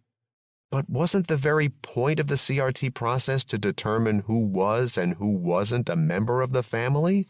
Indeed, each claim wrongly approved means money subtracted from the residual fund for a Holocaust victim's health plan, or, to quote Bradfield, "To the extent that you give it out to people who aren't entitled, you're being unfair to the members of the class." Echoing Newborn, Bradfield states that the departed employees had inherited various approaches and attitudes from CRT1 that needed to be changed, and emphasized that the revamped CRT2 would be based on what he called a new culture. Exactly what this expression means was spelled out in a pep talk by Judge Corman to the newly reconstituted CRT2. From the inception of CRT1, Corman explained, the people involved had a mindset of denying claims. This remarkable assertion merits close scrutiny. The CRT1 Secretariat comprised 125 lawyers, paralegals, accountants, and so forth from 25 different countries. Board of Trustees members Paul Volcker and Rabbi Israel Singer of the World Jewish Congress had approved the 17 eminent senior arbitrators hailing from 7 different countries, including 4 each from Israel and the United States, while Bradfield managed the administration.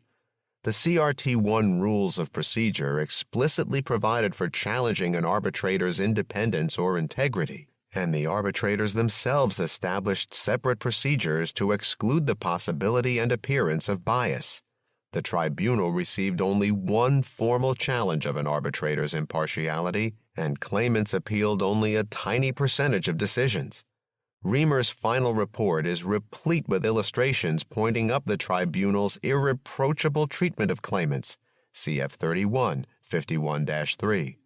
It further bears recalling that Corman himself approved extending the life of CRT1 into CRT2 based on the positive experience of CRT1, and that the generous plausibility standard of proof used in CRT1 was, by all accounts, scrupulously adhered to in CRT2 as well. To listen to Corman now, however, tribunal personnel have been engaged in a grand conspiracy of denying claims. Bettering Corman, Newborn alleges that lurking behind the CRT claim denials are the Swiss bankers playing a public relations game. They don't want the last sentence in the chapter to be that they gave away $800 million to bank account holders. They want to say that they found only a few legitimate claimants and were blackmailed. Yet, according to Reamer's final report on CRT1, after initial misunderstandings were overcome, the bank's participation was generally cooperative and communication with them constructive, while Bradfield categorically states that the Swiss banks haven't played, indeed according to Newborn himself, elected not to play, any role whatsoever in CRT2. The real public relations game is perhaps the one being played by Bradfield, Corman, and Newborn. Apparently dreading that the last word will be that the Swiss banks were blackmailed, they have seized total control of the new CRT2. Corman acclaims Newborn as a brilliant scholar and advocate, while Newborn acclaims Corman as one of the most respected and fairest of American judges. He's a really wonderful man, extraordinary. The reciprocal esteem touches, but where are the checks and balances? The procedural rules for CRT2 have been amended to eliminate all independent judges from the claims process, while the staff now consists mainly of young American lawyers hand-picked by Bradfield. Corman justifies the latter on the grounds that it's because of young Americans that every mess in Europe was cleaned up by this country. Corman has the final say on all rules of procedure, and all claim decisions are subject to his final approval. To preempt the blackmail charge, Nothing bars Judge Corman from revising these rules and approving claims until he reaches the desired number of claim approvals and the desired amount of award per approval. Indeed, the first order of business was to do precisely this. In a February 2002 letter to Judge Corman, Newborn stated regarding CRT2 that, at the present rate, distributions will approach, if they do not exceed, the $800 million allocated to the deposited assets class. If Newborn truly believed this, one wonders why he urged Judge Corman in late April 2002 to further relax the relaxed standards of proof. As it happened, Newborn's zeal proved in this instance gratuitous. The relaxation he proposed had already been incorporated in the CRT2 rules favoring claimants. In early June, however, Bradfield did recommend and Corman approved a crucial revision. Substantially larger sums than hitherto would be paid out on accounts with modest balances. This increment is apart from the very generous compensation for interest and bank fees routinely paid on all approved claims. Bradfield justified this rule change on the grounds that a small Holocaust victim account must have been subject to bank manipulation.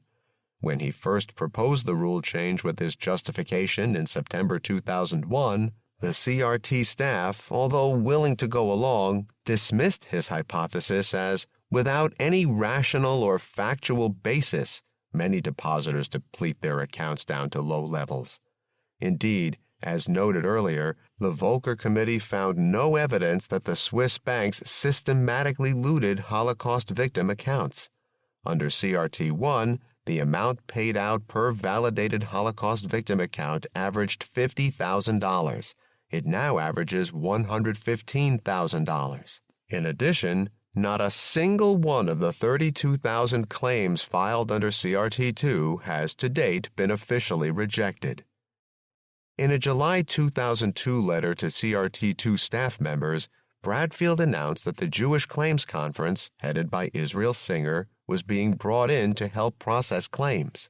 Among its important responsibilities would be the re-examination of the 20,000 claims not matching names on Holocaust victim accounts, which even Newborn assumed would almost certainly be rejected unless new information turned up. Newborn states that the Claims Conference was enlisted because of the brilliant job it has done thus far in identifying and providing compensation for 105,000 Jewish former slave laborers, with 40 to 45,000 more claims likely to be approved soon. In fact, it has performed a veritable miracle. According to the world's leading authority on the Nazi Holocaust, Raoul Hilberg, the total number of Jewish former slave laborers still alive in May 1945 was well under 100,000.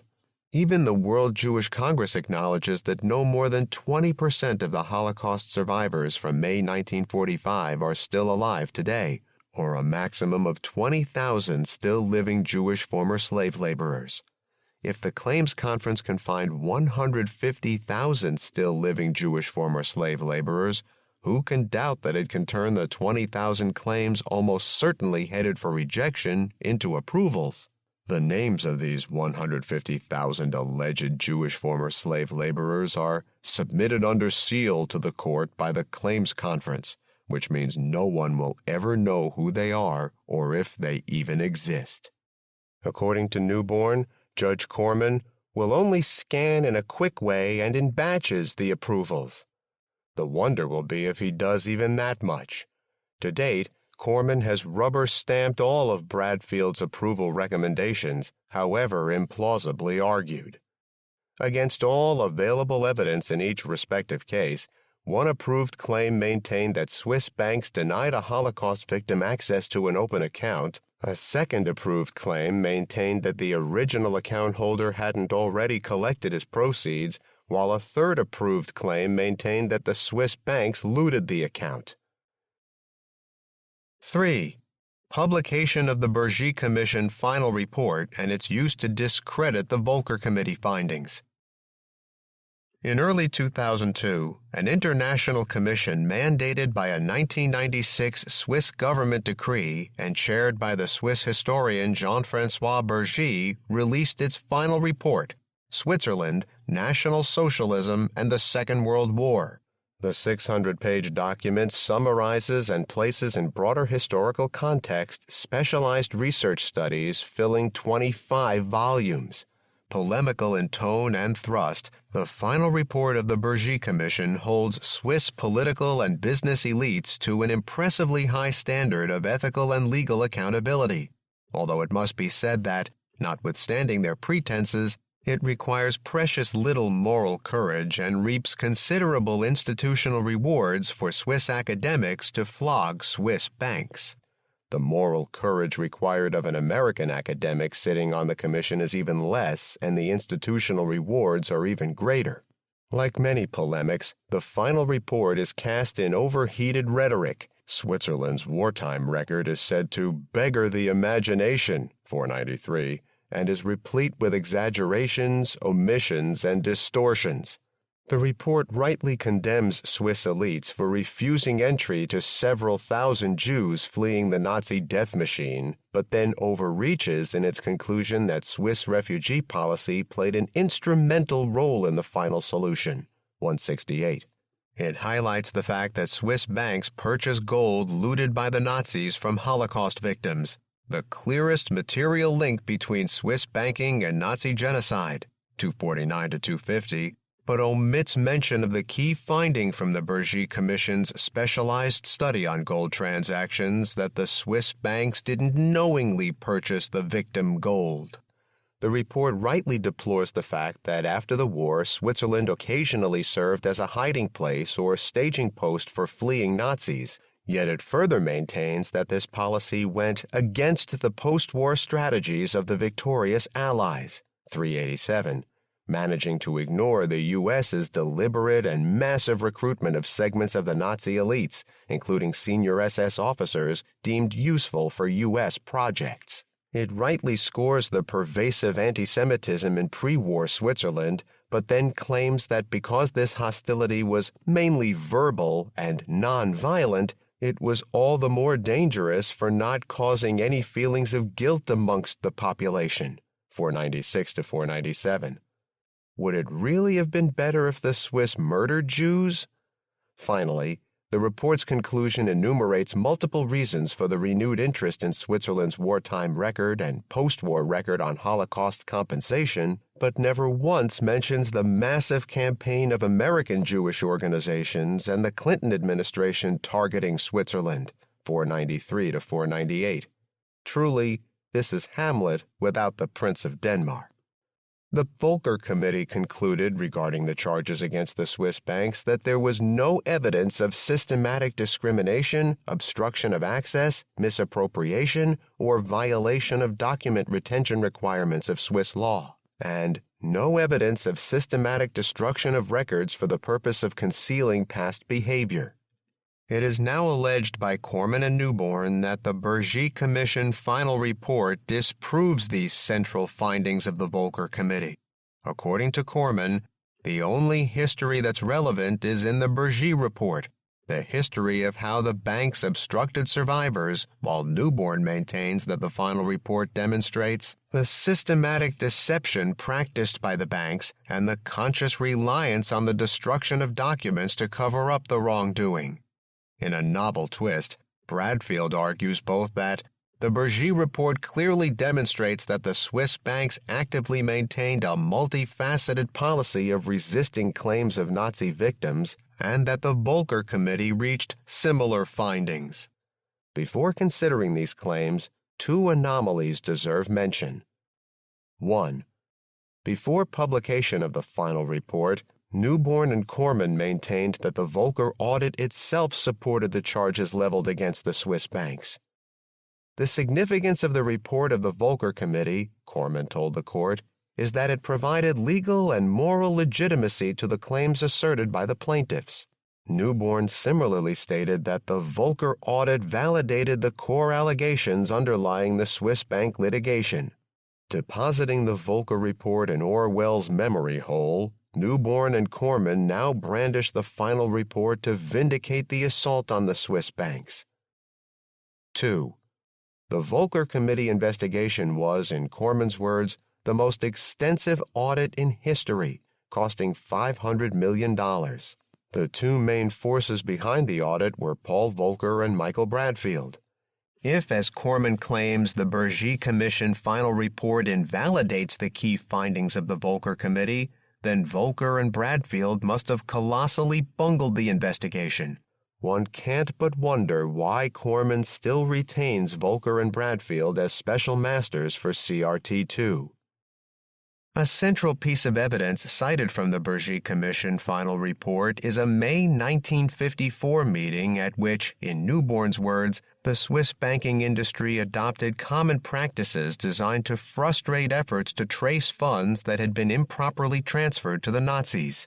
The passage Newborn gestures to in the final report is culled from the Bergy Commission's specialized study devoted to dormant Swiss accounts, Volume 15, by Barbara Bonhag, Hans-Peter Lucy, and Mark Perrineud. The final report typically exaggerates, whereas the Bonhag et al. Volume makes passing reference to a meeting of the legal representatives of some big banks, 288, the final report prominently features this meeting of the legal representatives of the big banks. Even worse, Newborn mangles the passage from the final report. It refers not to funds improperly transferred to the Nazis, but rather to unclaimed victims' assets. The specialized Bergy study by Bonhag et al. Explicitly confirms the key findings of the Volcker Committee, 33. Indeed, for all its hyperbole, the Bergy final report itself never repudiates the Volcker Committee. Quite the contrary. Although the final report frequently renders critical judgments on prior investigations of relevant topics, 31-246, nowhere does it even hint at a reservation regarding the Volcker findings.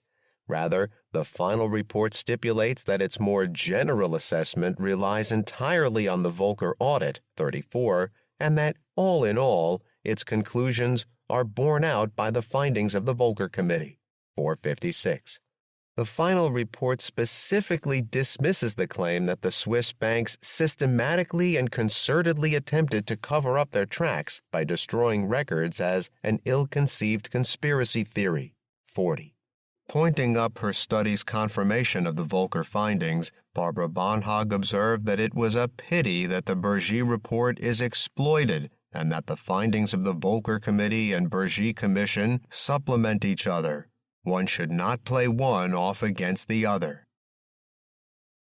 From early on, Raoul Hilberg repeatedly charged that the Swiss banks were being blackmailed. Bert Newborn, clearly shaken by the blackmail allegation, called on Judge Corman to repudiate it, which the judge dutifully did. When the processing of claims against the Swiss banks threatened to confirm Hilberg's charge, now echoed even by the mainstream media, the CRT1 final report was suppressed, the CRT2 staff was sacked, and the findings of the Bergy Commission final report were misrepresented.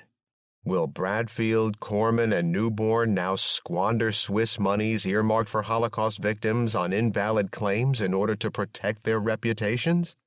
It seems all bases are being covered. When a Swiss bank guard, Christopher Miley, alleged that the Swiss banks were destroying key documents, he was lauded in the U.S., his new home, as a martyr and hero.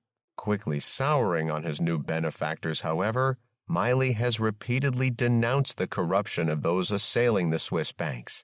7 pages into a February 2002 letter to Judge Corman regarding lawyers' fees, Bert Newborn suddenly recommended a $1 million payment as a special lawyer's disbursement to Miley for the losses that he suffered in an effort to tell the truth, and in March 2002 Corman approved this disbursement. In the settlement Newborn negotiated with German industry, each Auschwitz survivor received a $7,500 payment. Appendix to the second paperback edition.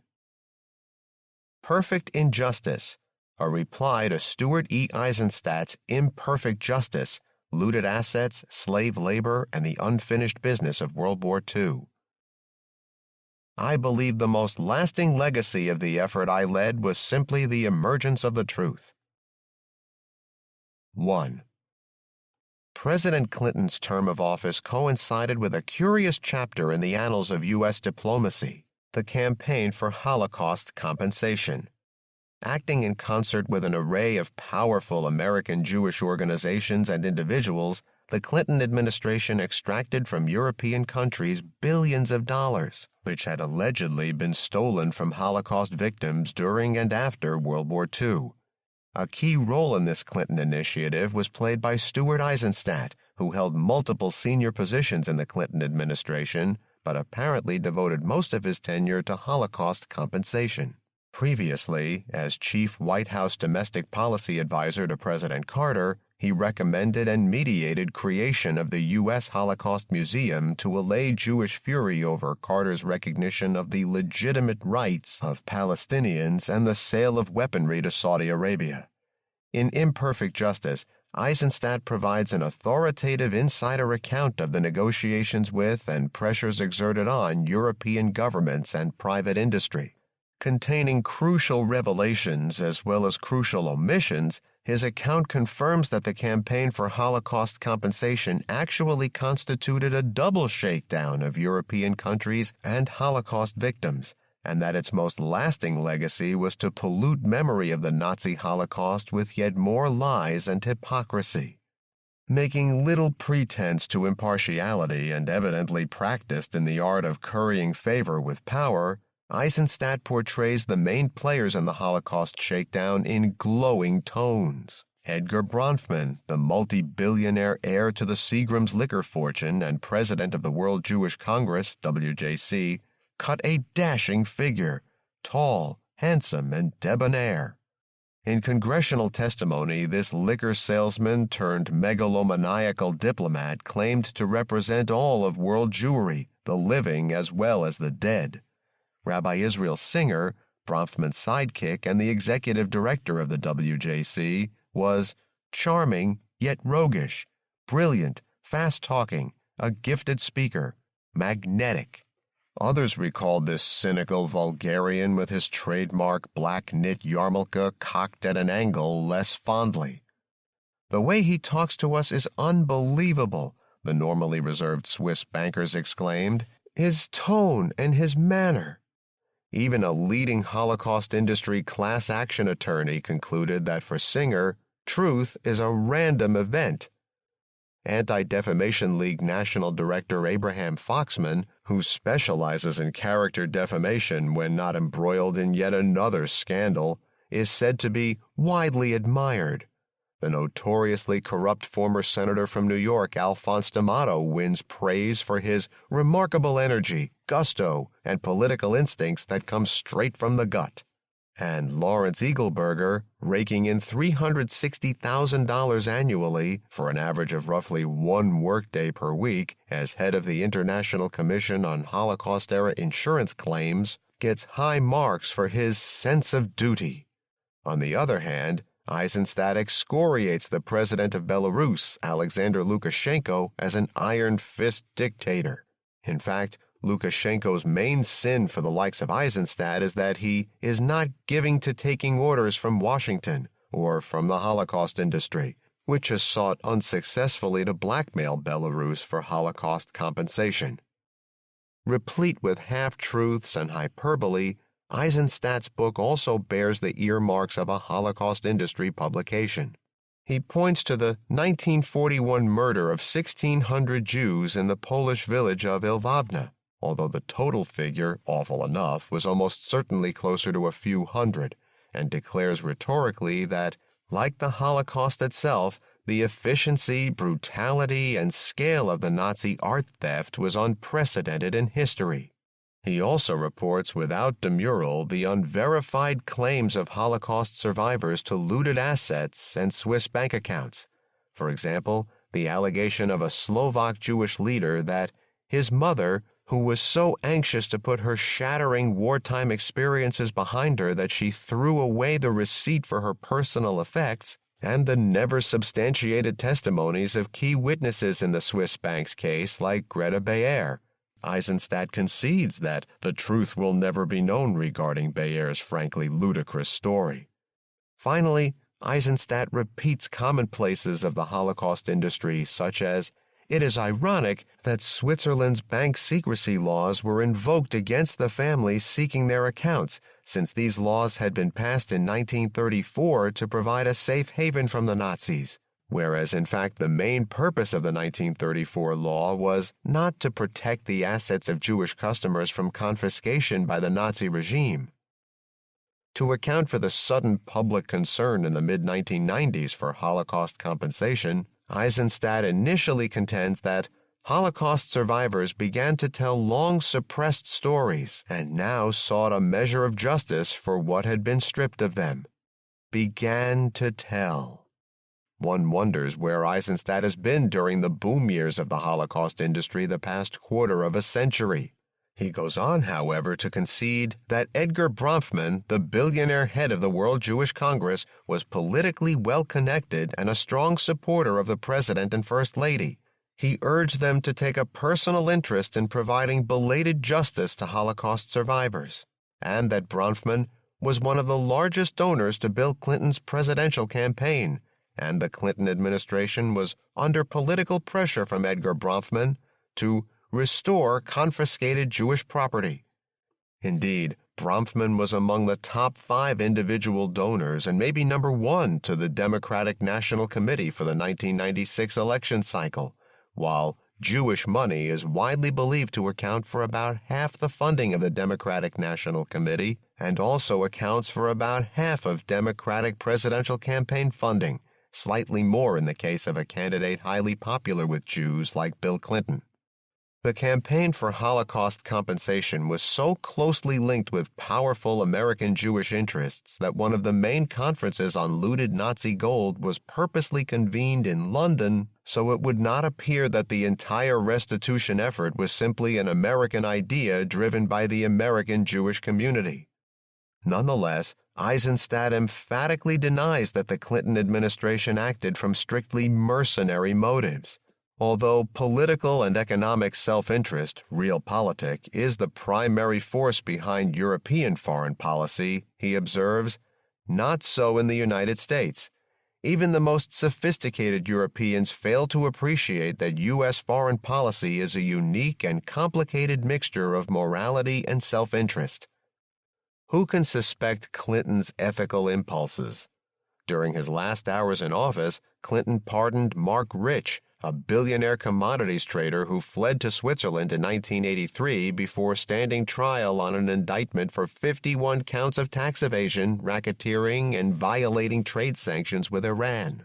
Building a multi-billion-dollar business empire from his Swiss redoubt, Rich became a major benefactor of Jewish and Israeli organizations, while simultaneously, and with perfect consistency, cultivating lucrative ties with the Russian mafia.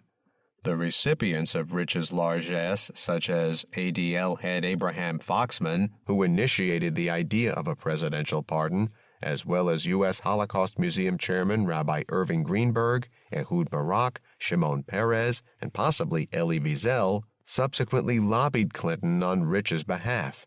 Only unsophisticated Europeans, however, would doubt that the impetus behind the presidential pardon, for which there was almost no precedent in American history, Clinton, was clemency. 2. The centerpiece of Eisenstadt's account is the Swiss banks case, which inaugurated and served as the template for the blackmail campaign. The Holocaust industry alleged that Swiss banks denied Holocaust victims and heirs access to their accounts after the war.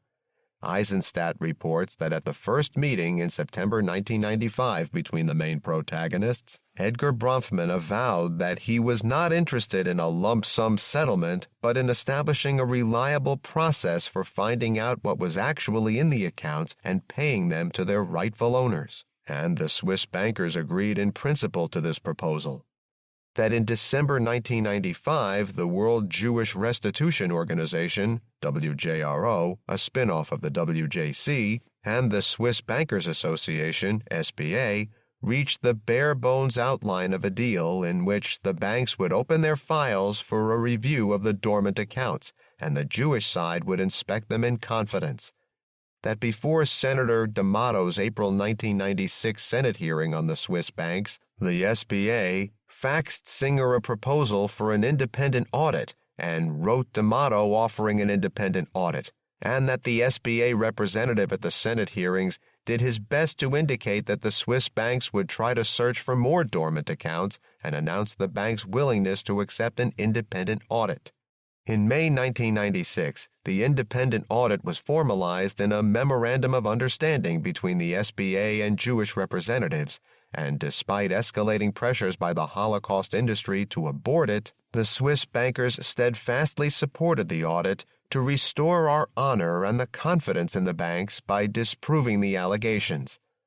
To demonstrate Swiss recalcitrance, however, Eisenstadt repeatedly resorts to distorting the chronology and dynamic of these negotiations.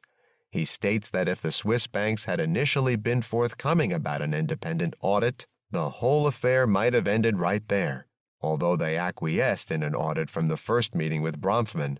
That D'Amato's hearing propelled the idea of having the wartime accounts audited, although the Swiss banks already agreed to the terms of the audit before the hearing, that the support tendered by the Swiss banks at the Senate hearing for an audit was seen simply as a reflection of the bank's party line, as if it were the banks and not the Holocaust industry that demanded the audit, and that the Swiss banks feared an audit in light of their post-war stonewalling tactics and their treatment of dormant accounts, although they firmly backed the audit's completion notwithstanding the Holocaust industry's opposition.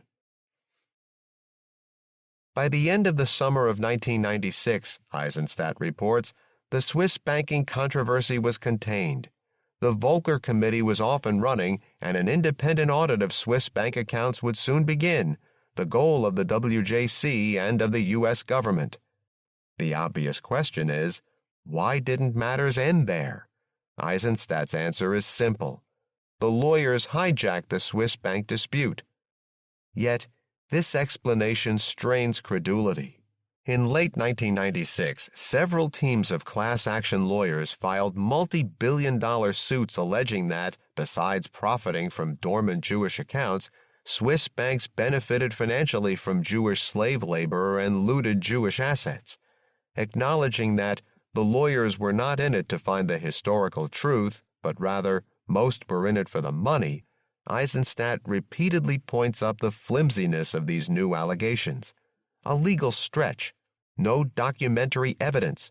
To bolster the quicksand on which the bulk of his legal allegations rested, he, Weiss, one of the class action attorneys, began organizing outside pressure against the Swiss. In fact, they had no evidence upon which to base their demands. Hausfeld, another of the class action attorneys, admitted he could not supply a connection that would stand up in court. 143. I warned the plaintiffs that there had to be some plausible linkage to justify the bank's large payments. They could not simply seem to bend to pressure. 144. Hausfeld knew the weakness of his legal argument and did not want to expose himself to Swiss inquiries. 168, and so on. On the other side, the SBA attacked the lawsuits as lacking any legal merit, arguing that Volcker's audit was justice enough. 117. Rightfully so, to judge by Eisenstadt's own account. Indeed, he further reports that the federal judge presiding over the lawsuits, Edward Corman, had grave doubts about the class action lawyers' allegations on looted assets and slave labor profits. 121, confer 168.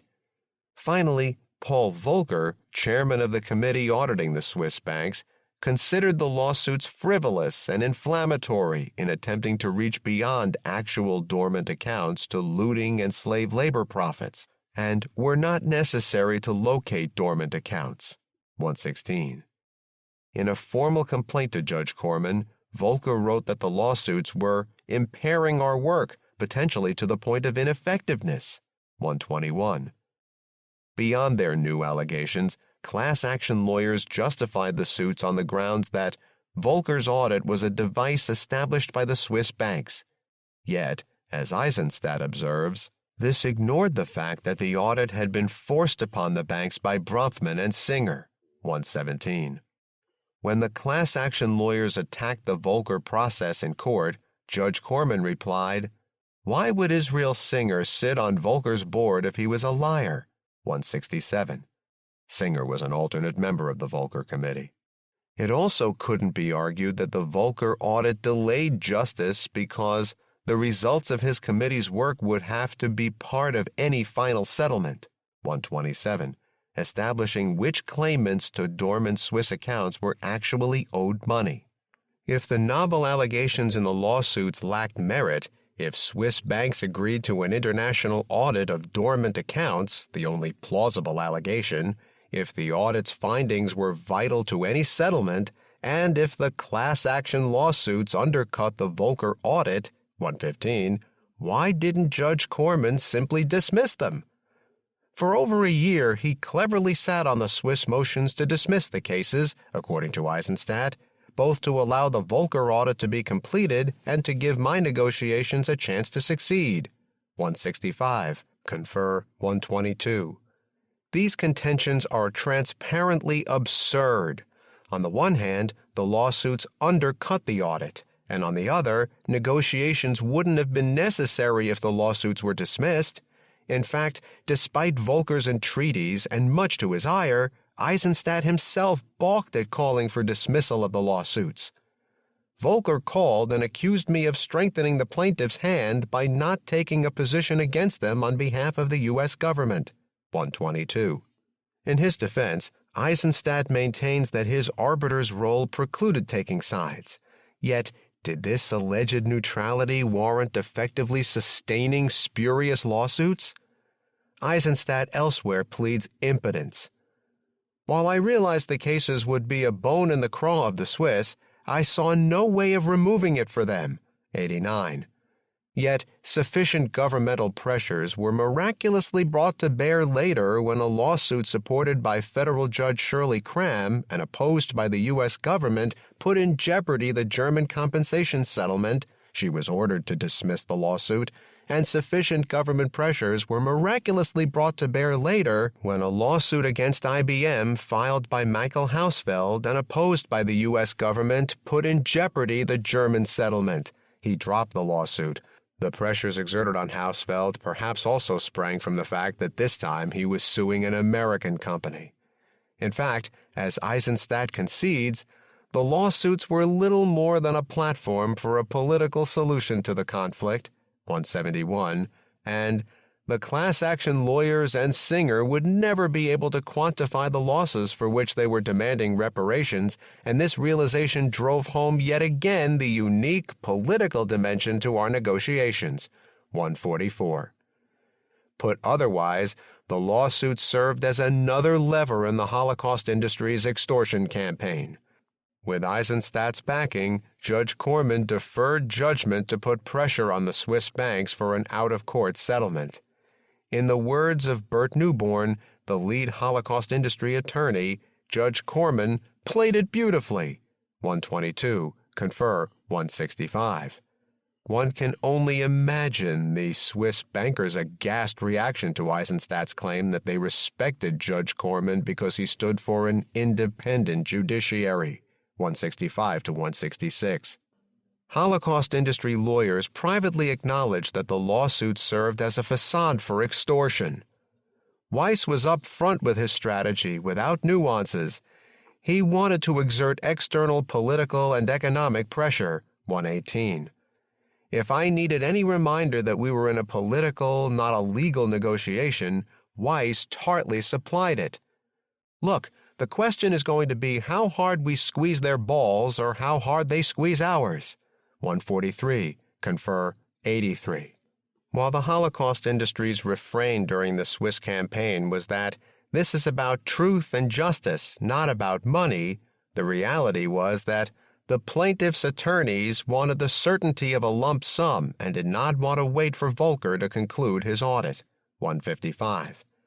Although publicly ridiculing the class action lawyers and claiming only to want an audit to achieve justice, the WJC likewise insisted, even before the D'Amato hearing, that the Swiss government impose a settlement on the banks. 67. sought from early on in Eisenstadt's negotiations a lump sum final settlement in lieu of awaiting the audit's results, 153, vehemently opposed Volcker's letter to Judge Corman because it would add the Volcker Committee's prestige to the Swiss bank's motion to dismiss the suits, 121, and distrusted the lawyers but favored anything that would get more money out of the Swiss banks, 122. Apart from the courts, the Holocaust industry mobilized every level of the U.S. government in its shakedown. In a letter to Bronfman deeming Holocaust compensation a moral issue and a question of justice, President Clinton urged the return of Jewish assets in Swiss banks, 68. Enumerating multiple diplomatic démarches, Eisenstadt reports that his mediation constituted an unprecedented involvement by a senior government official in purely private lawsuits, 115, and that I fielded one of our heaviest guns. I persuaded Madeleine Albright to become the first U.S. Secretary of State to visit Switzerland since 1961, 126. In another groundbreaking initiative ordered by Clinton, Eisenstadt conscripted 11 federal agencies to produce a report on looted Nazi gold purchased by Swiss banks. The project demonstrated the awesome resources the U.S. executive branch can muster when it receives presidential backing. In the end, we made public close to 1 million documents, the largest single declassification in U.S. history, 99 to 100. Another senior U.S. official, J.D. Bindenagel, spent an entire year, 193, preparing a Washington conference on looted Nazi art. In his foreword to the report on looted Nazi gold, Eisenstadt had sensationally asserted that Swiss trading links with Germany contributed to prolonging one of the bloodiest conflicts in history.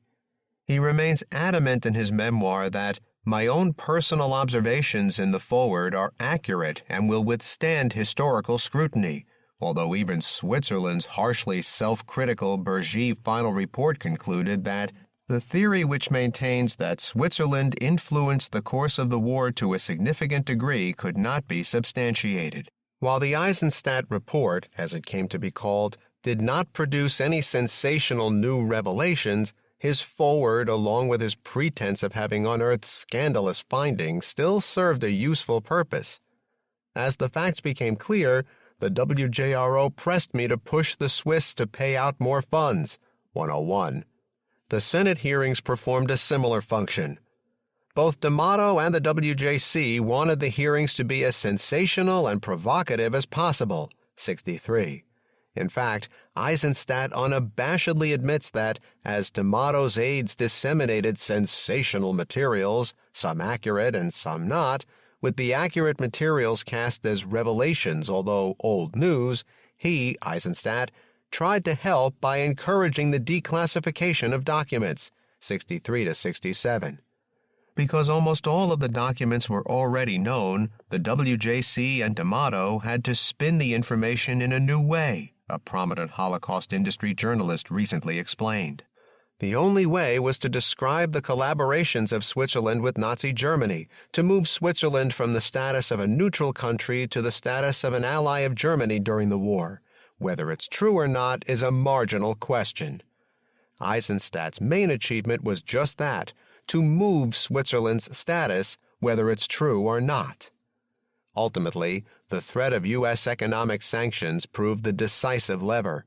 Orchestrated by Alan Hevesy, the controller or chief financial officer of New York City, who controlled billions of dollars in pension fund investments and business deals with the city, and who had visions of being mayor one day, 122 to 123, the campaign to financially cripple Switzerland spread to state and local governments across the country.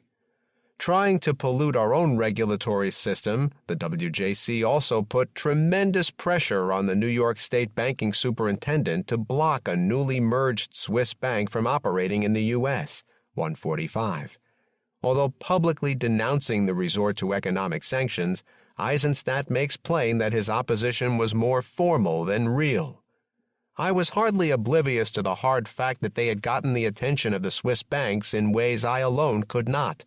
157, confer 160.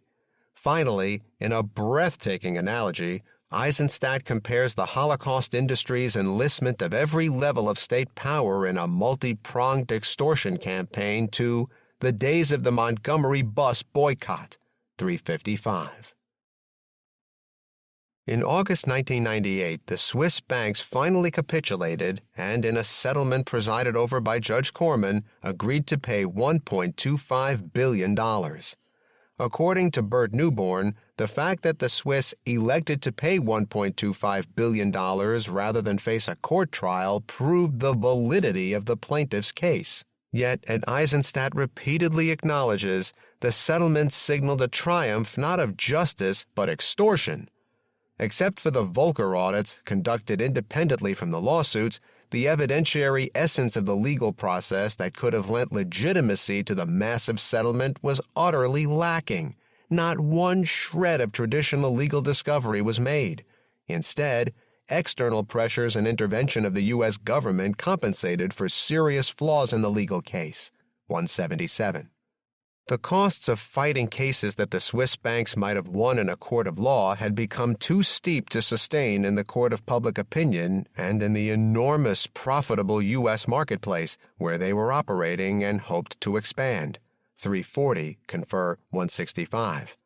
Nonetheless, Eisenstadt also speculates that the Swiss banks acquiesced in the $1.25 billion settlement for fear that Volcker would be so thorough that the total would come to more than that, and they wanted to cut their losses. 170 to 171, confer 166. His own evidence, however, belies this claim. The Swiss banks calculated that all of the Volcker accounts would still total only about $200 million, even when adjusted for the passage of time. 147. And likewise, Judge Corman assumed from his contract with Volcker that the audit would find $200 million in dormant accounts. 170. The subsequent findings of the Claims Resolution Tribunal demonstrated that in all likelihood even this figure greatly overestimated Swiss liability. The $200 million figure merits attention for another reason. Analyzing in the first postscript to the Holocaust industry the distribution plan for the Swiss monies, I stated that the allocation of $800 million from the $1.25 billion for validated dormant account claims appears wildly inflated, and that the Holocaust industry's real motive for this allocation was to pocket the difference. Had $200 million been allocated for dormant accounts holders, the residual $1.05 billion would have gone directly to Holocaust survivors. Eisenstadt's account confirms that, before the distribution plan was drawn up, it was already known that the $800 million figure bore no relationship to reality, and also suggests who conjured the wildly inflated figure. Against all evidence, Singer maintained that the Volcker audits would produce between $600 million and $750 million. 148. Singer's inflation served a double purpose, first to shake down the Swiss banks, then to shake down Holocaust survivors. To justify the $1.25 billion settlement in spite of the estimate for Swiss liability from dormant accounts being $200 million and the other claims against the Swiss lacking one shred of evidence, Eisenstadt proudly brandishes the novel concept of rough justice, 181, which may have applicability in future mass violations of human rights, 353. The whole concept of rough justice was itself a novelty, a new theory to accommodate what amounted to political negotiation, not a legal principle. In any traditional lawsuit, the injured parties must establish a clear nexus, a direct relationship to the party from whom they seek to recover. This could be done with the bank accounts Volcker was auditing. It could not be done with looted assets and slave labor profits, which had been at expense of people who, if they or their heirs were even alive, could not tie their losses to the three Swiss banks in the class action, 137 to 138, confer 130, 353. Yet using a baseless pretext and extra legal means to extract money already has a name. It's called a shakedown. Eisenstadt reserves his greatest wrath for the Swiss Federal Council, although he wanted to get the Swiss government engaged in negotiations in order to collect money from them for the settlement pot and to share the financial load, the Swiss refused. The Swiss government was perfectly willing for the U.S. government to bloody itself in trying to settle the cases, but at no cost to themselves. 126, 138, 163. Such ingratitude! The U.S. was willing to bloody itself shaking down Swiss banks, but the Swiss government wouldn't allow itself to be shaken down as well. Indeed, Eisenstadt reports that even now, the Swiss government has still not fully absorbed the hard lessons of what the country has gone through. For example, in the spring of 2002, the Swiss government froze military and other government contracts with Israel in protest against the Israeli government policies toward the Palestinians. 185. Truly, the Swiss are incorrigible. After the financial settlement, Eisenstadt reports, the Swiss inexplicably soured on the Volcker Committee. 178 to 179. Does this really surprise? Swiss banks had spent hundreds of millions of dollars on the most extensive and expensive audit in history, 179, yet its findings were preempted and $1.25 billion exchanged hands due to external pressures and intervention of the U.S. government. Even after the settlement, the audit's cost was skyrocketing. Notwithstanding Swiss disenchantment, however, the audit proceeded smoothly, and in December 1999 the Volcker Committee published the results of its investigation. Eisenstadt dispatches the committee's conclusions in one lone paragraph, 180, unsurprisingly, since its central finding was that, for victims of Nazi persecution, there was no evidence of systematic discrimination, obstruction of access, misappropriation, or violation of document retention requirements of Swiss law.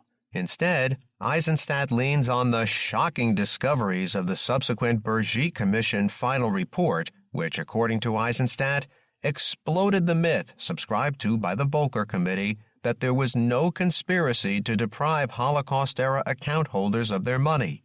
Yet, the Bergy final report explicitly stipulates that its more general assessment relies entirely on the Volcker audit, and that, all in all, its conclusions are borne out by the findings of the Volcker Committee. Eisenstadt prudently passes over in silence the recent findings of the Claims Resolution Tribunal, which both indisputably proved the Holocaust industry's central allegation that Swiss banks stole billions of dollars belonging to Holocaust victims, and confirmed Raoul Hilberg's initial assessment that the Holocaust industry conjured up phenomenal figures and then blackmailed the Swiss banks into submission. With only the tiniest fraction of the $1.25 billion settlement being paid out to Holocaust victims and heirs, the battle among blackmailers has predictably begun over who gets to keep the Holocaust booty. And caught in the crossfire are the blackmailers' victims. Claiming that Israel is the rightful recipient and that, "I don't trust the World Jewish Congress," Israel's Minister of Justice is demanding that the deal with the Swiss banks be renegotiated. It is instructive to juxtapose the fate of the Swiss banks against that of the French banks. In April 2002, a French commission investigating the spoliation of Jews in France during the Nazi Holocaust identified but did not publish, because of privacy concerns, approximately 64,000 names on 80,000 bank accounts that presumably belonged to Holocaust victims. 318. A figure significantly higher than the 36,000 bank accounts with a possible or probable relationship to Holocaust victims in the Swiss case. Subsequently, French banks agreed to compensate the validated claimants to Holocaust accounts, few were expected, and to contribute $100 million to a French-based Holocaust foundation to compensate for heirless Holocaust accounts. 322, 331, 336 to 337. By comparison, before the audit, let alone the claims validation process, was completed, Swiss banks were forced to pay $1.25 billion into the coffers of the Holocaust industry. Moreover, the Holocaust industry relentlessly denounced Swiss banks, which invoked privacy laws, for not publishing the names of all Holocaust accounts. The Swiss Bankers Association wanted only 5,000 accounts published, Eisenstadt typically remonstrates. The Swiss haggled to the last moment, 179 to 180. They eventually published the names of 21,000 accounts with the highest probable relationship to Holocaust victims. Yet French banks, invoking privacy laws, 321, likewise refused to publish the names on Holocaust accounts. In the French case, however, Eisenstadt didn't wax indignant, 321. The obvious question is, what accounts for the Holocaust industry's relatively benign treatment of the French banks? The short answer is power. Like Jews in Weimar Germany, the Swiss were economically prosperous but politically feeble. Indeed, except for dyed-in-the-wool Nazis, who would support fat Swiss bankers against needy Holocaust victims? In the French case, however, Eisenstadt had to factor in our relations with a close if prickly political and economic ally in Europe, 323.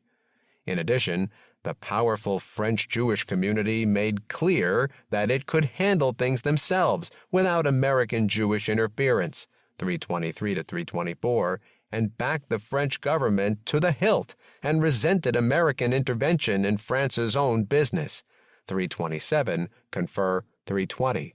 French Jewish organizations even agreed that the lists of Holocaust accounts should not be published, 328. Fear of the unified French reaction neutralized the Holocaust industry's main weapons. The landscape I faced in the French negotiations was far different from what I had experienced with the Swiss, Eisenstadt recalls. No pressure from Congress, from Israel Singer, or from Alan Hevesy, 323. When the class action lawyers treaded on French sovereignty, Eisenstadt, unlike in the Swiss case, broke ranks, deferring to French sensibilities, 335. With no external pressure to help them, 324, the lawsuits collapsed. French banks walked away, handing over barely a franc to the Holocaust industry. The French case underscores the absurdity of Eisenstadt's contention that the lawyers hijacked the Swiss bank dispute. Without U.S. government backing, the class action lawsuits lacked teeth. The lawyers suffered no illusions on this score. As negotiations with the French unfolded into the last days of the Clinton administration, Hausfeld wanted to settle the French case quickly and creatively, Eisenstadt reports. He realized the danger of leaving these negotiations unfinished when the Clinton administration left office. Without the government as a catalyst, the lawyers and their clients would face a long and uncertain course in the courts. 324. Finally, Israel's record on compensation for Holocaust-era assets was subsequently shown to be no better than Switzerland's. Unlike in the Swiss case, however, this discovery sparked neither profound musings on the defects of the Jewish national character nor a concerted campaign for a cash settlement. Rather, Eisenstadt reckons it merely as a curiosity. But by far the most unexpected revelations came from Israel. In January 2000, Israel's largest bank, Bank Leumi, disclosed that it held some 13,000 dormant accounts, 347, roughly the same number as the Volcker audit found in the Swiss banks.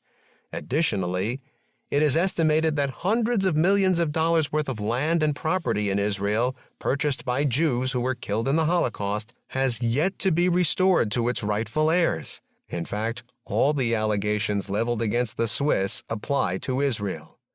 Like the Swiss, the Israeli banks had for years insisted that they held no assets of Holocaust victims in dormant accounts. They've just now begun to cooperate with independent auditors and have yet to grapple with the process of trying to track down heirs. Furthermore, not only has there been no systematic effort by the state to assist survivors and heirs in claiming properties, let alone to locate heirs, but property of Holocaust victims has been illegally transferred, while would-be heirs have been denied access to archival information supporting their claims and have been challenged to produce the death certificates and property deeds of those killed in concentration camps. They have put impossible obstacles in my path, an elderly Holocaust survivor complained to the Jerusalem Report. All over Europe, relatives have been paid compensation for land that was owned by Holocaust victims. It's terrible that Israel refuses to come clean. Revealingly, few Knesset members, even those with survivor backgrounds have shown any interest in Israeli Holocaust restitution issues. Avraham Hirschson, who was very active in pursuing the Swiss banks, for example, never bothered showing up for meetings of a Knesset committee to locate and restore Holocaust assets. 3. In his foreword to Eisenstadt's book, Holocaust industry CEO Elie Wiesel wonders why the economic dimension of the Holocaust had been hitherto utterly neglected, while Eisenstadt, referring directly to Germany, similarly ponders, why did it take more than 50 years to provide imperfect justice to the civilian victims of Nazi barbarism? 3. Confer 114. The short answer is, it wasn't neglected.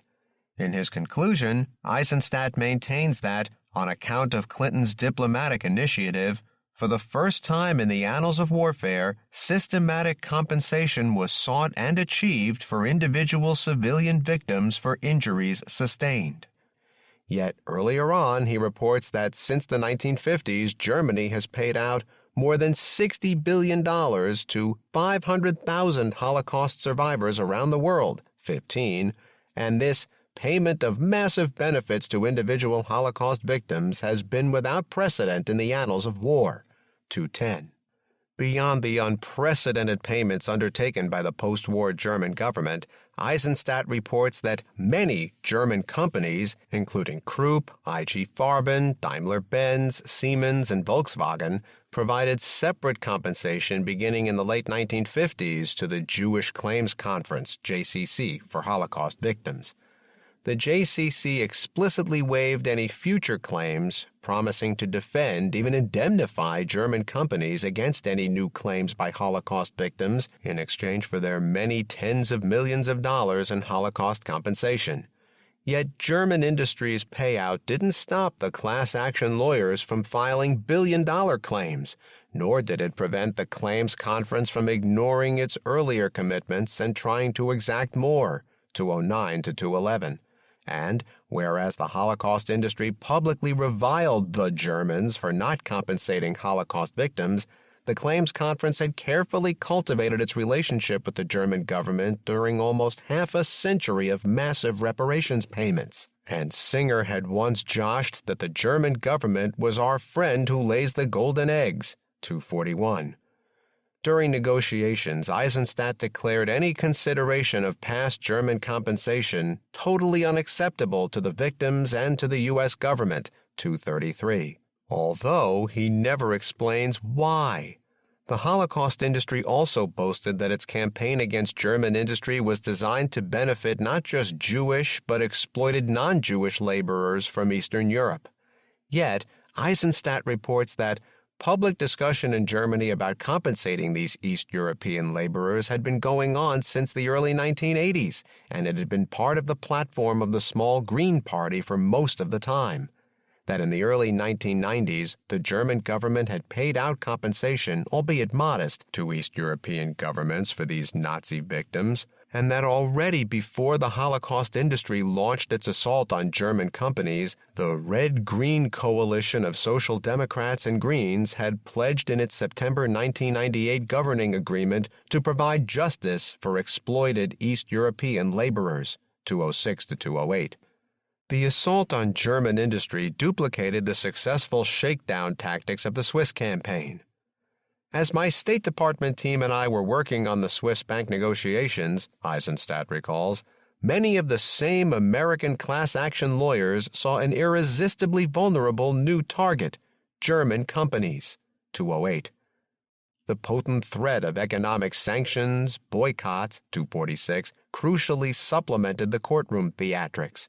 Meanwhile, at each critical juncture in the negotiations, Eisenstadt elicited support from Clinton to renew pressure on the Germans. He reports that the speedy turnaround of the first request for a letter was a reflection of the president's personal interest, 243, that obtaining a presidential letter to a foreign head of government is usually difficult on any topic, while getting a second one is even more so. But when I asked for another, the Chief of Staff and the National Security Council quickly obtained it, 248, that Once again, I would need my heaviest artillery, the President of the United States. I learned that Clinton, Schroeder, and Prime Minister Tony Blair of Britain were meeting. Clinton told Schroeder that both sides were close but had to do a little more. Schroeder pleaded budget stringency. Undaunted, Clinton came back and pointed out what a success it would be for both sides to put the past behind them, 252 to 253, that, in effect, we were negotiating in Germany simultaneously at both my level and that of the heads of government, as Clinton yet again raised the matter with Schroeder, 271.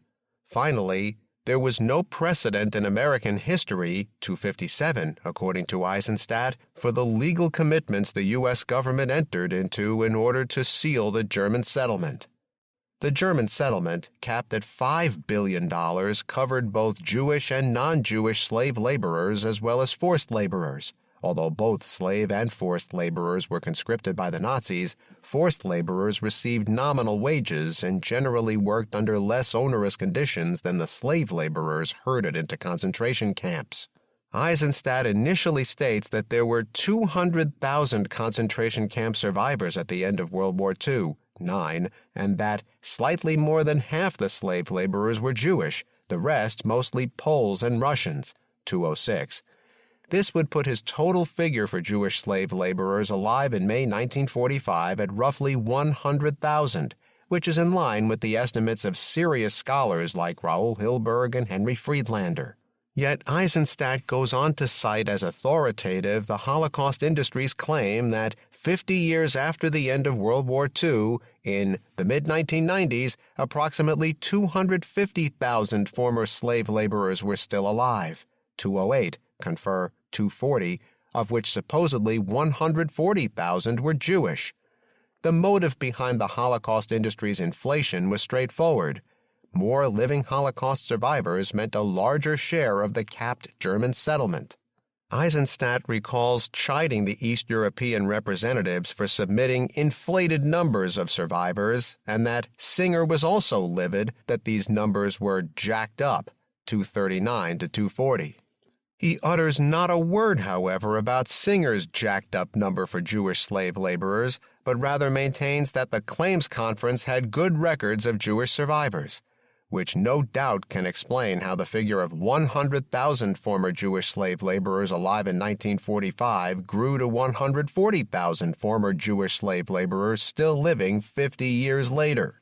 In fact, the Claims Conference itself has effectively conceded the fraudulence of the 140,000 figure. Yehuda Bauer, former director of Yad Vashem, Israel's main Holocaust research institute, currently serves as the Claim Conference's advisor on Holocaust education. In a recent study, Bauer estimated that at the end of World War II, about 200,000 Jews emerged from the Nazi concentration and slave labor camps and had survived the death marches. Although double the standard scholarly estimates, Bauer's figure is still impossible to reconcile with the Holocaust industry's claim during the German negotiations that 700,000 Jewish slave laborers survived the war and 140,000 remain among the living 50 years later. Even Holocaust survivor organizations decry that the Holocaust industry inflated the number of survivors during negotiations, only to deflate the number once it had the compensation monies earmarked for Holocaust survivors in hand. Why during the negotiations were the numbers of actual Shoah survivors so vastly exaggerated, and why were the negotiators so fearful that the press and the German and Swiss opponents might challenge their proclaimed survivors' statistics? This inflation now exceeds that of the Weimar years, with the U.S. State Department's Special Envoy for Holocaust Issues, J.D. Bindenagel, proclaiming that in the post-war years, many millions of Holocaust victims were caught behind the Iron Curtain. The Holocaust industry also conjured other schemes to swindle a bigger chunk of the German settlement. In this regard, Eisenstadt's account merits extended quotation.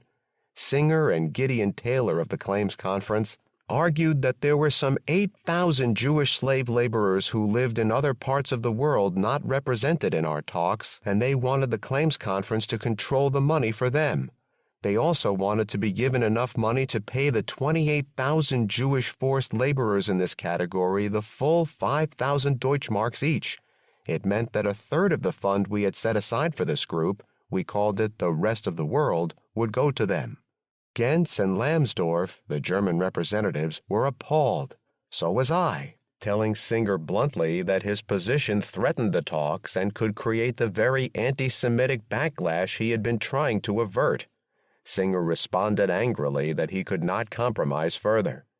With the visibly reluctant consent of the Germans, I agreed to a secret footnote in the German legislation to give these Jewish laborers an additional amount of 260 million Deutschmarks, or $130 million. This effectively meant less for non-Jewish forced laborers, primarily in Western Europe and the United States. I reluctantly gave in to this demand because I believed Singer might have aborted the deal on the spot. It was too risky at this stage to call his bluff, but I remain embarrassed at the concession. 265 to 266. I concluded my negotiation holding a firm conviction, Eisenstadt recalls, that post-war Germany is entitled to full acceptance as a normal nation with a well-ingrained set of democratic values. 278. In other words, it passed the crucial test of submitting to U.S. blackmail. On the eve of the U.S. attack on Iraq, however, the German government's normality and democratic commitment were again called into question after it refused to submit to U.S. blackmail and bowed to popular anti-war sentiment. Meanwhile, those Germans who believed that paying the extortion money and publicly heaping praise on the Holocaust industry's moral righteousness would finally close the chapter on Holocaust compensation have been in for a rude awakening. The Holocaust industry started greedily eyeing $350 million in the settlement set aside for a German foundation promoting tolerance, Fund for the Future, maintaining that it is the job of the Jewish community to challenge parts of the settlement it does not agree with, Singer opined. I don't believe we should play by the rules of the Germans, although the settlement's rules were overwhelmingly imposed not by the Germans but the Holocaust industry. Small wonder that even fellow Jews, according to Singer, described me as a gangster. Indeed, after embarrassing even Eisenstadt with his conjuring of Holocaust victims, this shameless Holocaust huckster returned to Germany less than 2 years after the settlement was signed to demand a few dozen millions more, breadcrumbs for Jewish labor conscripts whose existence has only now become known. This is my last visit regarding this matter, Singer promised. One will not see my face again. Rather unlikely, unless he is finally put where he belongs, behind bars.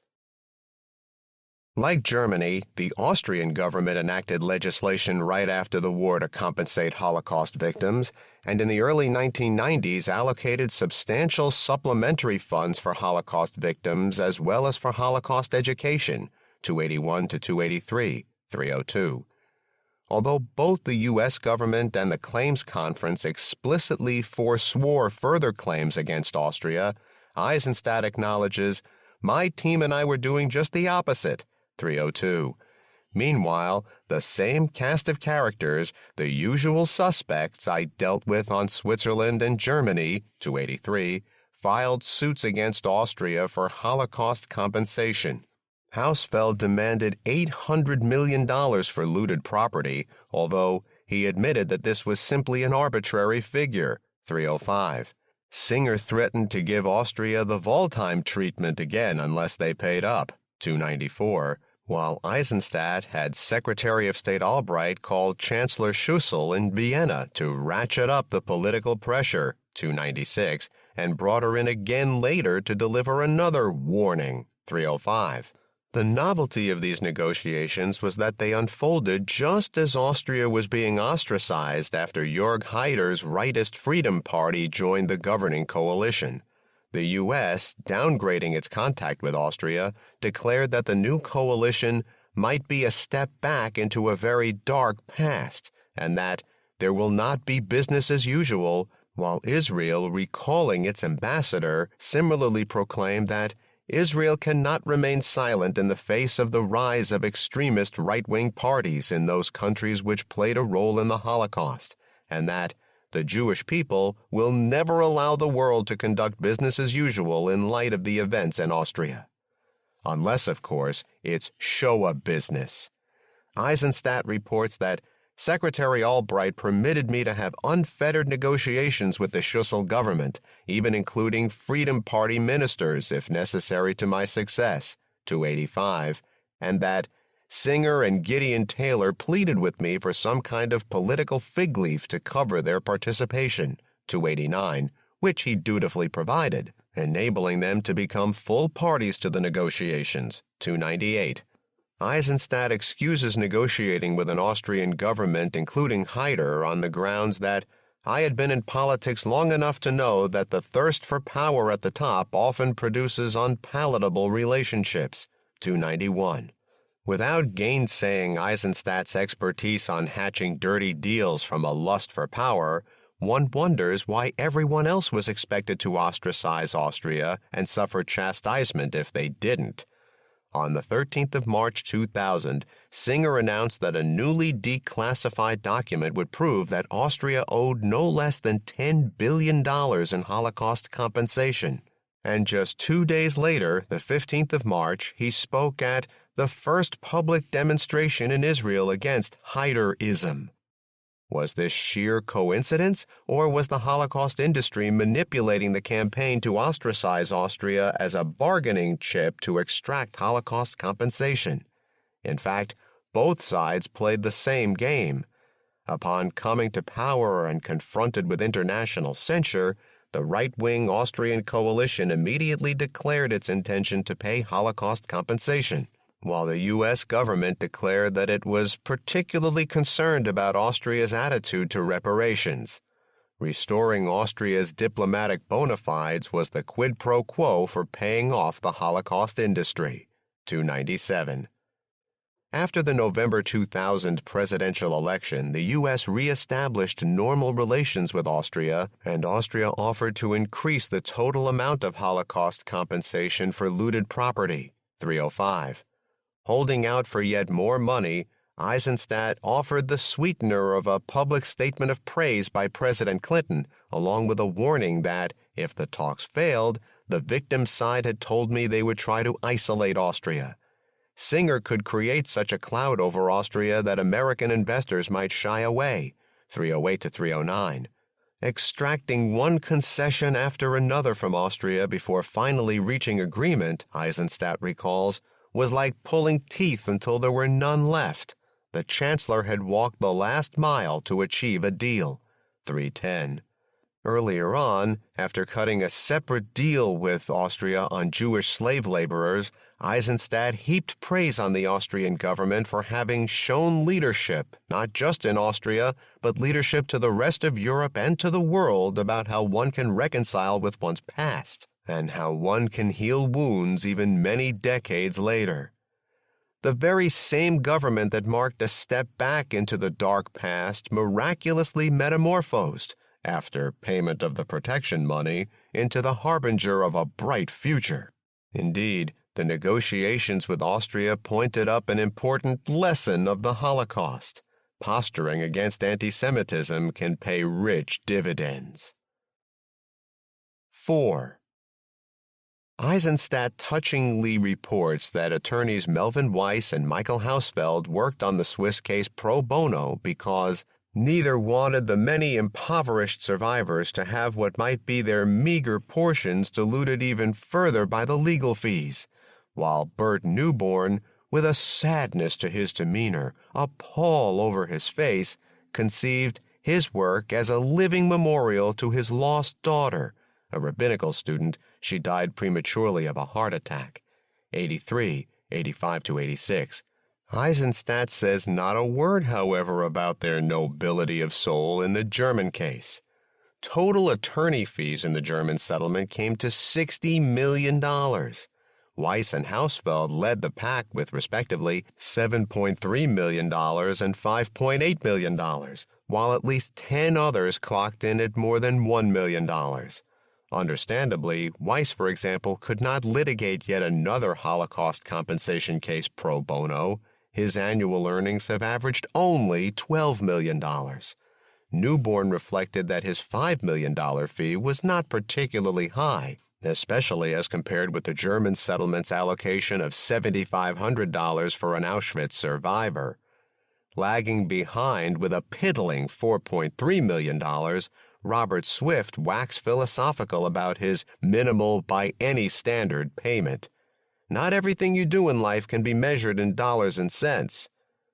Looking elsewhere for solace, one enterprising attorney sold the story of his client to Hollywood's Michael Ovitz, former president of Disney.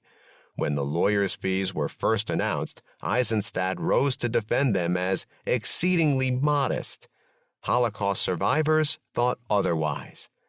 If only half the amount, or about $30 million, could have been saved on attorney's fees, a survivor organization editorialized, it could have been used to establish one or several healthcare centers for ailing survivors. Shame on these unconscionable fees. It would be a mistake, however, to focus exclusively on the misdeeds of the class action lawyers. This has been the Holocaust industry's main strategy for diverting attention from itself as ugly truths seep out. Beyond scapegoating the lawyers, the Holocaust industry was also at odds with them over the fundamental issue of who at the end of the day would control the bulk, 132, of the compensation monies. In fact, the class action lawyers together have pocketed only a tiny percentage of the various Holocaust settlements. The real thieves are Holocaust hucksters like Bronfman and Singer, who control the interlocking directorates of the WJC, WJRO, and the Claims Conference, 57.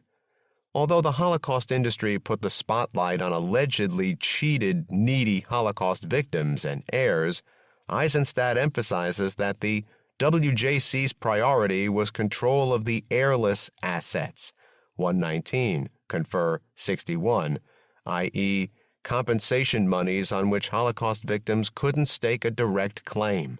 According to Eisenstadt, the Holocaust industry, representing the interests of Holocaust survivors the world over, 41, has earmarked these heirless monies for aging Holocaust survivors, 119, to help Holocaust victims in general, 262, to recompense elderly Holocaust survivors before they died, 304, and so on.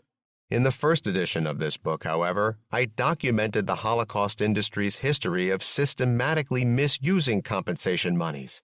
Although emphatically denying the existence of a Holocaust industry of lawyers and Jewish organizations profiting at the expense of victims, 339, confer 345, Eisenstadt never refutes the allegations, nor for that matter has anyone else. In fact, he never confronts an obvious question begging for an answer. If Germany has paid out more than $60 billion to 500,000 Holocaust survivors around the world since the 1950s, why have so many Holocaust survivors complained that they received little or no compensation?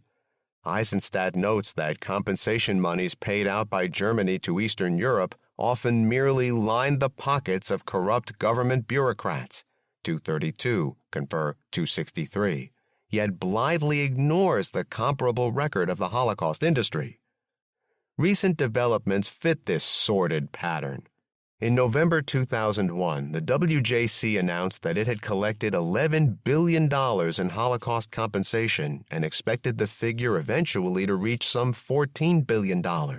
It's unclear whether these figures include the tens of thousands of properties worth billions of dollars that the Claims Conference is still contesting in Germany. The Holocaust industry is now debating not whether but how to use the probably billions in leftovers after needy Holocaust victims pass from the scene. Declaring that Holocaust survivors alone should not decide how to use monies that will not be needed after they die, Singer proposes devoting the probably billions to rebuild the Jewish soul and spirit, leaving aside Singer's unseemly haste to divide up the inheritance, and even acknowledging the need to rebuild the Jewish soul and spirit, especially after the battering they suffered the past few years from the likes of Singer, It's nonetheless hard to figure how the Holocaust industry already knows that there will be probably billions in residuals if, as it also maintains, nearly 1 million indigent Holocaust survivors are still alive and tens of thousands are likely to be alive in 2035. The Holocaust industry forecasts billions in residuals while simultaneously avowing that it can't even afford health care for elderly Holocaust victims. Why are we talking about excess riches, a Holocaust writer wonders, when there is no money to pay for survivors' basic necessities? In a staggering display of chutzpah, the Holocaust industry is now demanding that the German government, with the participation of German industry, yet again foot the bill because the Poor Claims Conference can't afford to. On the other hand, 20,000 Holocaust victims, decrying the Holocaust industry's misuse of their compensation monies, formed a new organization in June 2001, Holocaust Survivors Foundation USA, to ensure that billions of dollars raised for survivors are paid to survivors. The foundation's secretary, Leo Rector, charged that Holocaust survivors, as well as foreign governments, had been duped for decades into believing that the Claims Conference had our interests at heart. The foundation's president, David Schechter, deplored that many aging Holocaust survivors live in desperate conditions, while the Claims Conference has allocated only a minuscule fraction of the billions it has acquired in the name of Holocaust survivors. It's not right for Holocaust survivors to lack health care, said the foundation's chairman, Joe Sachs, when millions are spent building institutions in remote locations such as Siberia and hundreds of millions are spent on dubious purpose projects around the world. These doubtful undertakings have included $20.7 million to a subsidiary of the Jewish Agency, $3 million to the World Zionist Organization, $1.4 million to the Yiddish Theater in Tel Aviv, $1 million to the Mordechai Analevich Memorial in Israel, hundreds of thousands of dollars for a study of the history of pre-war yeshivot, and over $500,000 for a memorial foundation for Jewish culture in New York, which is twice as much as the recent allocation to all needy survivors in Florida. Scoring the Holocaust industry for moving in and trying to get money for their favorite charities rather than giving the money to people in whose name they obtained it, Rector rhetorically asked whether negotiators for the Holocaust industry informed their German opposites that a sizable chunk of the compensation monies would be spent not on survivors but pet projects. Representatives of the Jewish organizations, which ostensibly conducted the worthy campaign to set up the compensation funds, did not do this out of deep concern for Holocaust survivors or their heirs, Knesset member Michael Kleiner told the Israeli parliament amid Jewish infighting for the Holocaust booty. The real aim was not to restore Jewish property to its legal owners. The representatives of the organizations did everything possible to ensure that the money that was taken and the Jewish property would come into their own coffers instead of going to their lawful owners. In this way, the representatives of the Jewish bodies hoped to breathe new life into their organizations and the lives of luxury to which they have become accustomed. While elderly Holocaust survivors languish without medical coverage, the current annual salary and benefits of Gideon Taylor, executive vice president of the Claims Conference, totaled $275,000.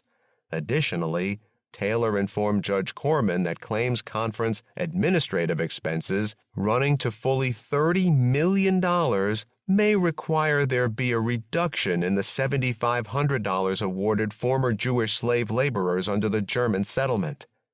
At times, it seems that the Holocaust has become a tool in the hands of the large Jewish organizations, the eminent Israeli newspaper Haaretz observed, to obtain funds for the favorite projects of the organization's leaders.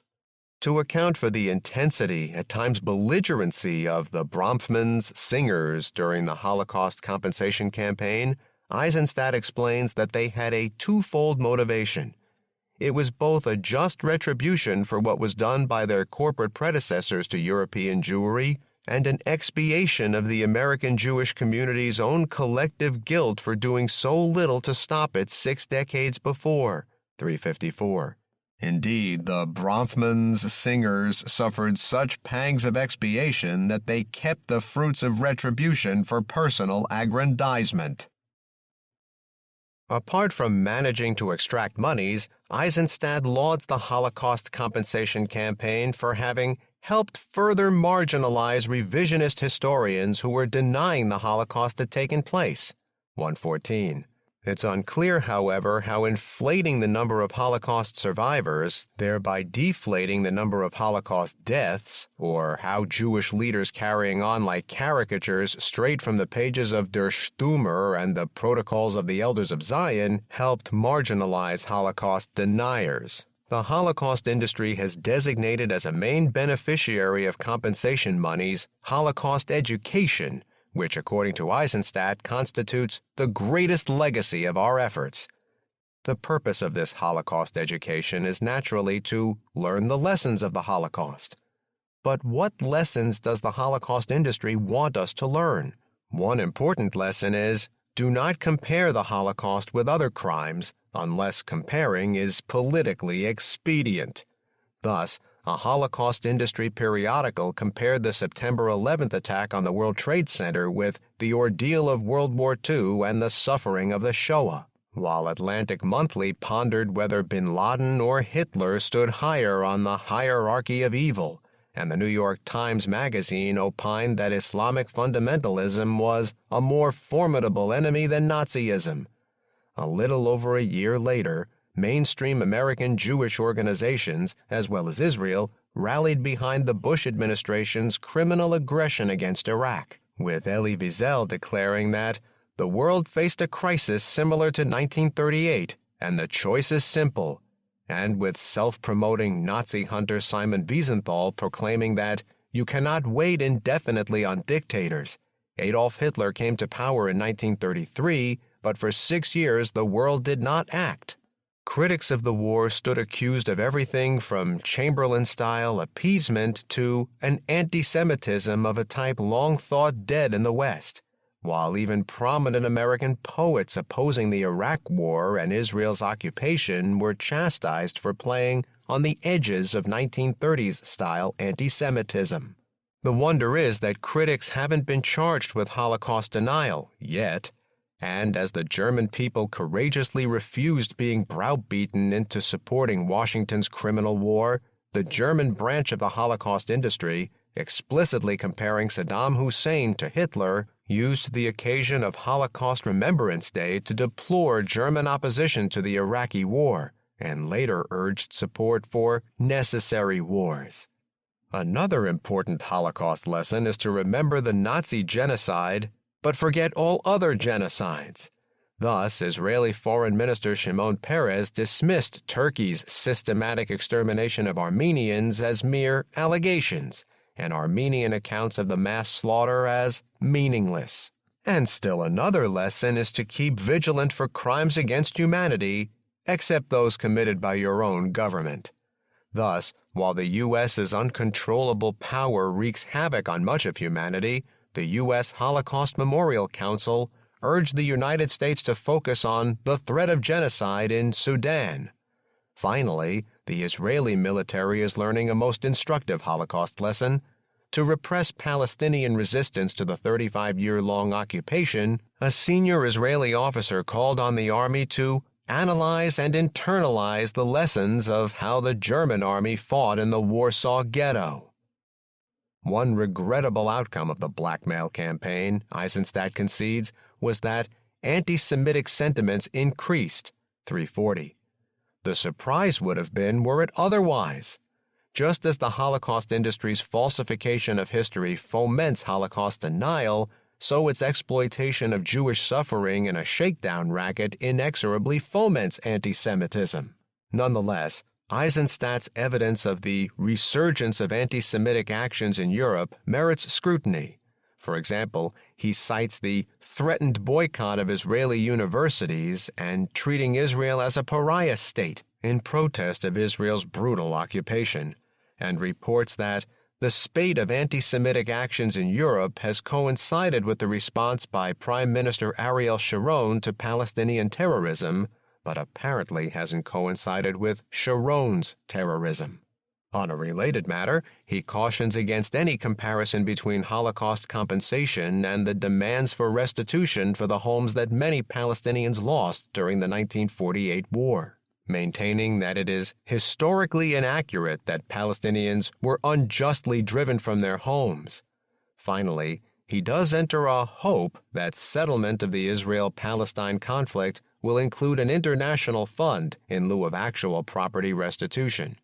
Heaven forbid that Israel should itself pay compensation, let alone return stolen property. Eisenstadt takes special pride in America's unique moral leadership during the Holocaust compensation campaign. The United States was the only country that cared enough to take an interest. The world had to understand that the U.S. took the matter of Holocaust assets very seriously. For those who doubted the capacity of the U.S. government to do things right, this was a shining example of a governmental success. Only the United States, of all the nations on the globe, cared enough. Likewise, Eisenstadt recalls that, in compiling the indictment of Switzerland's trafficking of looted gold with the Nazis, he took the daring course of setting forth the facts and conclusions, however harsh, and that Clinton, lending his unique imprimatur, praised the report as a landmark on morality, 110.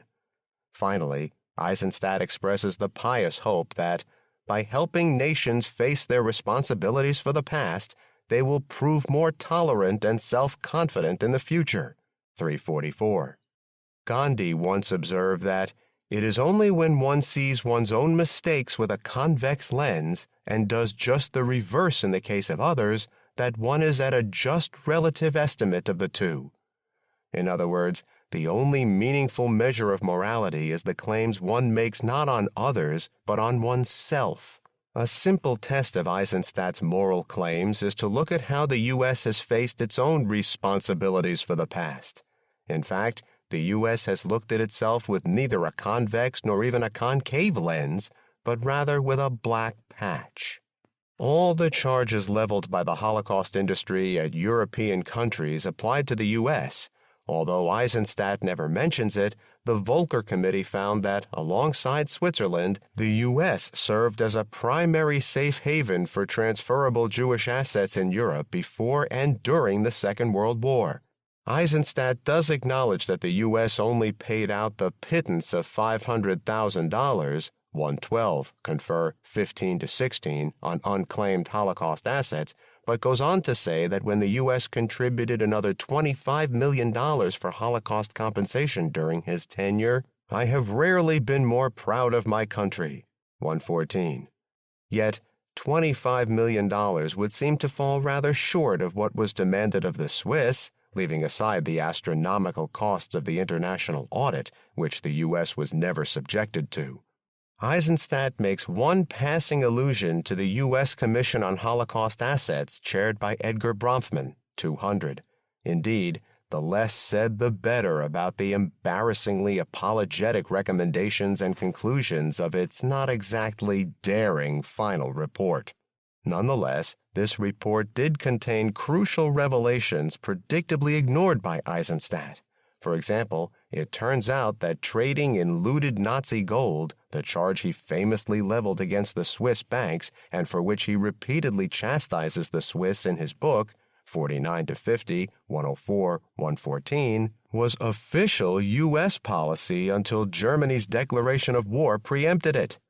Eisenstadt acknowledges on multiple occasions that, on a per capita basis, the Swiss took in far more refugees under more difficult circumstances than did the United States, 103, confer 9 through 10, 184, but this begs the question, which he never confronts, of why the Holocaust industry called on the Swiss to pay compensation for Jewish refugees denied entry, but put no such demands on the U.S. Finally, Eisenstadt's account of the U.S. record on slave labor compensation merits extended quotation. To boost the total German settlement, Eisenstadt recalls, he proposed creating a mirror image fund for the dozens of American companies whose big German subsidiaries had employed slave labor. According to a 1943 Treasury Department list, The more celebrated names included Ford, General Motors, Gillette, IBM, and Kodak, among many others. I got off to a fast start on December 3rd when I met with John Rintanaki, Ford's Group Vice President and Chief of Staff. An energetic, upbeat person, he got right to the point. Strikingly frank, he volunteered that Henry Ford, the company's founder, was a notorious anti-Semite who had been publicly recognized by Hitler for his work in Germany. He made no attempt to deny that the Nazis had employed forced and slave laborers in Ford's plants and promised to help recruit American companies with a goal of raising $500 million. He said his task would be easier if we could create a charitable organization so the corporate contributions would qualify as tax deductions. Craig Johnstone, head of the International Division of the U.S. Chamber of Commerce and a former State Department colleague, made it easier for the companies to contribute without appearing to admit wartime guilt by persuading the Chamber of Commerce to approve a humanitarian fund that its corporate membership could use for everything from hurricane to Holocaust relief. We jointly launched it with fanfare at a news conference at the Chamber's Washington, D.C. headquarters. But the money never arrived. Despite several more meetings with Rintanaki, who made a genuine effort to convince other firms to join, it was a dry hole. In December 2001, 2 years after my first meeting with Rintanaki and well after the end of the Clinton administration, one of Rintanaki's aides told me that the Ford Motor Company would contribute $2 million. No other American company ever gave a nickel to the Chamber Fund, relying on their German subsidiaries to pay instead into the German Foundation, 254 to 255.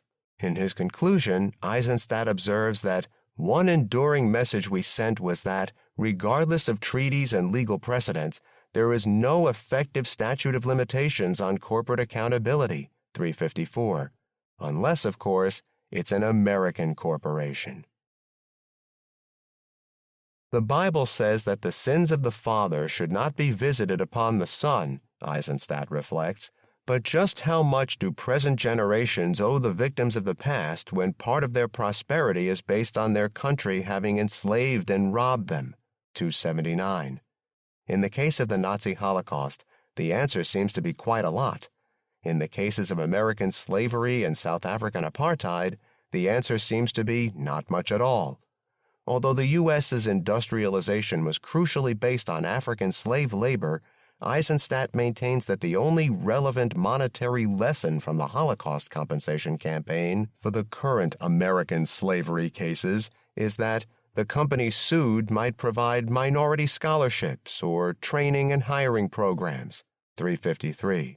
Eisenstadt mentions the anti-apartheid class action suits filed against companies that profited from decades of racist exploitation, 351, but inexplicably forgets to mention that, in a true profile in moral consistency, he himself is now acting as the advocate for the targeted companies. To the degree that property restitution becomes a regular process, Eisenstadt surmises, it will help the countries of Eastern Europe to become healthier democracies, 45. Making amends for ill-gotten gains no doubt strengthens a society's moral fabric, yet Eisenstadt never thought to apply this insight to the U.S. Consider a multi-billion-dollar class-action lawsuit filed by Native Americans against the Clinton administration that strikingly resembled the Swiss banks litigation, except that the allegations were true. Indeed, a main target of this lawsuit was the Treasury Department during Eisenstadt's tenure as its deputy secretary. 6. In June 1996, the Native American Rights Fund filed the largest class-action lawsuit in U.S. history on behalf of Eloise Pepion-Cobell of Montana's Blackfeet tribe and 300,000 to 500,000 other Native Americans. Plaintiffs' class includes some of the poorest people in this nation, Judge Royce C. Lamberth later observed. Human welfare and livelihood are at stake. Per capita income among these impoverished descendants of the American Holocaust hovers at less than $10,000 per year, and unemployment stands at nearly 70%, while more than 90% of the elderly lack long-term health care. The Clinton administration ought to have been ashamed, Cobell rebuked a Justice Department official. People are dying in all Indian communities. They don't have access to their own money. At issue were Native American monies held in trust by the U.S. government. The genesis of these individual Indian money IIM trust accounts reached back to the late 19th century, when under the General Allotment Act, 1887, 140 million acres of communally owned tribal lands were broken up into private plots. As the government concedes, Judge Lamberth stated, the purpose of the IIM trust was to deprive plaintiffs' ancestors of their native lands and rid the nation of their tribal identity. Fully 90 million acres were deemed surplus and quickly opened to non-Indian settlement, while another 40 million acres have never been accounted for. Revenue from leases for grazing, mining, drilling, and lumbering rights on these lands, now reduced to 10 million acres, was supposed to go into the IIM trust accounts. The class action suit called on the U.S. government to finally abide by its duty to render an accurate accounting of these accounts. Designating their condition a national disgrace, a 1992 congressional report found that IIM accounts look as though they had been handled with a pitchfork and were the equivalent of a bank that doesn't know how much money it has. For decades, there have been dozens of government reports, congressional hearings, and findings, Secretary of Interior Bruce Babbitt conceded during litigation, that have criticized Department of Interior's management of its trust responsibilities. Yet, few, if any, of these proposals have ever been implemented. It would be difficult to find a more historically mismanaged federal program, Judge Lamberth concluded. The United States cannot say how much money is or should be in the trust. It is fiscal and governmental irresponsibility in its purest form. And again, the Department of Interior's administration of the individual Indian Money Trust has served as the gold standard for mismanagement by the federal government for more than a century. The federal government regularly issues payments to beneficiaries of their own money in erroneous amounts. In 1994, Congress enacted the Indian Trust Fund Management Act, which formed the legal basis for the Cobell suit. It required the Department of Interior and Treasury Department to provide, in Judge Lamberth's words, an accurate accounting of all money in the IIM trust without regard to when the funds were deposited. The trial was eventually bifurcated into two phases: fixing the system, or reforming the management and accounting practices of the IIM trust, and correcting the accounts, or performing a comprehensive historical audit of the IIM trust with the government bringing forward its proof and then plaintiffs making exceptions to that proof. After successive court findings of contempt against the defendants, more on which presently, an intermediate 1.5 phase was created to further monitor government compliance. In the course of the trial, the court repeatedly chastised the Department of Interior and Treasury Department for grossly mishandling documentation crucial to the audit. In a February 1999 trial, Judge Lamberth found defendants in civil contempt for having failed to produce a substantial set of documents required by a court order, and, in the specific case of the Treasury Department, where Eisenstadt served as Deputy Secretary, for destroying documents it had promised to maintain.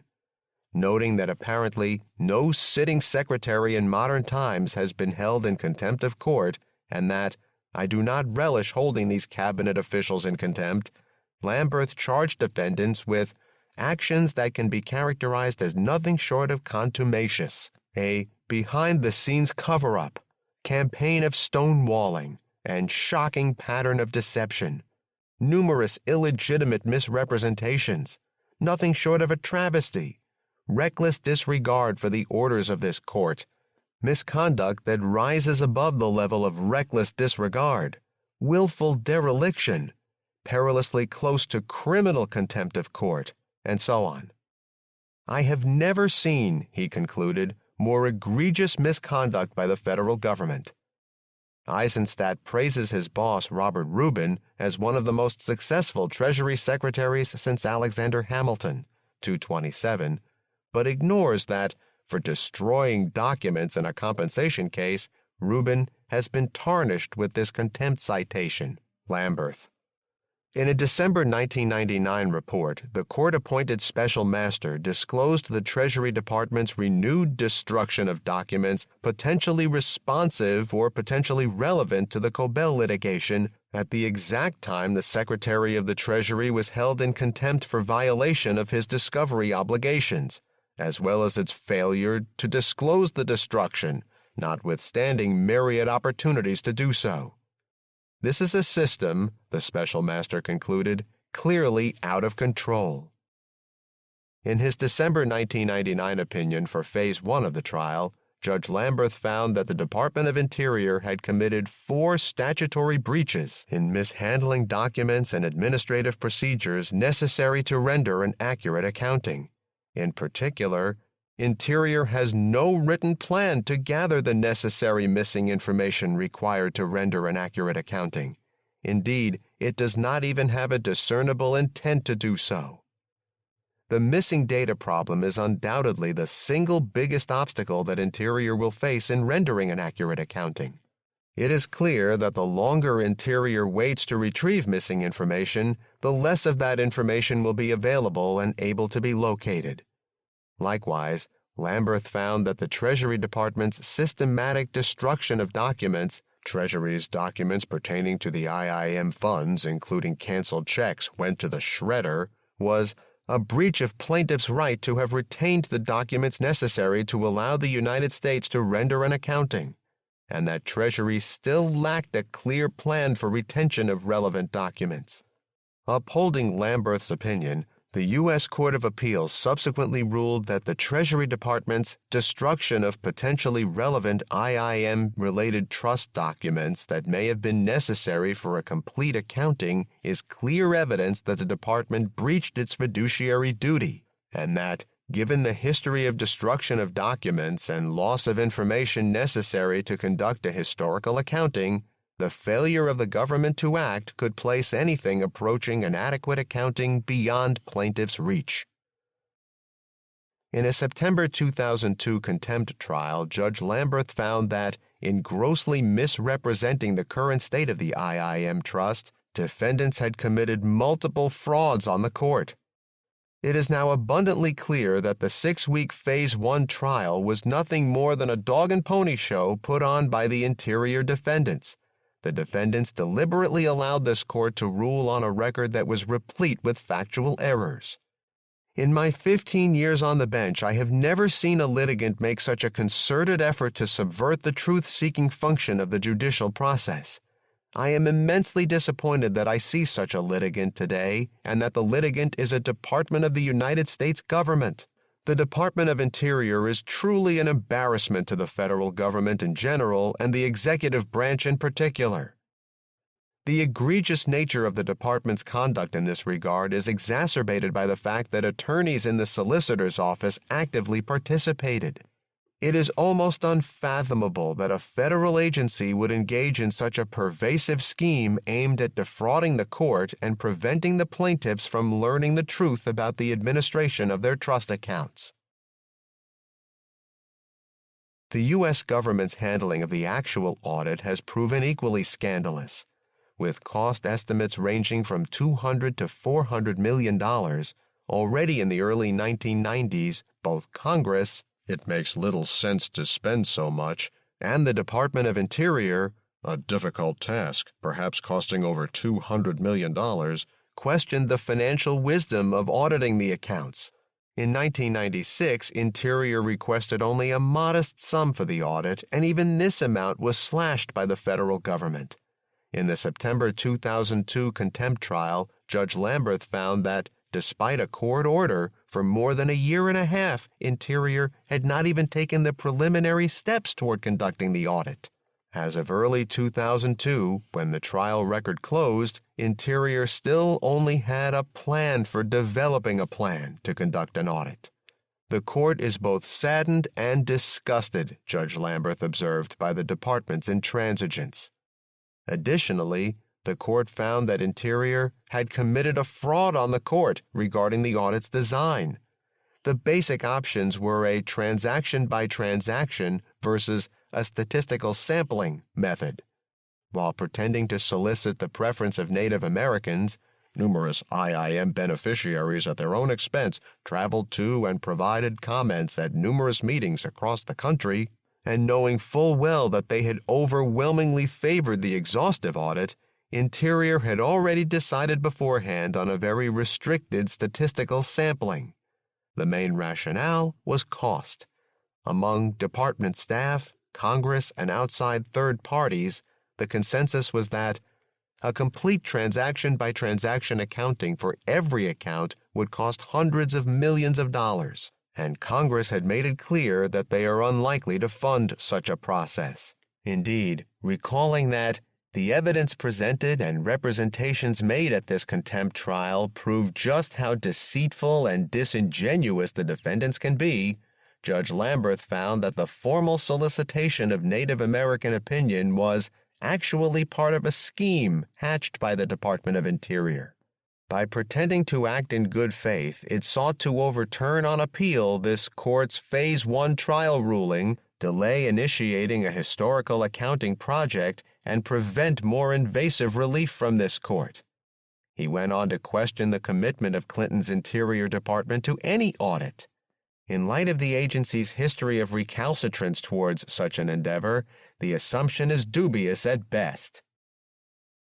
Reviewing the entire court record, Judge Lamberth scathingly observed that the Department of Interior handled this litigation the same way that it has managed the IIM Trust, disgracefully, that it had engaged in despicable conduct and disgraceful actions, that the defendant's contention that the court should consider their good faith efforts would be laughable if it were not so sad and cynical, that the recalcitrance exhibited by the Department of Interior in complying with the orders of this court is only surpassed by the incompetence that the agency has shown in administering the IIM Trust, and so on. I may have life tenure, he concluded, but at the rate the Department of Interior is progressing, that is not a long enough appointment. In January 2003, Native American plaintiffs presented Judge Lamberth a detailed court filing based on private historical records asserting that the government had cheated them out of as much as $137.2 billion over the last 115 years. But who can doubt the U.S.'s authority to render moral judgment on the perfidious Swiss? This concludes The Holocaust Industry by Norman G. Finkelstein, narrated by Barry Abrams. Copyright 2000, 2001, 2003, 2015, 2024 by Norman G. Finkelstein. This unabridged audiobook is published by arrangement with Verso Books and was produced in the year 2024 by Tantor Media Incorporated, a division of Recorded Books, which holds the copyright thereto. Please visit Tantor.com for more information on our growing library of unabridged audiobooks.